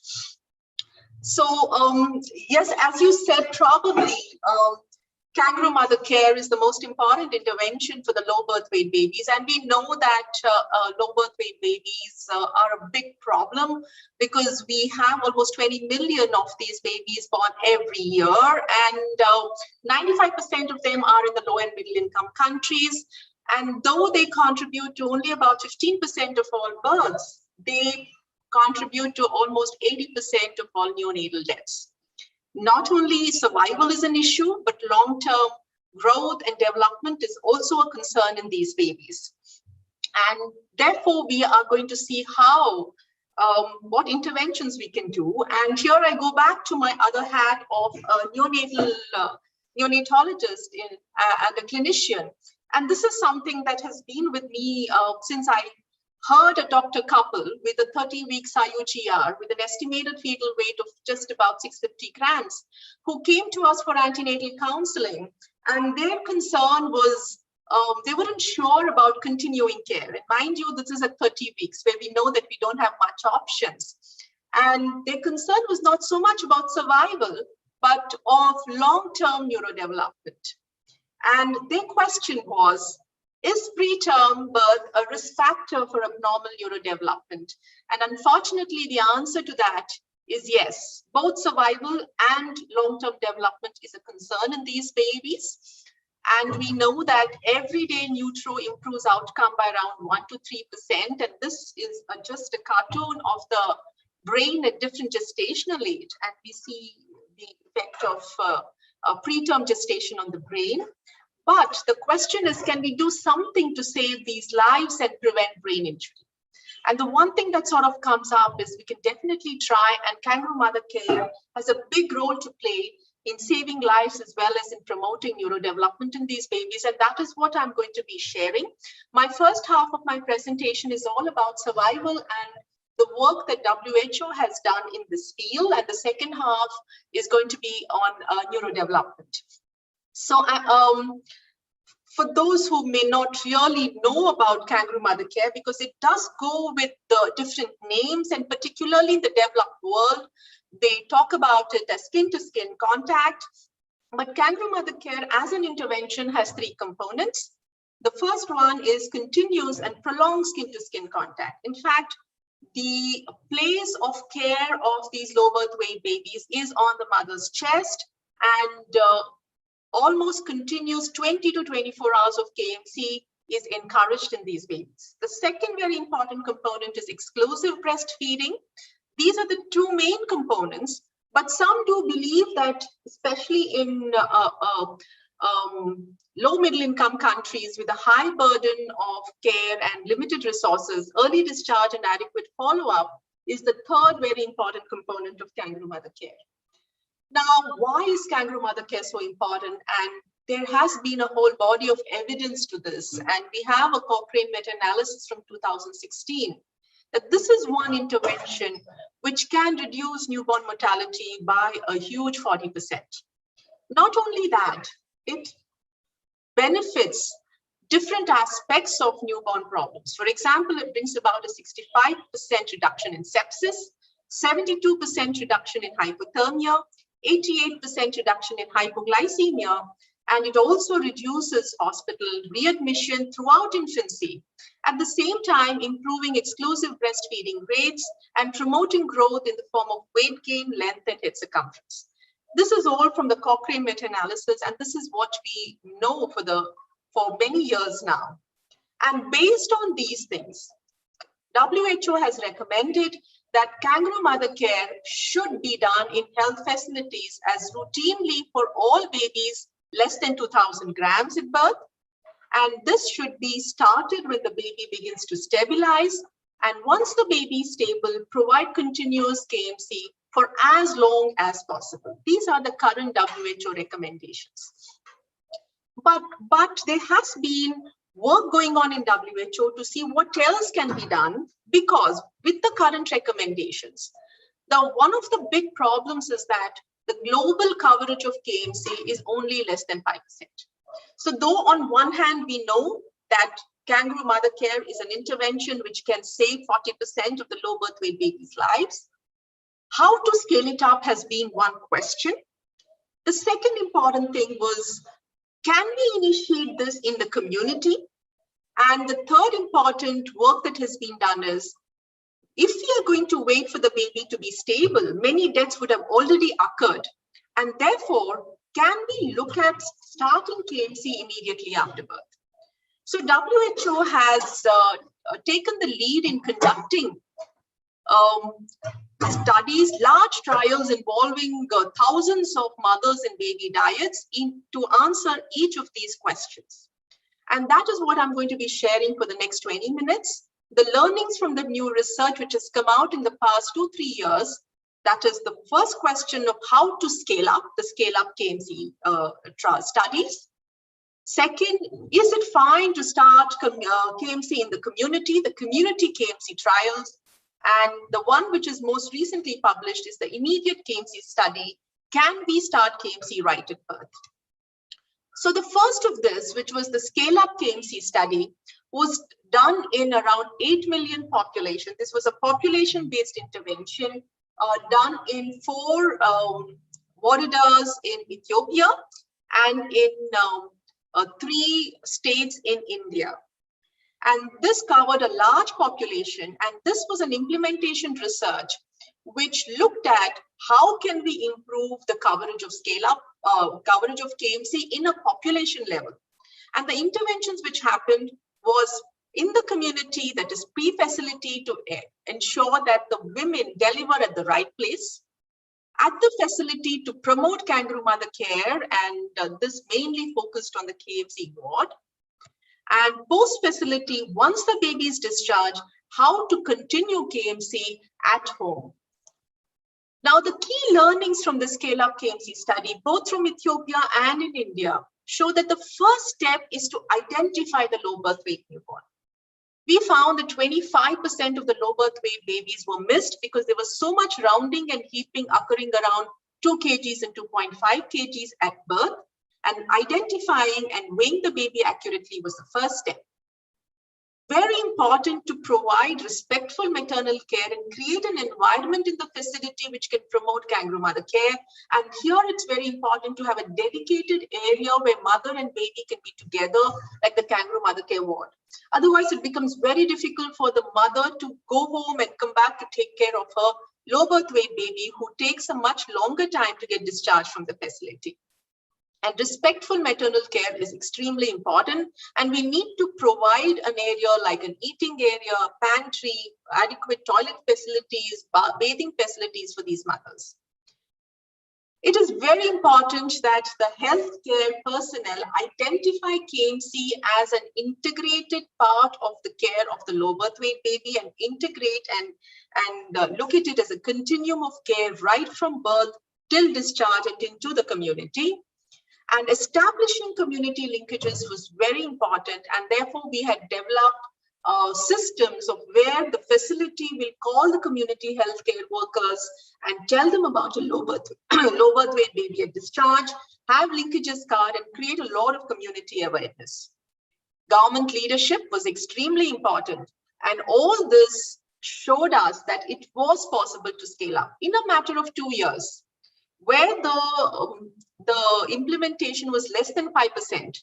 In all these areas in Ethiopia and India, we were able to reach out a coverage of more than 80% initiation of KMC. We also defined effective KMC as skin-to-skin contact for more than 8 hours per day at discharge, and exclusive breastfeeding, which was achieved in around 60% of the population. Mind you, it is a population-based coverage. And their mean duration of KMC days in the facilities was around 4 to 6 days, and they continued giving KMC at home. And even at 7 days, the coverage was around 70%. So this study showed us that with proper implementation, having an implementation model, it is possible to scale up this life-saving intervention from less than 5% to more than 80% in a matter of 2 years. So this was the first body of evidence that WHO generated through the scale-up KMC study. The second large study involving almost 10,000 mother-infant diets was a randomized controlled trial. And this is published in the Lancet in 2019. And this looked at whether initiating KMC in the community with the help of community health workers was feasible, and did it affect mortality. So this looked at all babies who were less than 2.5 kgs. And the mortality was not only looked at the end of the neonatal period, that is at 28 days, but also at the end of 6 months. And the other secondary objectives was exclusive breastfeeding, growth, infections, and care seeking. This was done in the rural and semi-urban areas in India. And the population was 1.5 to 2.25 kg babies who were either born at home or discharged very early, less than 3 days from the hospital, and were not initiated into KMC. And the intervention was starting KMC at home as soon as possible after birth. This study showed that it is definitely possible to not only start KMC in the community, but give good quality KMC, as is shown from this figure, that the mean duration of hours in days, the median was 11 hours per day that these mothers were practicing kangaroo mother care at home. And this had a huge benefit on survival.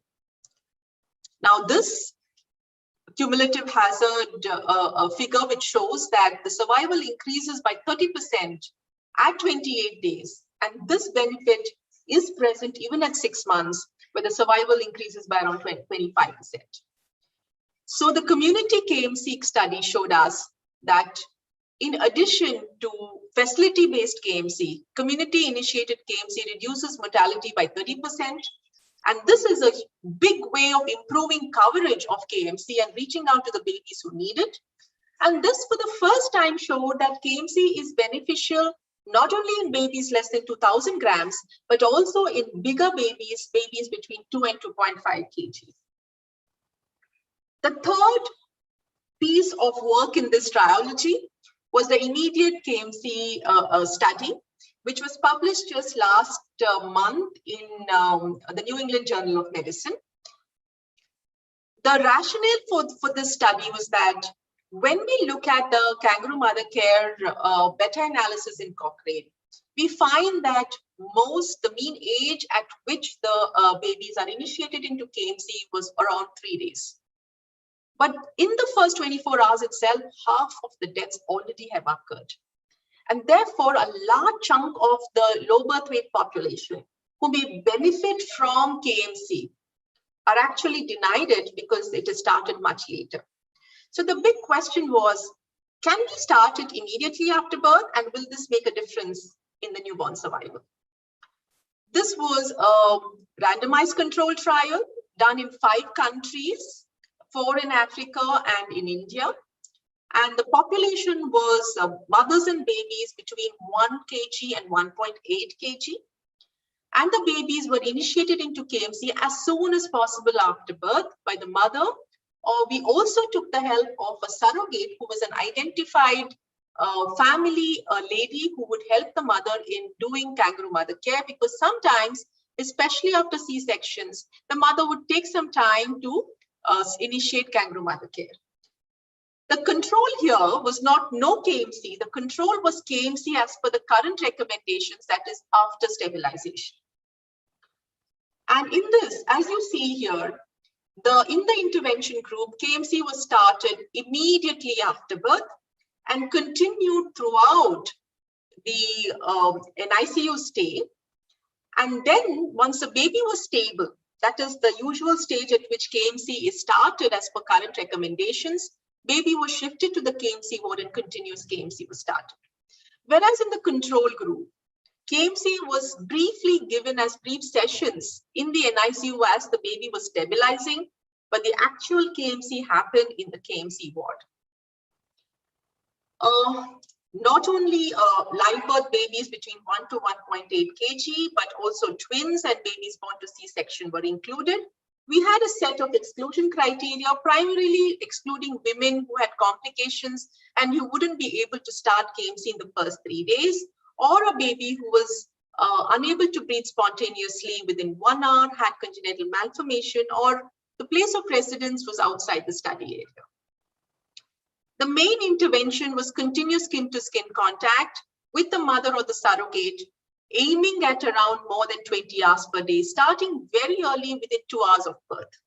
In addition, there was counseling and support for exclusive breastfeeding, and there was provision of care for the mother and baby, and the mother and baby were cared for as much as possible in skin-to-skin contact without separation.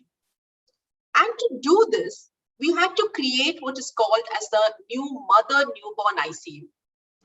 In the ICU, example in India and Tanzania, a new area was created with adult beds and also newborn care units like the warmers, where all intensive care could be provided to the newborn baby. At the same time, the mother would come in as soon as possible after delivery, usually around 2 hours of a vaginal birth and within 6 hours of a cesarean section, and both would be cared for together.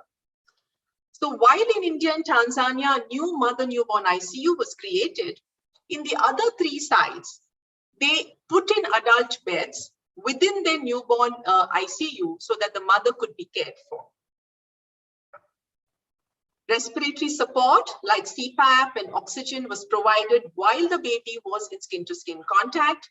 And in the first 3 days, the mean duration of skin-to-skin contact was a median of 17 hours per day. So we achieved good quality kangaroo mother care in the immediate KMC group. Whereas in the control group, this was how it was. The mothers would come in intermittently and provide breast milk, and KMC was started once the baby was stable. And here you see the key factors, the key primary outcomes. There was a 25% reduction in mortality, which there was a 25% reduction in mortality by starting immediate kangaroo mother care. And in the control group also, kangaroo mother care started late, but they achieved good quality kangaroo mother care by discharge.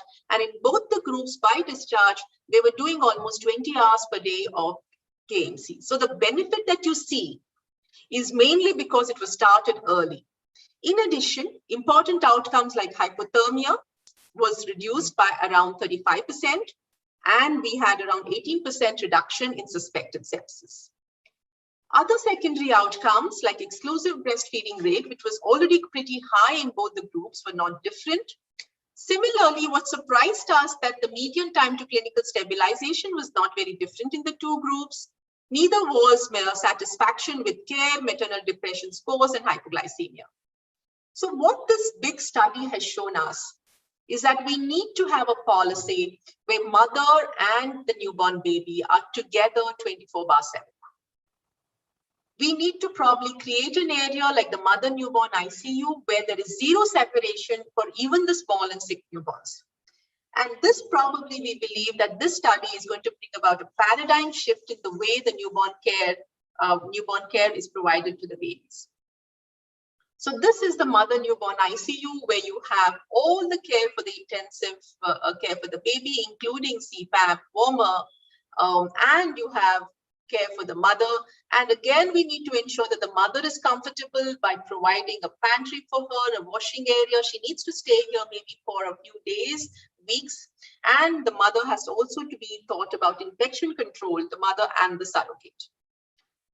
The other big aspect of this study was the close collaboration between the obstetricians and the neonatologists, which is necessary to make this intervention a success. The mothers are in the intensive and the NICU, and therefore the obstetricians need to come there and do rounds. And this study also provided a minimal care package for the mother and also along with the baby, because the newborn nurses now had to get comfortable in looking after the mothers who are post C-section and post normal births. This was shown to be successful in reducing mortality in the low and middle income countries. But this is something which is practiced in many Scandinavian countries where the mother is the area or the warmer where all intensive care is provided. So the immediate KMC study actually had a technical team from the Karolinska Institute who were providing support because they already had experience with providing skin-to-skin contact for prolonged duration for sick babies in the ICU. So what are the key learnings from these three big trials? The first one, that is the IKMC study, has shown that in addition to the 40% benefit of kangaroo mother care in reducing newborn mortality, the starting immediate KMC will further reduce the risk of death by 25%.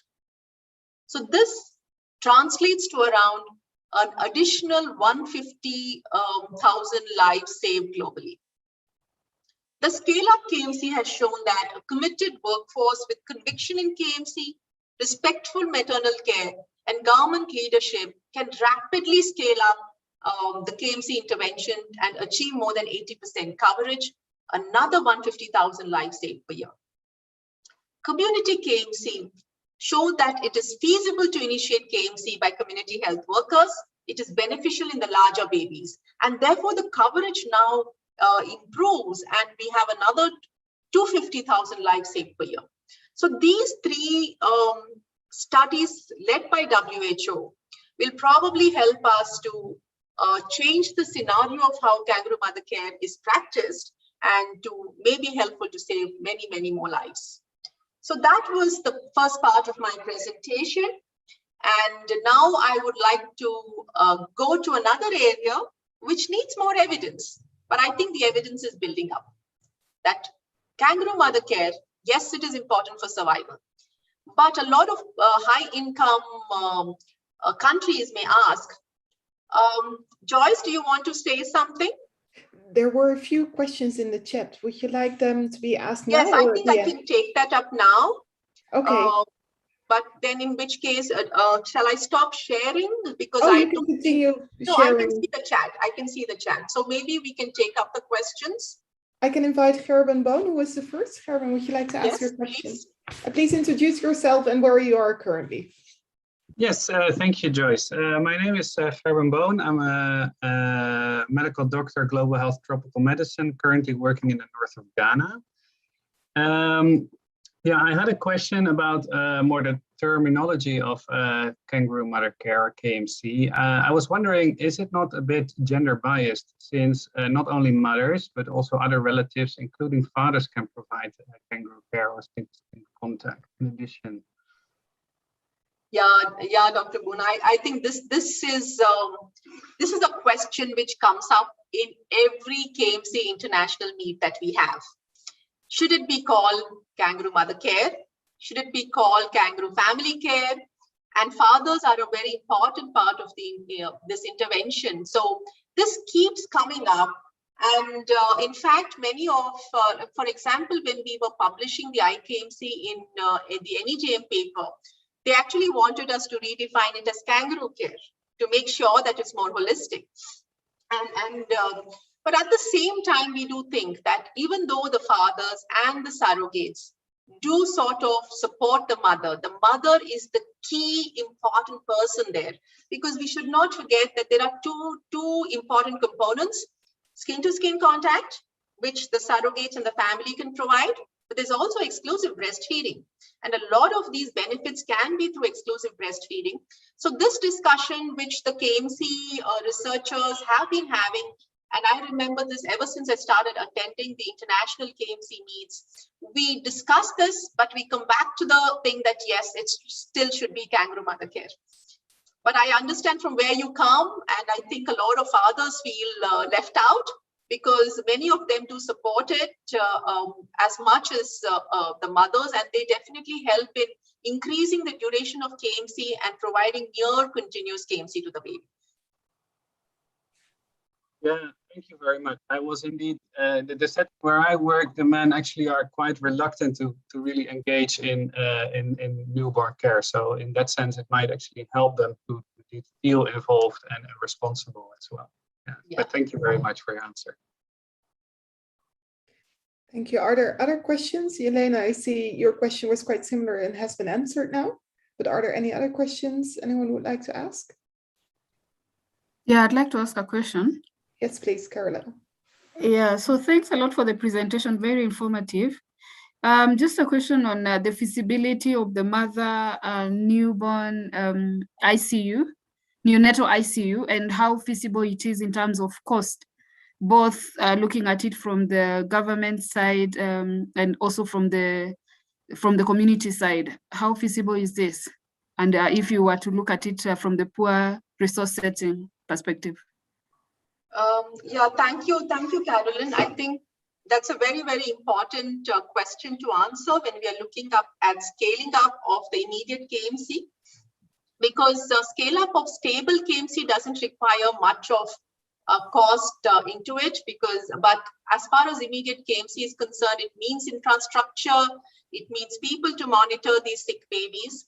The immediate KMC study, we are in the process of doing a cost effectiveness analysis. So that should sort of help us to say that, yes, this is what we need. But when we did a back of envelope calculation, we found that when we are creating a new mother newborn ICU, then the cost per baby was only around $9, because this is going to be used by many, many babies. Whereas if we were introducing beds into the NICU, it actually fell down to around $6. So, but this was a very back of the envelope calculation and not a proper cost effectiveness. But we do hope to do that from the immediate KMC study so that we can inform governments and implementers.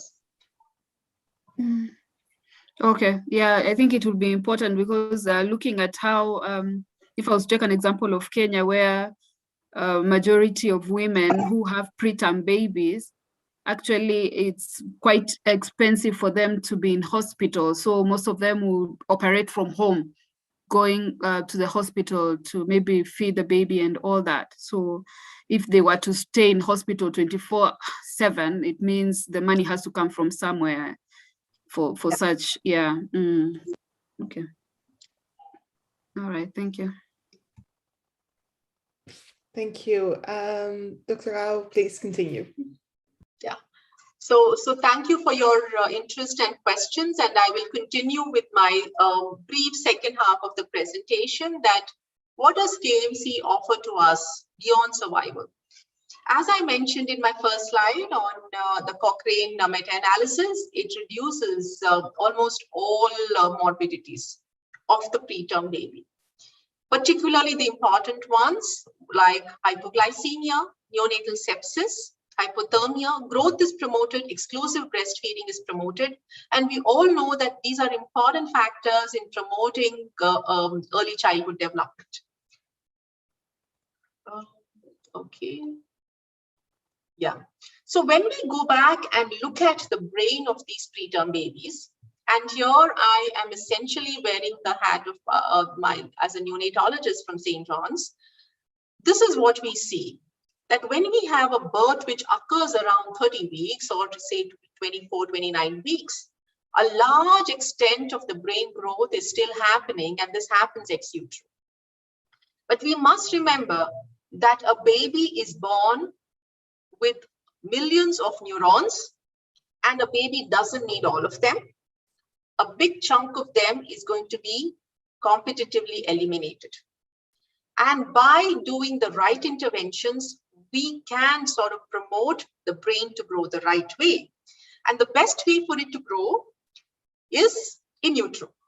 So what comes out of the baby ex utero is going to be dependent on the stimuli and the senses that you stimulate when the baby is in the immediate period after birth in the NICU.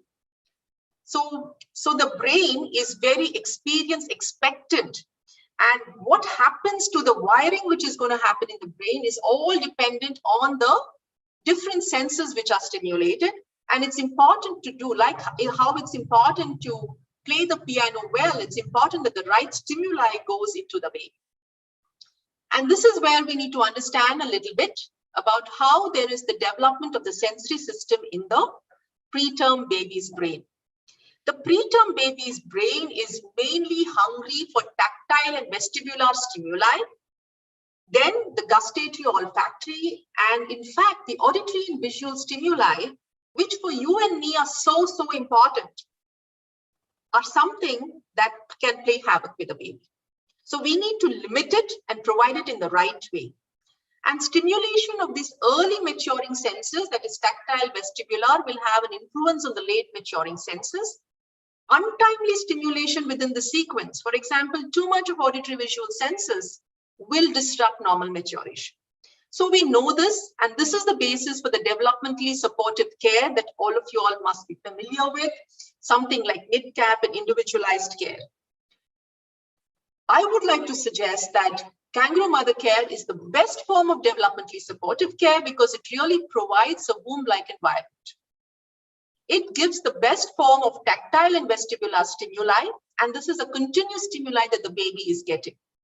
At the same time, being between the mother's breasts is going to give the baby, and feeding exclusively on mother's milk is going to give the right kind of gustatory and olfactory stimuli. The mother is going to give the right kind of visual auditory stimulus and at the same time protect the baby from the harmful visual and auditory stimuli of the NICU, the alarms, the lighting, because when a mother is doing kangaroo mother care, she's going to ensure that she's going to be sitting in a calm place. And at the same time, with the baby in KMC position, the baby is going to hear the same sounds that the baby heard in utero, like the mother's heartbeats, the blood flowing. And when the baby opens the eyes, he's going to see the best stimulus, that is the mother's face. And this is therefore probably the best form of developmentally supportive care that we can provide. And the KMC gives a perfect balance between the stimulating the understimulated tactile proprioceptive senses, at the same time having a containment of the overwhelmed late developing senses like visual and auditory. In addition, we have a large body of data that kangaroo mother care protects from pain. Exclusive breastfeeding of breast milk is protective from pain. Kangaroo mother care promotes sleep, and sleep is extremely important in the baby because this is the time where synaptic connections are getting established. And kangaroo mother care promotes normal sleep, normal quiet sleep, and at the same time when the baby is awake, it promotes quiet awake status, and this sleep cycling is normalized. So these are some of the ways that probably kangaroo mother care helps in brain development. The actual skin-to-skin contact. In addition, the second component of KMC or exclusive breastfeeding We know that preterm breast milk is much more than food. And we have a lot of components in breast milk that is going to be supportive for the brain development. And this is all exclusively present in breast milk as compared to formula. What is now coming up in a big way is about the microbiome gut-brain axis.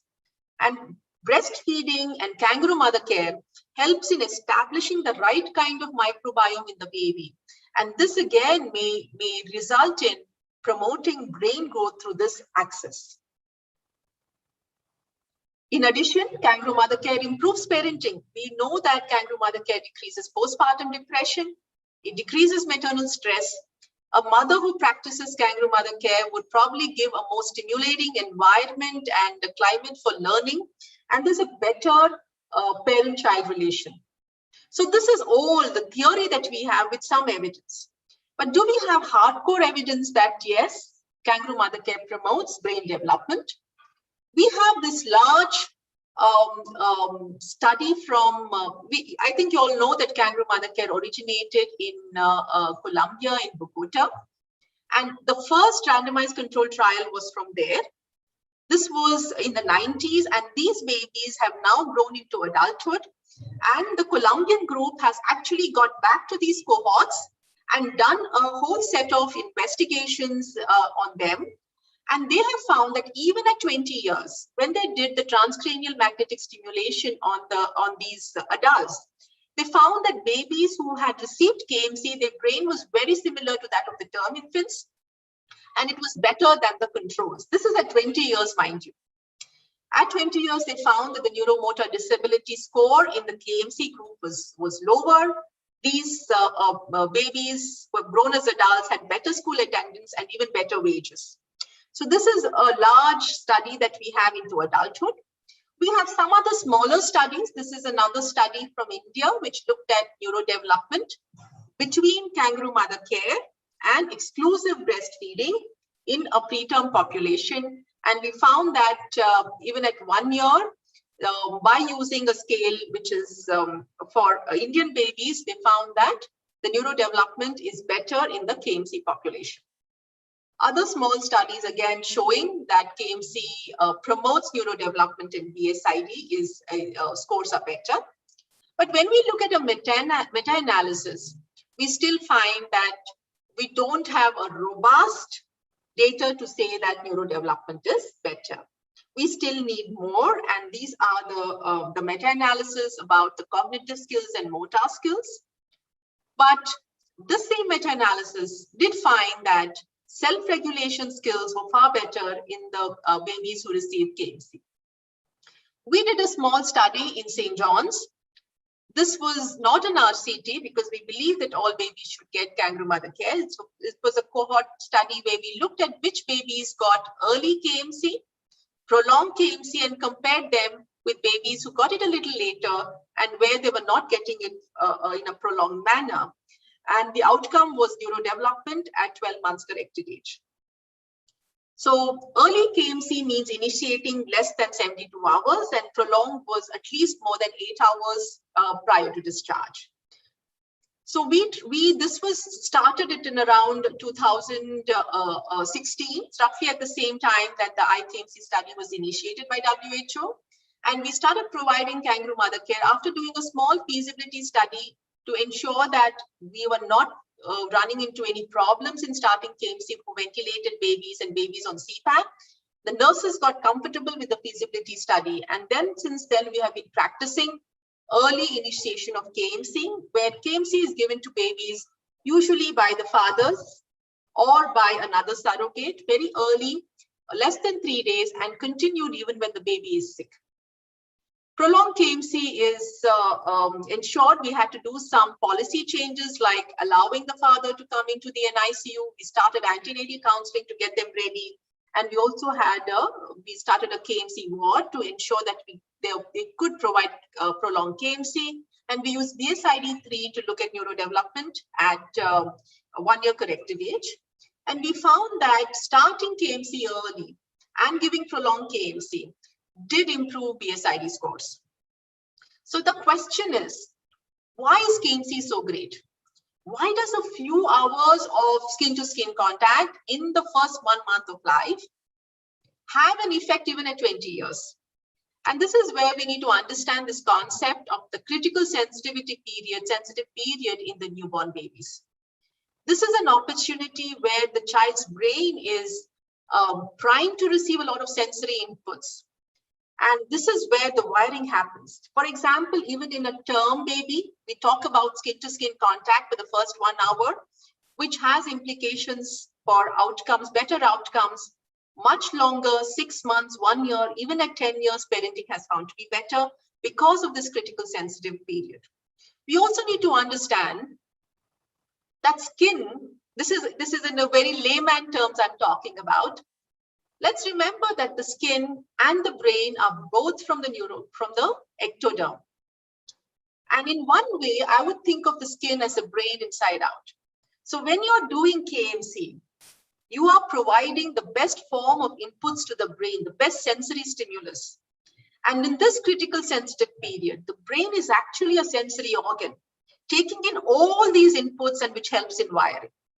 So this is the reason why it is important that newborn babies are given skin-to-skin contact right at birth. And if they are preterm, they continue in skin-to-skin contact as long as possible, definitely during their premature period. And this is probably going to help not only in survival, but also provide a lot of brain power. So this was my little bit on early childhood development, how kangaroo mother care promotes neurodevelopment. We definitely need more evidence to it. Currently, the IKMC group, IKMC cohort is being followed up for neurodevelopment till 2 years of age. At our site, the scale-up KMC group also, we are looking at neurodevelopment. So I think we'll have more evidence coming in. And I'm just going to end my talk because we are in the midst of a pandemic where kangaroo mother care has quite taken a beating. And a lot of KMC wards has been changed to accommodate others, and mothers and babies have been separated. And this is when in WHO, we did a modeling exercise to see, is it really needed to separate mothers and babies? Is KMC going to be beneficial, or maybe it's going to be harmful? And this was published this year in the Lancet. This was a modeling exercise using the LIST tools. And we found that more than 125,000 lives are saved by doing kangaroo mother care per year. But on the other hand, when you look at the lives lost due to COVID, we know that the transmission rates are less than 10%. And the lives lost due to COVID is only less than 2,000 per year. So therefore, when you weigh the two, there is a 65-fold difference in the population level risk. So this is just to sort of state that even during this pandemic, kangaroo mother care should be supported and promoted so that we can continue to save lives. So I end my talk here, and I would be happy to take any further questions. Thank you, Prof. Rao, for your presentation. And I would like to open the floor up for any questions. Please feel invited to unmute yourself and ask your question directly.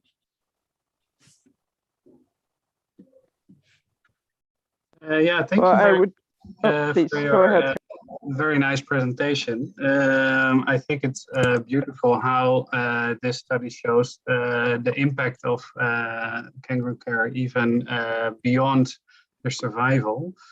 My question is also extending that to healthy term babies. Would skin-to-skin, prolonged skin-to-skin also not benefit their neurodevelopment in general? And would that not also have impact on the way we give care to babies in general?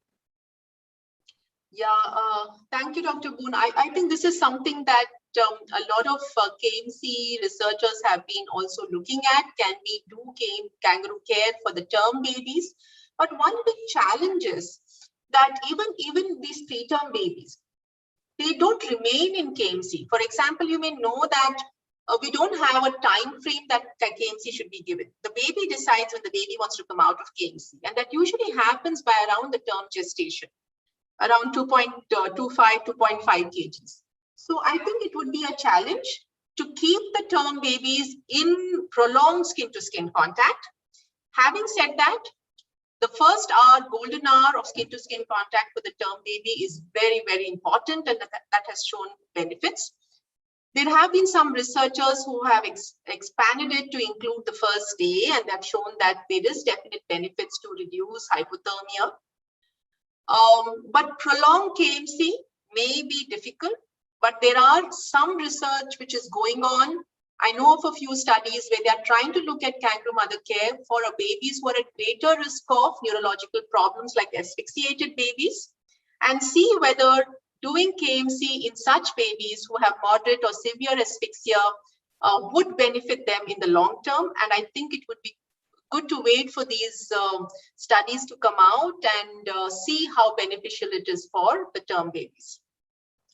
The other aspect I would like to say is that all these research have not really looked at gestational age point of view. A lot of term IUGR babies are included in these studies, and they've also shown benefit. Over. Thank you, Esther. Van der Lucht, I saw you have a question too. Please go ahead. Thanks for the interesting talk. Actually, earlier in the afternoon, we had some breakout rooms in which we shortly discussed on the kangaroo mother care and also the challenges that, that we face. Dr. Bohn told us about the lack of space. I'm calling in from Tanzania, where there's actually a wonderful room for kangaroo mother care. It seems that everything is available, but the major problem is that there's no real skin-to-skin contact. So mothers, they are basically wrapping their baby in like 4 layers of clothes, and there seems to be a sort of barrier towards the skin-to-skin contact. Would you have any advice on that, apart from explaining every day and trying to, improve it?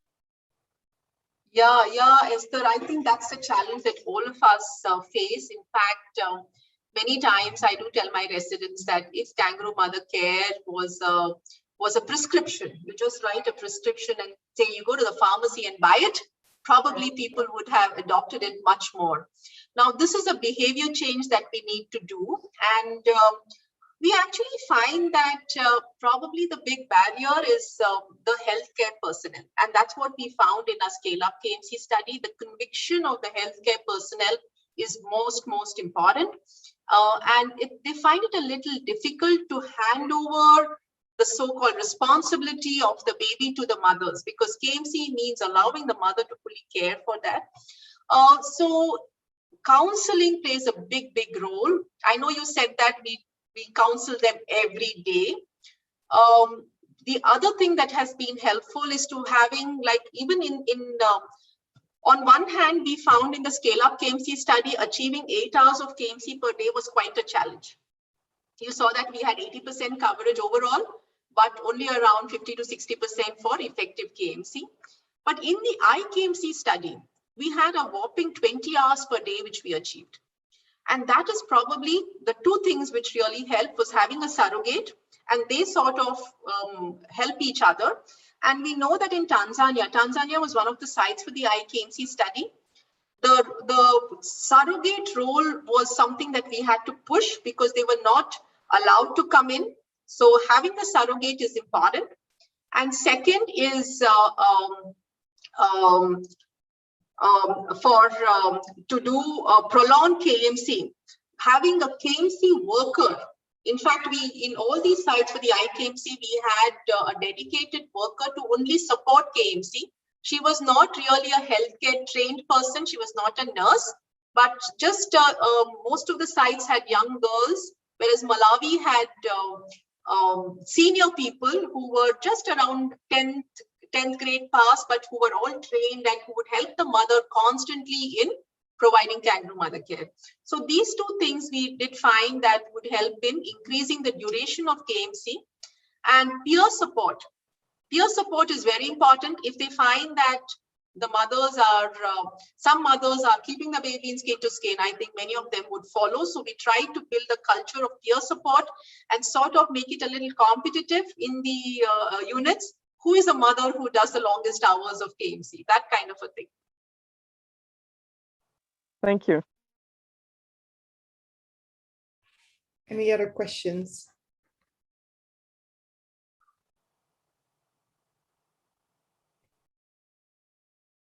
No questions at this stage? Okay, then Dr. Rao, I would like to thank you very much for your time and joining us today. This whole session of today had many take-home messages, but I think one of the very clear ones is that KMC, or kangaroo care, if we want to have a term that the man in Ghana would appreciate, and maybe engage them in participate and let them participate in it. I think that is a very clear take-home message. People here are, well, the majority of us are based in the Netherlands, but nearly all of you will be working abroad at some point, and I can imagine that this is one of those very concrete interventions that you can implement, and as we have seen, does make a difference. So thank you again for joining us, and to everyone, thank you for being here the whole day, and until the next time. Thank you, my pleasure, and stay safe. Bye. Bye-bye. Thank you for the Thanks very knowledge much. impacts.